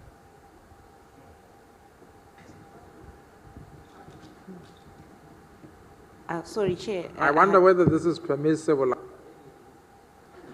But I'll give you indulgence. Yeah, Chair, just half a minute. On the issue of how can LLDCs have greater participation in South-South and triangular cooperation, Chair, I think I wanted to raise this question to the UN, the UNDP, and the UN ECE that is there. the issue of how I think the South or African regions, especially in the SADC, we kind of feel like disenfranchised from international trade or cooperation, especially when it comes to food items. There's these issues of aflatoxins and all these conditions that are imposed on us in terms of quality and all of this, and that makes us believe that we don't measure up to take part in the South-South cooperation, especially when it comes to trade. So I wanted to find out to what extent the South is willing to maybe relax a little bit on those conditions or enhance the participation of the other elements through issues of connectivity. So for example, if we have, how do we ensure that if Kenya has an order to supply avocado, if Malawi has an order to supply groundnuts or rice, how do we ensure that there's connectivity, that there's airlines that are coming in to get those things, and then when they're going back, they're getting something or whatever, something like that. But also at the same time, we are relaxing the conditions that is going to, at the end of the day, boost the production of those things in terms of now job creation, wealth creation between those two countries. So it's a mutually beneficial kind of arrangement. So I wanted to find out to what extent the UN is also maybe looking into those elements. Thank you so much, Chair.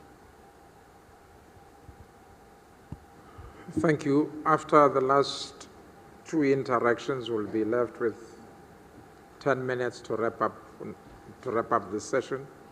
So 2 quick interactions, otherwise I'll hand it back to the panelists.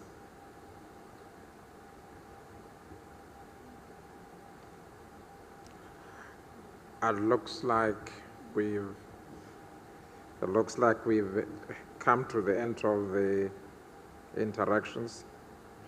So we have heard from our distinguished keynote speaker and the panelists, and I would now give them time to respond to your interactions so that we can wrap up the session. Thank you. Starting with the keynote address. Thank you so much. I would actually like to reply partially to a question was by Malawi but addressed to ADB, but I think it's very much actually to us, to UN institution. How do we make projects attractive? This is a big question, and this is a question that I've been hearing a lot also just coming back from COP28 in Dubai. This was one of the big questions. How do we make sure that projects are good? It's exactly like this, but the instruments that I was earlier talking, they are designed to help develop the project in such a way that they are clear, well-structured. So by using these instruments, this is how we can achieve a better compatibility between the expectation, let's say, of my neighbor at the table and the governments who develop this project, because this is really a major concern. We have noted that many countries, it's not the idea of the project itself, but the way the project is structured. That is the key concern. And together with our colleagues from the other regional commission, including with my esteemed colleague from Rwanda, who is now the executive secretary of the Economic Commission for Africa, we are extensively using such instruments as peers, the one that I was referring earlier, which is an instrument, a platform to evaluate public-private partnership projects of infrastructure against SDGs. So it allows governments to do this exercise and to improve their performance when it comes to drafting, to preparing, and to promoting projects. And we all have this commitment from the UN side to support countries in these efforts, in this exercise, not only in better designing or preparing the project, but also in the matchmaking afterwards, like that. So we are ready to support. There are very concrete instruments on our side as well, and we are also aware about the banks being ready to support good projects as long as they are drafted in a way that is understandable to the financial people. Thank you. Well, to the panelists. Yes, Maria, too. Thank you, Chairman. And sustainable transport is fundamental to improve the international trade of LDCs and achieve SDGs. Further, LDCs need to be more engaged and develop more domestic finances mechanisms. Thank you. Thank you.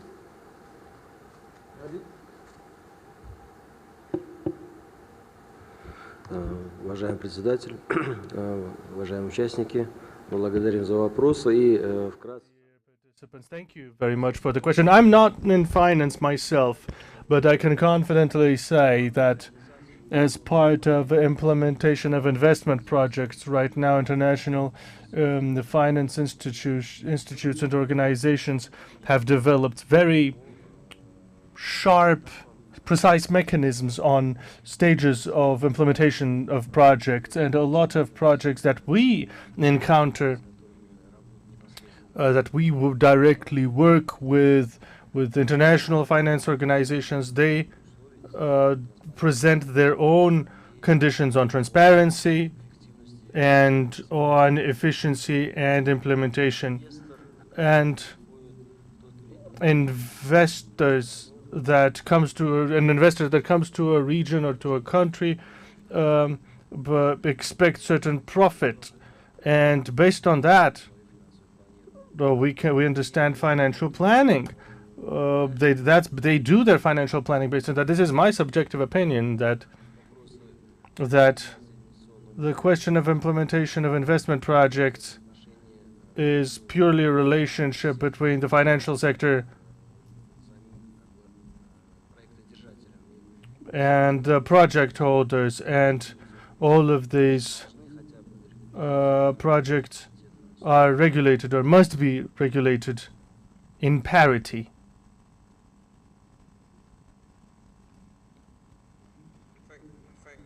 Спасибо. Thank you. Natia, we'll move on to you.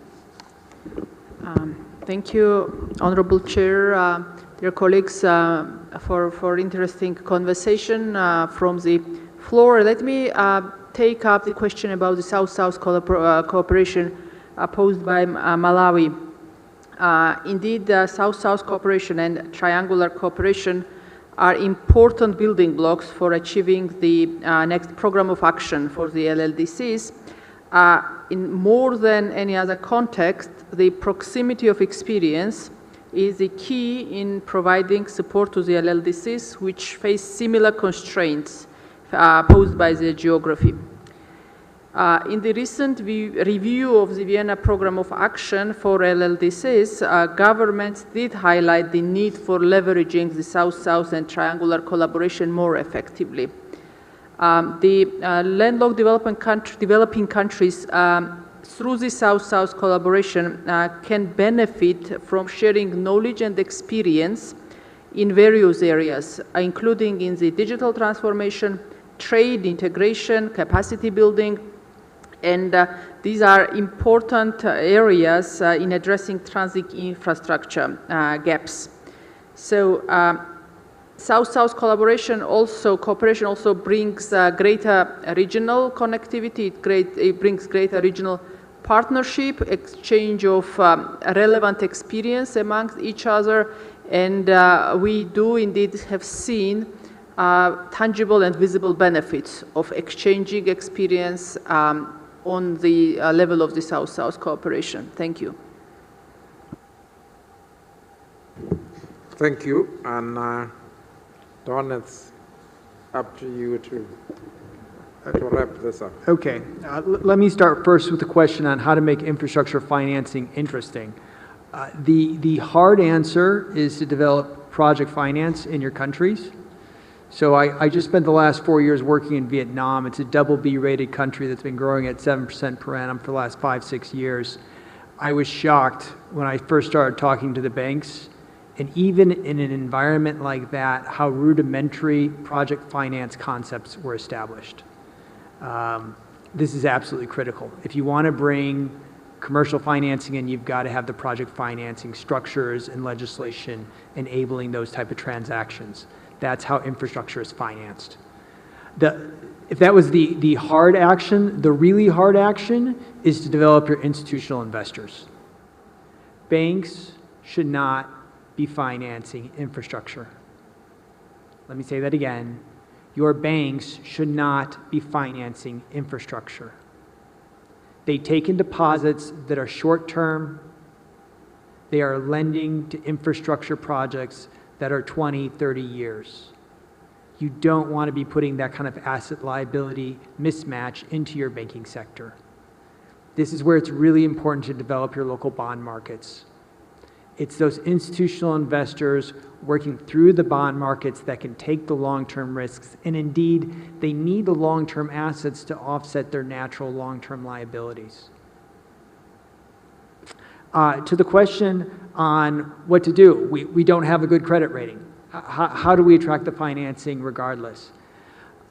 Here, I would suggest working with your development banks on targeted, catalytic risk transfers and credit enhancements is absolutely critical, okay? So typically when we talk about guarantees, you know, if there's a loss, you come in, I'll take half the losses, you take half the losses. That doesn't help your credit ratings on your projects, okay? First loss structures, whether they are from a guarantee or from a dedicated debt service reserve account that then has a counter guarantee from a highly rated institution, can use a little bit of catalyst to make a big impact on the ratings. I know with development banks, this is the most undervalued deal on the table. We charge 50 basis points to extend our AAA guarantee, right? And I'm pretty sure World Bank and African Development Bank pricing is similar. And you put that guarantee not on the entire structure, but only on the 10 or 20% first loss that you want to cover. It's very catalytic. On the last question, how to get the expertise, frustration that you get into the project implementation, you know, and it's not going the way you want. Look, that's a complicated question that's beyond my remit. But I will say this. The next time you're having a conversation with your development bank, whether it be your regional development bank or the World Bank, and the inclination to say, well, we want more grants, we want more loans. Fine. But next time, tell them you want them to put an infrastructure specialist in the country. Okay? I mentioned earlier that within Armenia, we position ourselves to be the leading partner on transport. Okay? A big part of that is we've got a transport specialist sitting in our office. And my deputy is a procurement specialist.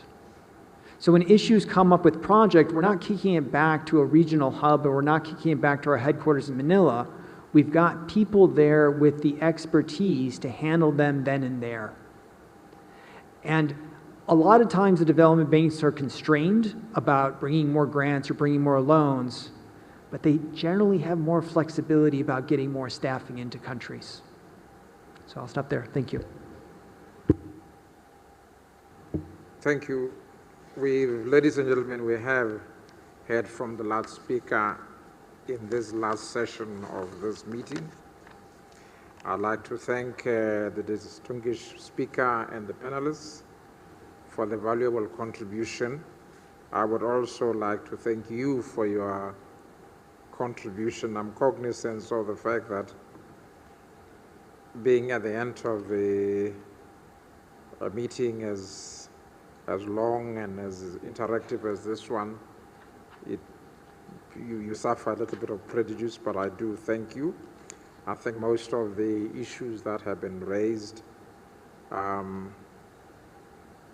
clear to us, and I think, in the words of Malawi, we need to be clear that when we get back, we understand clearly what our partners in development are looking for.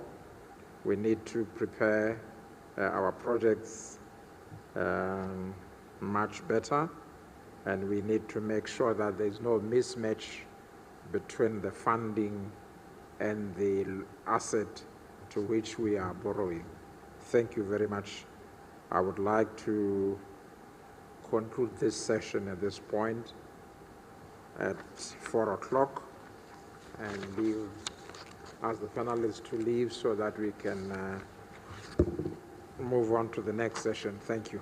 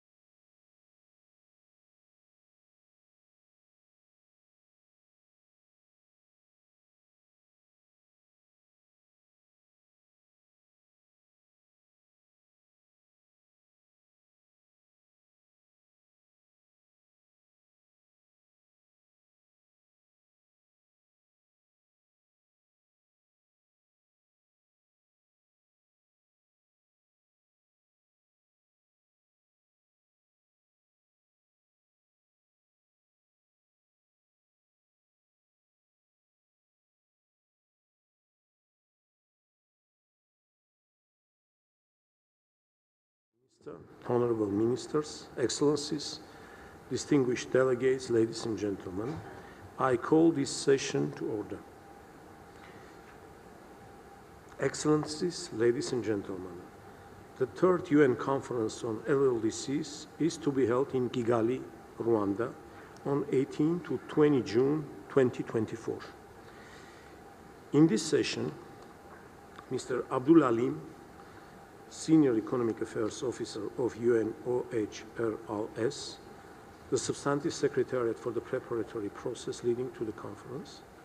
We also have in this session Mr. Robert Gai Namura, Deputy Permanent Representative, Permanent Mission of Rwanda to the UN in New York, host of LLDC 3, to brief us on the national level preparations. In the view of the time constraint, I encourage each speaker to abide by 5 minutes time limit. So now I give the floor to Mr. Abdul Alim for his short presentation. Thank you, sir.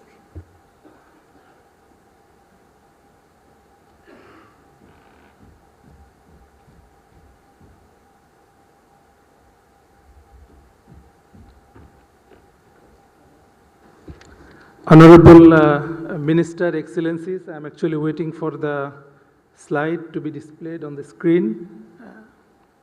Yes.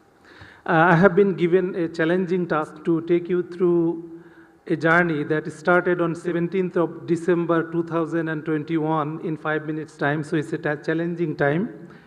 So since then, we have traveled a number of capitals in search of sustainable solutions for the challenges of landlocked developing countries. We visited many capitals, we crossed many borders, by air, by road transport. Now here we are in Armenia, and the journey doesn't stop here. It will continue relentlessly until we reach to Kigali on 18th of June 2024 in search of a sustainable solutions for the landlocked developing countries. So General Assembly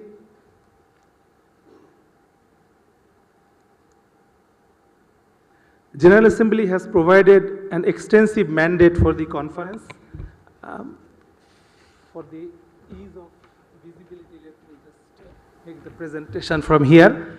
So you can see that General Assembly has given an extensive mandate for the conference. It will be held at the highest possible level, and the scope is also quite vast. Undertake a comprehensive review, formulate and adopt a renewed framework for international support, and strengthen partnerships. Based on that guiding principle, we have undertaken a comprehensive approach in preparation of the conference and started with a national level reviews. 17 LLDCs have already submitted, which will be synthesized in a single document. And then we had like 3 regional review meetings. So far, we had a number of pre-conference events. I'll not go through all of them, but I'll just focus on the last 2 events that was held on 2nd of December on the sideline of COP28 on addressing the unique climate vulnerabilities of landlocked developing countries, which was attended by a number of heads of state and government, the Secretary General, and a number of ministers from landlocked developing countries, transit countries, and a number of principals of the UN also attended the event. And there was a wider consensus in the room that yes, indeed, the climate change is a fundamental and critical challenges that LLDCs have been facing, but it remains like out of the hook in the global discourses. The second event was the joint GA-ECOSOC thematic event, which was entitled Road to Kigali, New Program of Action for Landlocked Developing Countries, which was attended by a large number of countries. And the number and the depth and breadth of discussions actually signifies the level of interest and enthusiasm that actually exists among the membership of the United Nations. So what are the upcoming events? We are trying to use all possible opportunities to sensitize and to raise awareness about the 3rd UN conference on LDCs. So we will have like a meeting of the Friends of LLDCs in January, February. We will also have an ambassadorial retreat. These 2 platforms we will use to raise awareness and build consensus on the critical issues in the next program of action. And then we will have an event on the sidelines of the 13 WTO Trade Ministers meeting. We will also have a series of other events as we move to Kigali in June 2024. Besides the events, we are also having a number of substantive documentation in preparation of the conference. This will help the negotiators to undertake informed decision for the next program of action. You can see the intergovernmental process is also going on. We had the organizational session of the preparatory committee that appointed the permanent representative of Austria and Mongolia as the PrepCom co-chairs. We had the first session that actually mandated the LLDCs to be the pen holder for the next program of action and requested them to submit the 0 draft by mid-January. The 2 PrepCom meetings will negotiate the outcome document, and there will also be a number of intersessional meetings. And UN system is fully engaged in the preparations. A number of interagency consultative group meetings already held. Different tracks are also being engaged. A civil society forum, private sector forum, CS, the youth, South-South cooperation, all will have their meetings in Kigali. And they will have their outcome document, which will be presented at the closing of the session. You can see briefly like how the conference is going to look like. There will be opening and there will be an opening and closing session, 5 roundtables, side events, UN principals meeting, and the multiple stakeholders will have their own meetings. There will also be a meeting of the Broadband Commission. There will be media facilities and exhibitions. And as I have said, like all tracks will have their own outcome document, which will be presented at the closing session. And the main outcome will be the next program of action and a political declaration. Now the priorities of the next program of action based on the available documents and outcome of the regional and thematic meetings, the LLDC group has already identified certain key priority areas. You can see the structural transformation and science, technology, and innovation. Priority area 2, trade facilitation and regional integration. Priority area 3, transit, transport, and connectivity. Priority area 4, climate change, risk reduction, and environmental degradation. And priority area 5 is the means of implementation. We are also doing a lot of branding, advocacy, and outreach activities. All these pre-conference events are being used as a platform to disseminate the concerns, priorities of the LLDCs. We also have like formed an interagency group to undertake this advocacy and outreach activities. We will also engage youth and the media from the LLDCs. Youth will tell the stories of their countries from the prism of different thematic areas. We will also have different type of LLDC cultural experiences will be disseminated in Kigali. We have a vast reservoir of cultural and traditional resources, starting from drums and musics in Africa, literary works in the Central Asia, as well as a lot of artworks in Asia, which will be displayed on the sidelines of the conference. And we have like a dedicated conference website and app, which will serve as kind of an one-stop shop. You can get all the information in the app. And there is an LLDC3 dedicated website in our website, that is un.org, Landlocked. And please also visit the social media of our office, which is #UNOHRLLS. And then the conference, as you know, will be held in Kigali. We already had like one interdepartmental planning mission. Our USG also visited twice, and all came back with a great deal of satisfaction on the preparations and the logistical facilities available in Kigali. I'll stop here, and Ambassador Robert is here to take us through what Kigali has to offer in June 2024. Thank you.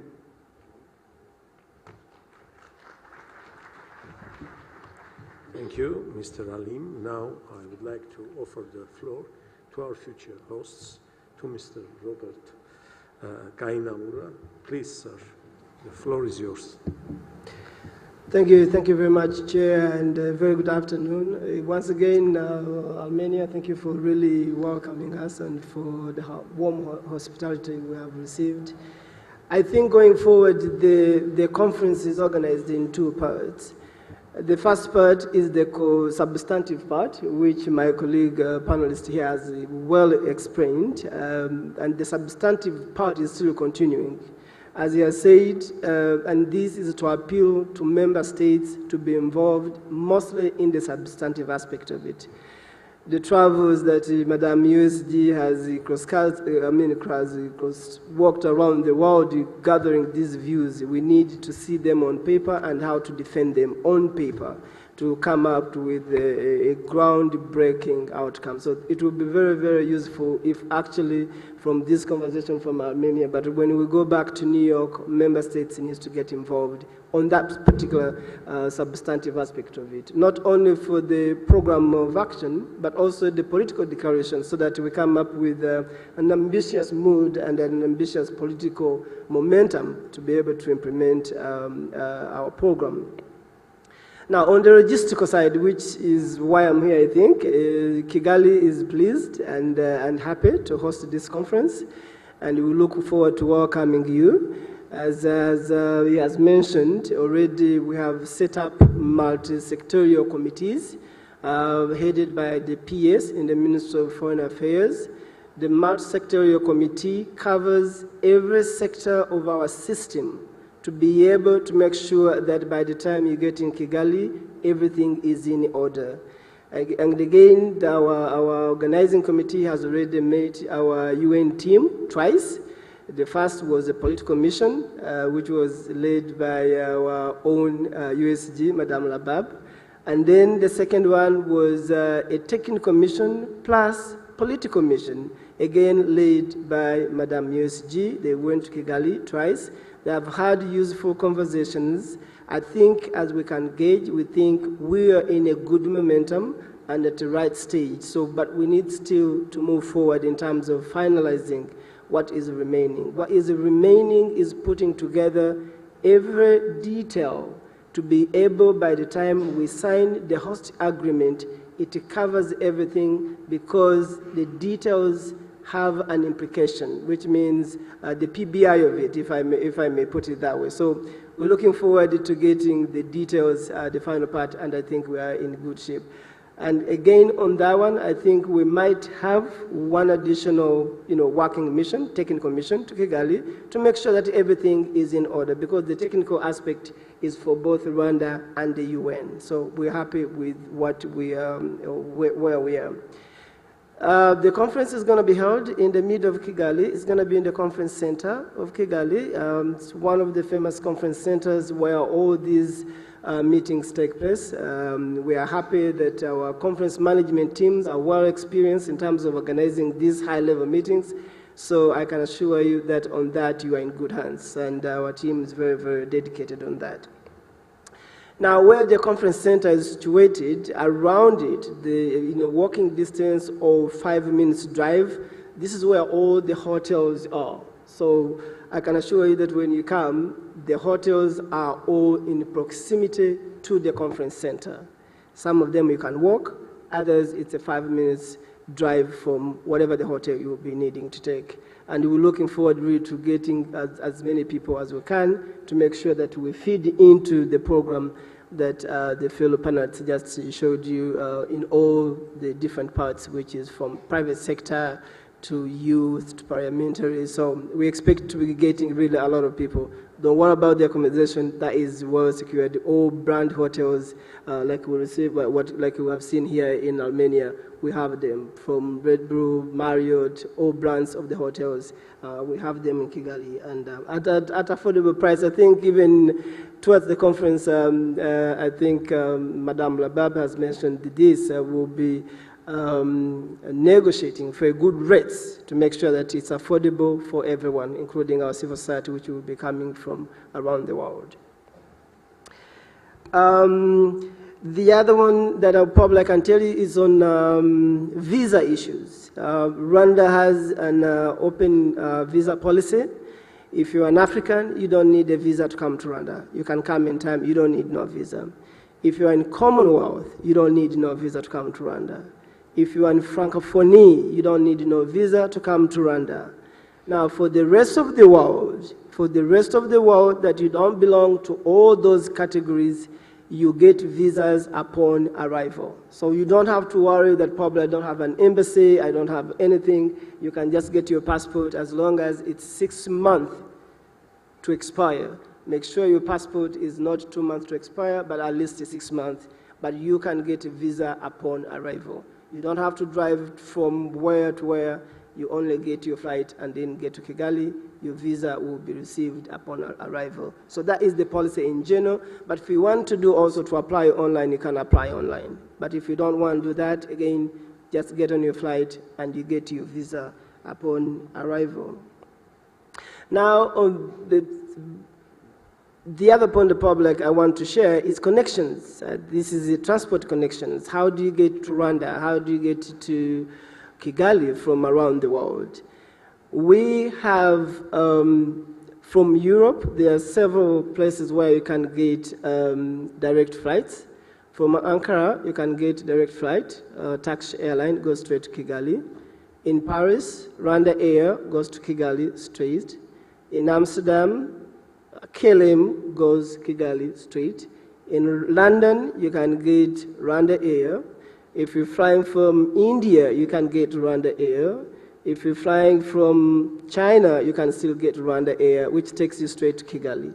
If you don't take the national carrier from these other ones, we have also, you can connect from any part to Nairobi, direct flight, to Amsterdam, direct flight, to Doha, direct flight, to several parts that probably you might want, you will get a direct flight to Kigali. So also connections are really not that cumbersome. 8 hours, or maybe the fathers can do, it's going to be 11 hours maybe when you're going to Doha, and then from Doha to Kigali, or from Amsterdam to Kigali, 7 hours. So connection network is also very, very easy and available to connect to Kigali. Lastly, I think because we're finalizing the information note, we anticipate by the information note, as the colleague mentioned, which will be posted on the website and then using the app. We're working on it. Of course, we're going to work on the information note, which provides every detail you will need to get will be in that information note. This is something we will have to finalize with the UN, because we have to harmonize the information so that the information provided, it covers everything on the what you need to know from Rwanda, but also what you need to know on the conference itself. So we'll be working on that information note, and we'll provide it ready in time so that you have the information you need to make yourself ready for Rwanda. This is where I can end for now, and thank you very much. We look forward to welcoming all of you. We look forward to having you in Kigali. Don't come for the conference. Spare some bit of time. Enjoy a little bit of the weather. We're a country, we will call ourselves the land of 1,000 hills. So feel free to spare some few more time to enjoy Rwanda. Thank you.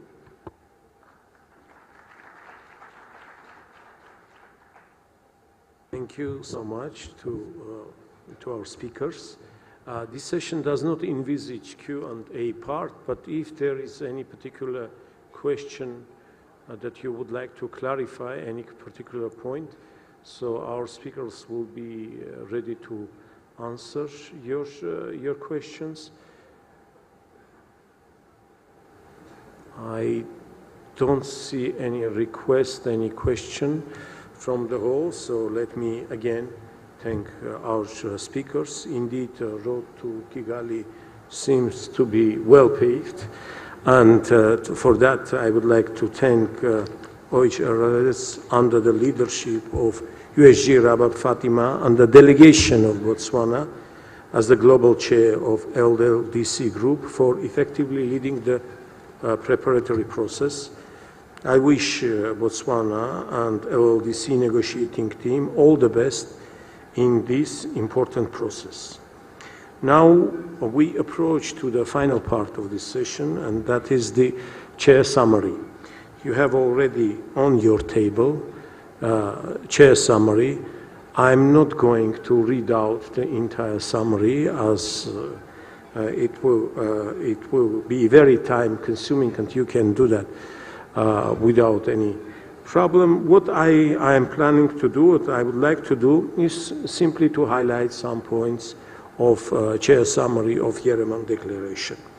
So, I believe, as I said, the summary captures the gist of our discussions. Let me highlight a few points of that summary. The opening session of the meeting was attended by the Prime Minister of Armenia, Nikol Pashinyan, who presented the Crossroads of Peace project and highlighted the role of transport communications in the sense of regional stability, security, peace, and cultural ties between peoples. The nexus between transport, connectivity, and peace was further elaborated during the panel discussions. The LLDCs have made progress over the years to improve transport connectivity by building transport infrastructure, including road, rail, airports, waterways, and pipelines. Progress made, however, falls short of fostering greater regional and global integration due to deferred maintenance, missing links, and lack of integration between networks and inefficient transport and logistics services. Additionally, cumbersome transit and custom procedures, such as complex and non-harmonized cross-border and transit documentation frameworks, negatively impact the connectivity of LLDCs. The impact of climate change has devastating impact of transport infrastructure, requiring more resources for maintenance and adaptation. LLDCs have capacity constraints to meet their transport infrastructure needs. The COVID-19 pandemic and the unstable global economic situation further exacerbated resource constraints faced by LLDCs. The geopolitical tensions also have a devastating impact on LLDCs' connectivity. To address these challenges, the following actions and initiatives were highlighted.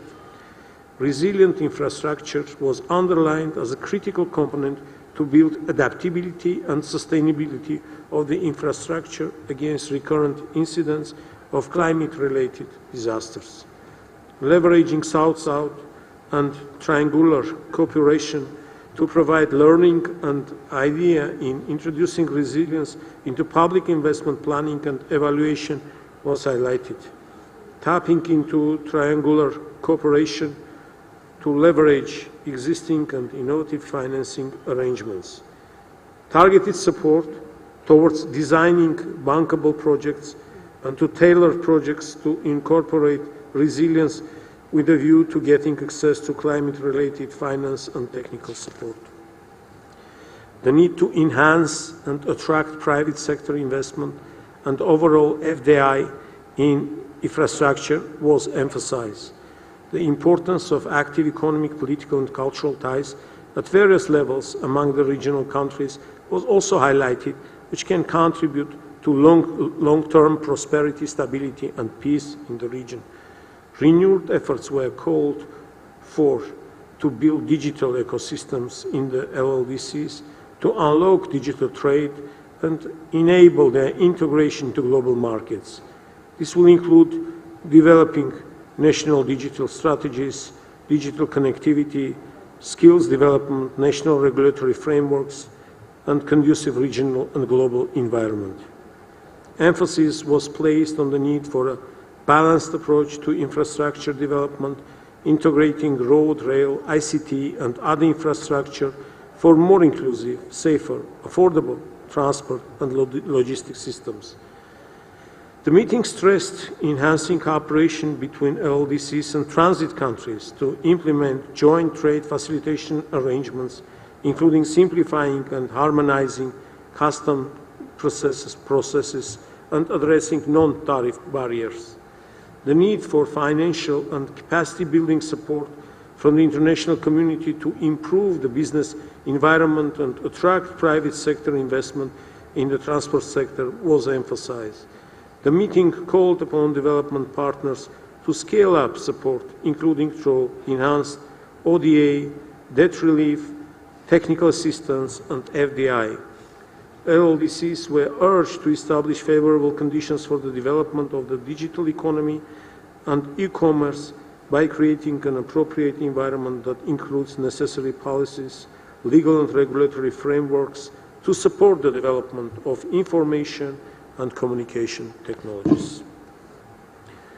Calls were made to encourage a substantial increase in investment in transport infrastructure and maintenance in LLDC. I would like to thank our partners, first of all, Secretariat, for their valuable assistance in preparing this summary. We hope that this summary will contribute to the outcome of the third UN Conference of LLDC and serve as an important background document for the preparatory committee meetings and the conference itself. Before I hand over to the Master of Ceremony to proceed with closing session of the meeting, I wish to thank the ministers, senior officials, representatives of the UN organizations, World Bank Group, IMF, Regional Development Bank, and all participants for traveling across the continent to attend the meeting and for your invaluable contributions. I thank the chairs of the respective sessions, keynote speakers, and panel members for their substantive contributions. I thank USG Ms. Rabab Fatima and her able team for the excellent support in the substantive and organizational preparation of the conference. I thank the Resident Coordinator Office and the UN country team for their support and active participation. I thank Team Armenia from the Ministry of Foreign Affairs and other relevant ministries and departments for their tireless work in undertaking all necessary preparation. I thank the technical support team, sound engineers, interpreters, and protocol guides. Now I invite Master of Ceremony to perform his final duties. Please, sir.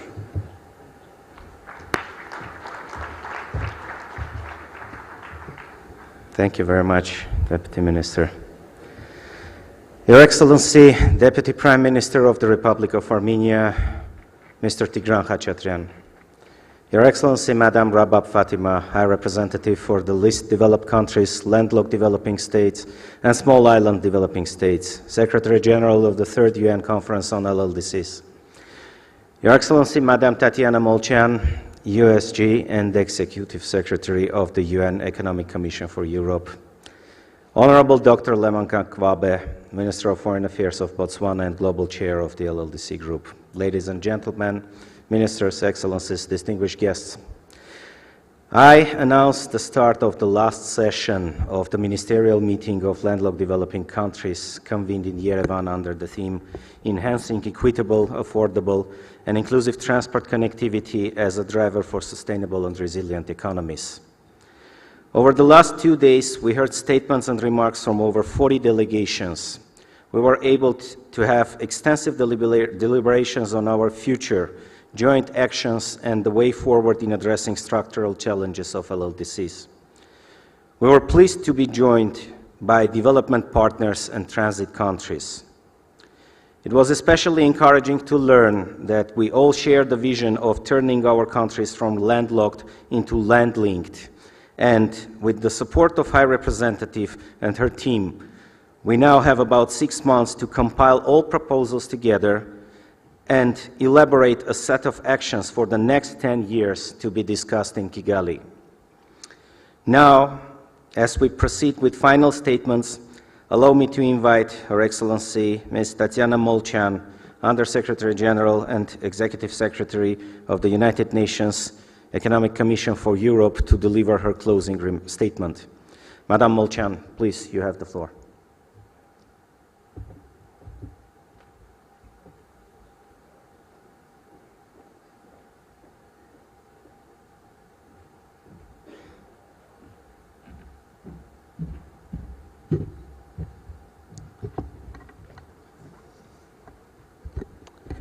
Once again, good afternoon.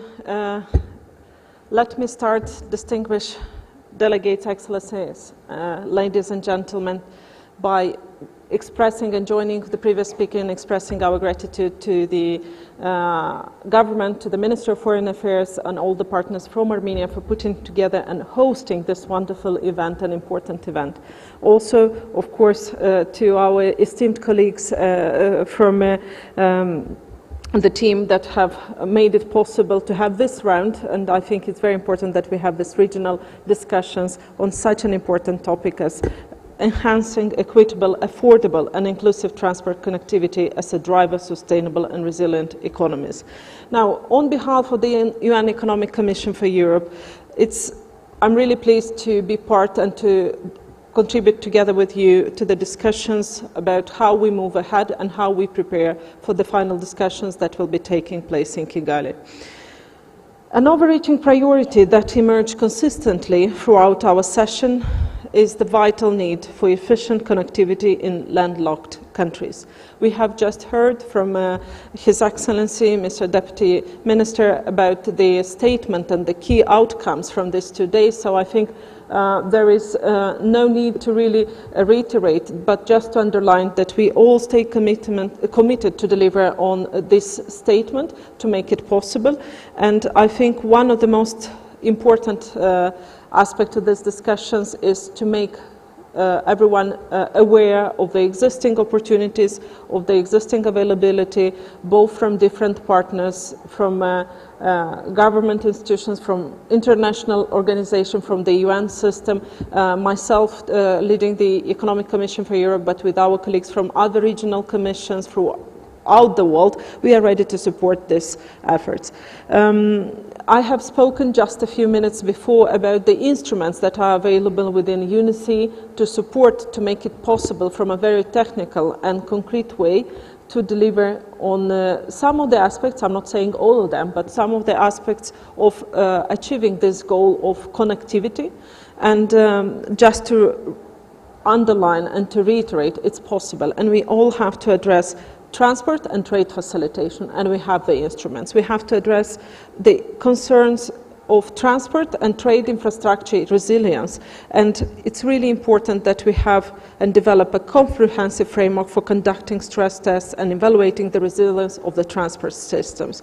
And this is what we can do and we can deliver. We also have to identify and address and operationalization and interoperability of the when it comes to the bottlenecks that undermine the efficiency of the corridors. Again, it's an area where we can achieve a lot of results. One aspect that probably was referred in some of the sessions more in details, but I would like to underline nevertheless, is the crucial role of indicators for measuring progress. I think this is one aspect that we should all focus on. And my last comment on the very practical side, we have heard in particular now at the final panel of discussions how important is the linkage between projects, infrastructure projects, available financing and the right financing, the right blending, how to improve the efforts in this field, how to mobilize private sector resources, how to build these public-private partnerships. We all do have solutions. Let's continue to work on putting to use these tools and solutions.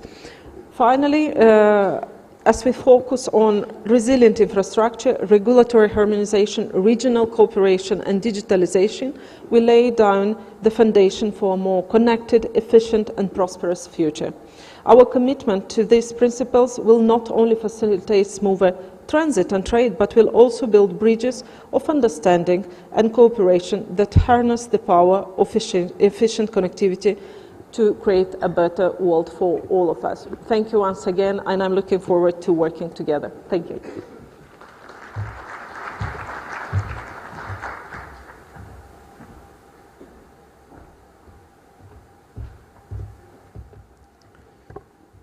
I thank Her Excellency Ms. Tatiana Molchan for her statement, and now I have the pleasure to invite to the stage Honorable Dr. Lemogang Kwape, Minister of Foreign Affairs of Botswana and Global Chair of the LLDC Group. Excellency, we look forward for your final remarks.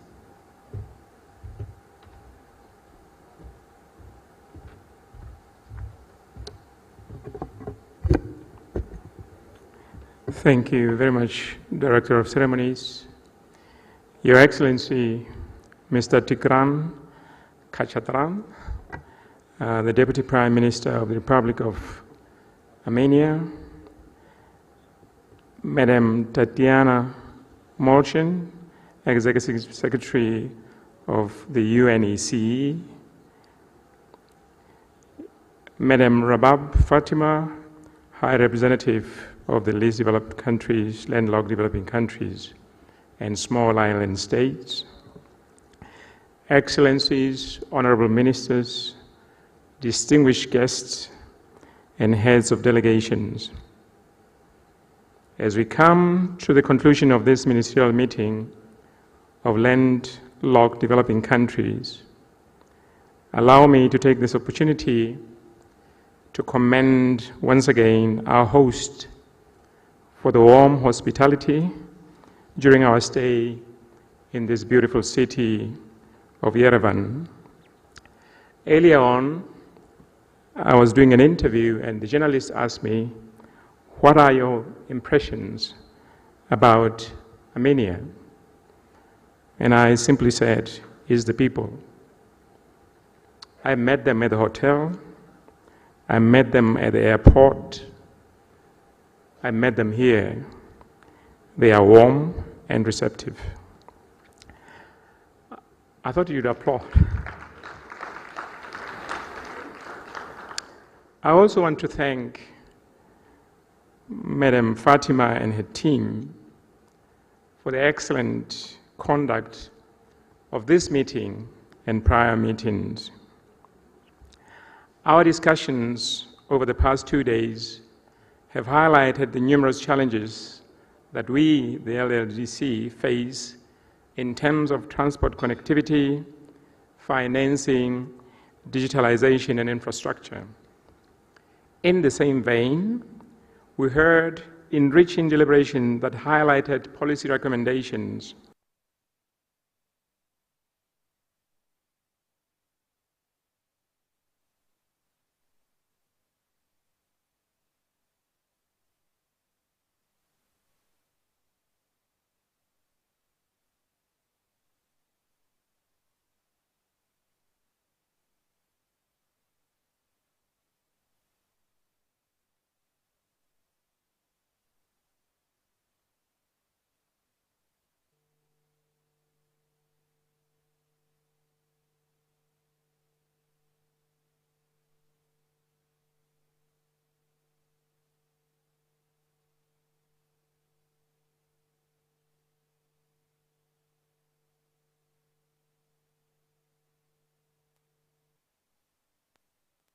particularly pertinent in the context of the ongoing preparation for the new program of action for the 2024 third LLDC conference. As we have heard, almost 10 years in the implementation of the Vienna program of action, only some progress has been achieved to meet its objectives. In this regard, further efforts are needed as we build on the success of Vienna and advance towards a new program of action and accelerate achievement of the SDG by 2030. Excellencies, in view of various challenges we face, LLDCs need support to enhance transport resilience. This requires investment in sustainable and resilient transport infrastructure, promoting digitization of border management measures, and enhancing implementation of the WTO Trade Facilitation Agreement, as well as other agreements that promote transit. When I listened to Don, I don't know if he's still here, I think he gave a master class on how to get financing. He talked about governance. I think he fell short of talking about corruption. But obviously, corruption, if governed, will be taken away. He talked about inflation. He talked about how we manage our projects. And I think that's where we falter as LLDCs. He also gave quite a new concept that I was not familiar with. Where do you get your money? Do you go to the commercial banks? No, he says it's a no-no. So we need to look elsewhere, and he talked about bonds. Excellencies, in this regard, I appreciate the participation of international and regional organizations and for providing valuable tools and guidance to complement partnership that our countries need in these areas. In closing, as we approach the last mile of the Vienna Program of Action and speed up preparations for the third LLDC conference, it is more important than ever that we work together to make progress on LLDC priorities. The road to 2024 is clear, it's open, it's near. Let us therefore make the most of the few months left to strengthen partnerships and accelerate action in support of the LLDCs. I want to stop here and thank you very much for your kind attention.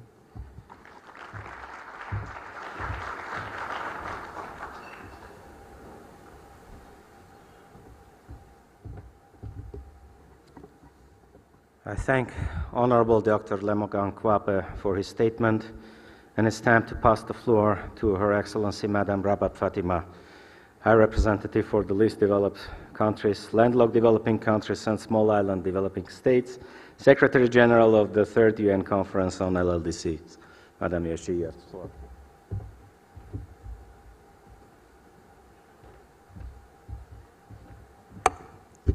Thank you, dear David, very much. My title seems to get longer and longer. Apologies for that.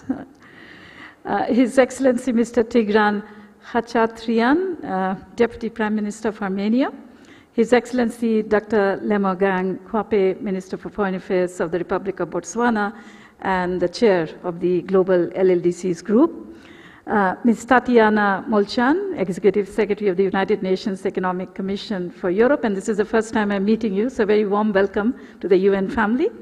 Honorable Ministers, Excellencies, distinguished friends, colleagues, and partners.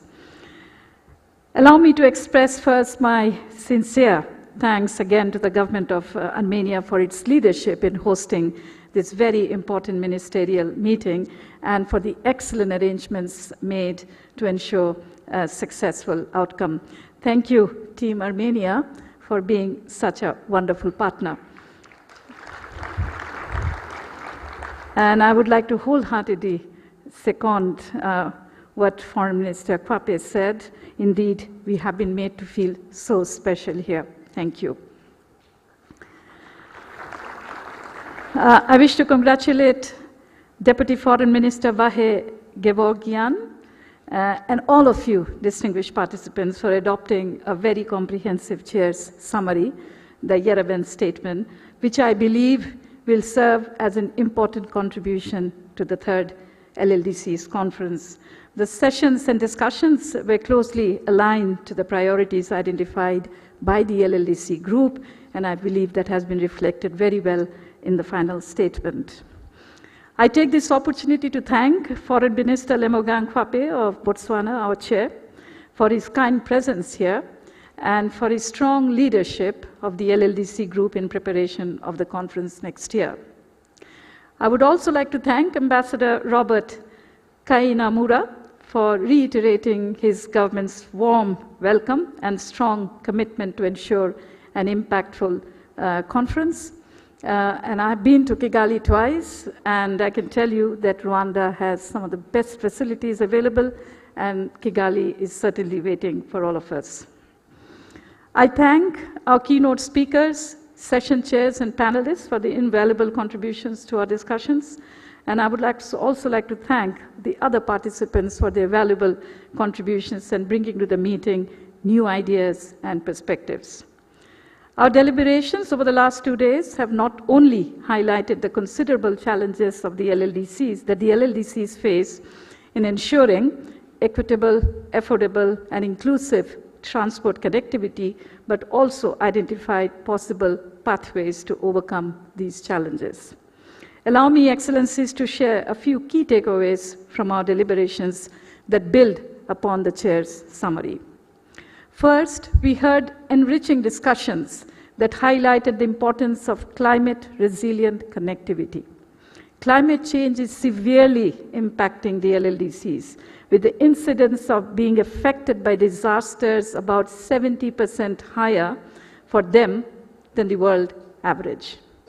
Disaster-related economic losses in the LLDCs reached almost 3 times the world average in 2021. Connectivity infrastructure must, therefore, be planned, designed, and operated with climate resiliency at the fore. Second, we discussed the importance of infrastructure investment The cost of bringing the transport infrastructure of the LLDCs up to the level of world average is around $510 billion. To achieve this, we must amplify existing sources of finance, including through enhanced ODA, technical assistance, FDI, South-South and triangular cooperation, and blended finance. The private sector, as we heard, will certainly be a critical partner for financing and delivering infrastructure investments. Let me reiterate the need to establish a dedicated infrastructure financing facility for the LLDCs. Third, we considered the importance of regional integration and transport corridors as powerful tools for economic development. I was encouraged to hear of the ongoing efforts and of new initiatives. In this regard, I thank the Honorable Prime Minister of Armenia for presenting at the opening his vision of connectivity for peace and development in the region. There is certainly a need for more targeted efforts towards the effective implementation of regional integration plans that can support cross-country links, transport links, and reduce transit costs. Fourth, distinguished colleagues, I welcome the emphasis placed on the transformative potential of digital technologies to create new opportunities and overcome the traditional connectivity challenges in LLDCs. Ministers and experts made the case for a strong focus on upgrading digital foundations in LLDCs, including digital infrastructure, regulatory frameworks, and digital skills. Fifth, we considered the importance of structural transformation for the LLDCs. The economies of the landlocked developing countries continue to be overly concentrated in a few primary products, with 83% of their export still comprising these products. Greater efforts and support must be given to implementing industrial policies to diversify the economies of the landlocked developing countries. Lastly, let me re-emphasize the centrality of partnerships. It is only through multi-stakeholder partnerships that we can bridge the connectivity deficits that confront the landlocked developing countries. I thank the transit and partner countries, regional and international organizations, and my UN colleagues for their participation here and their commitment to the LLDC agenda. Your presence is a clear manifestation of your commitment, support, and solidarity with the landlocked developing countries. Excellencies, Honorable Deputy Prime Minister, these discussions have come at a crucial time as we build towards an ambitious and transformative program of action for the LLDCs for the next decade. This is a once-in-a-decade opportunity, as I had said also at the opening, to shape international support, forge partnerships, and determine the development trajectory of the LLDCs. I wish to assure you that the UN system as a whole remains steadfastly committed to supporting your efforts to ensure a successful conference, and this commitment flows from the Secretary General of the conference, who has already announced that he will be in Kigali. Let me again emphasize my office's commitment as a secretariat of the conference to support the LLDCs in this journey and ensure that the outcomes of our discussions here translate into tangible impacts at the conference and beyond. As I close, I wish to express my heartfelt gratitude once again to the government of Armenia for convening us here, and to you all for your constructive and very valuable engagement and contributions over the last 2 days. I wish you all a safe return home, and I look forward to seeing you all in Kigali. I can promise you that Kigali and the third LLDC's conference will be special. And we have in Rwanda a very, very wonderful and special host. I thank you all.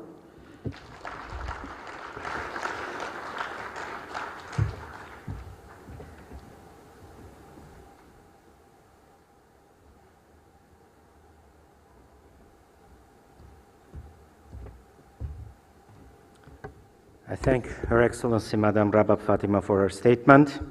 And now I'm pleased to pass the floor to His Excellency Mr. Tigran Khachatryan, Deputy Prime Minister of Armenia.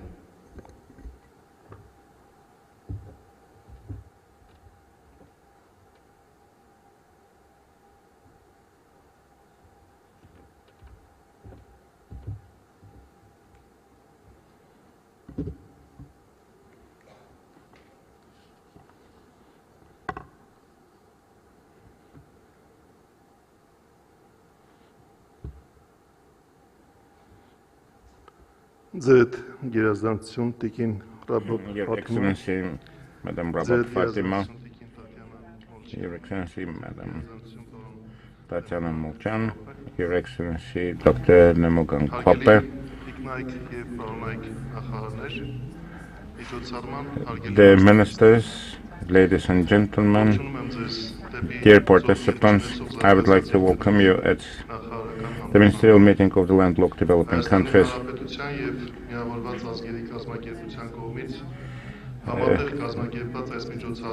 This event, jointly organized by the Republic of Armenia and the UN, is an important milestone towards the third LLDC conference to be organized in 2024 in the capital Rwanda, Kigali.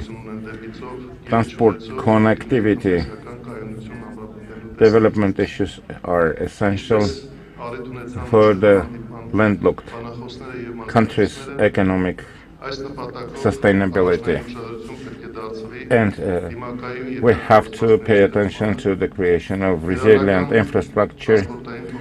Inclusive transport connectivity should also promote and enhance regional integration, and the digital technologies should promote global trade and transformation of global connectivity. In all those areas, the presentation of positive experiences of the participants, as well as exchange of views about innovative approaches, had important role in the context of implementation of a Vienna program of action in terms of enhancing transport connectivity issues that we face, which would definitely contribute to the development of the new program of action in Kigali. I am confident that this ministerial meeting played important role for the LLDCs, for the transit countries, for the UN system bodies and agencies, development and development partners, international financial institutions, to establish further cooperation and partnership, to put in place also and generate new ideas that would be reflected in the Yerevan statement. Armenia considers important the role of the LLDC group in terms of promoting the priorities of our countries at the UN level. As a member of the Group Bureau, Armenia is committed to further strengthen the cooperation in this platform, also to make it more visible at the UN level, and also to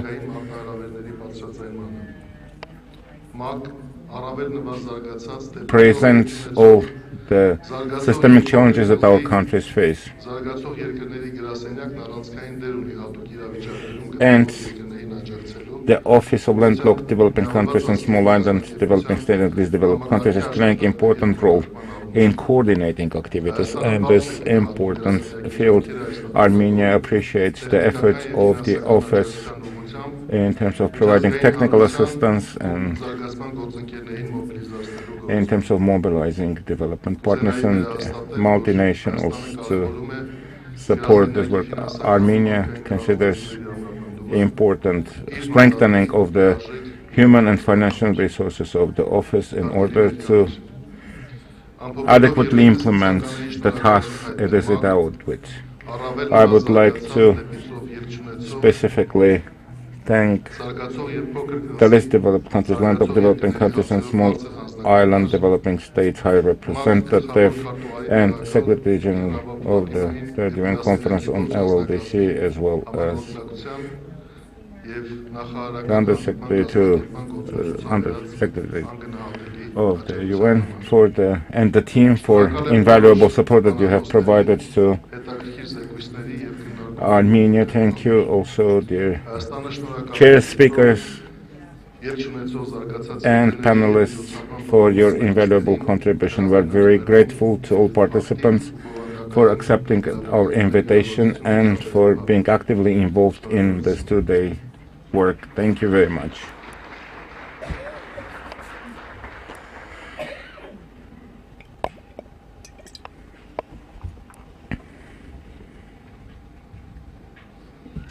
I thank His Excellency Mr. Tigran Khachaturian, Deputy Prime Minister of Armenia, for his statement. Distinguished guests, this concludes the closing session of our ministerial meeting. I will just take the liberty to hold you in this hall for extra couple of seconds to thank everyone who contributed to the successful outcome of this event. I want to thank High Representative Madame Rabat Fatima and her staff for all the support in the preparation of the ministerial meeting. I also thank all delegations for their cooperation.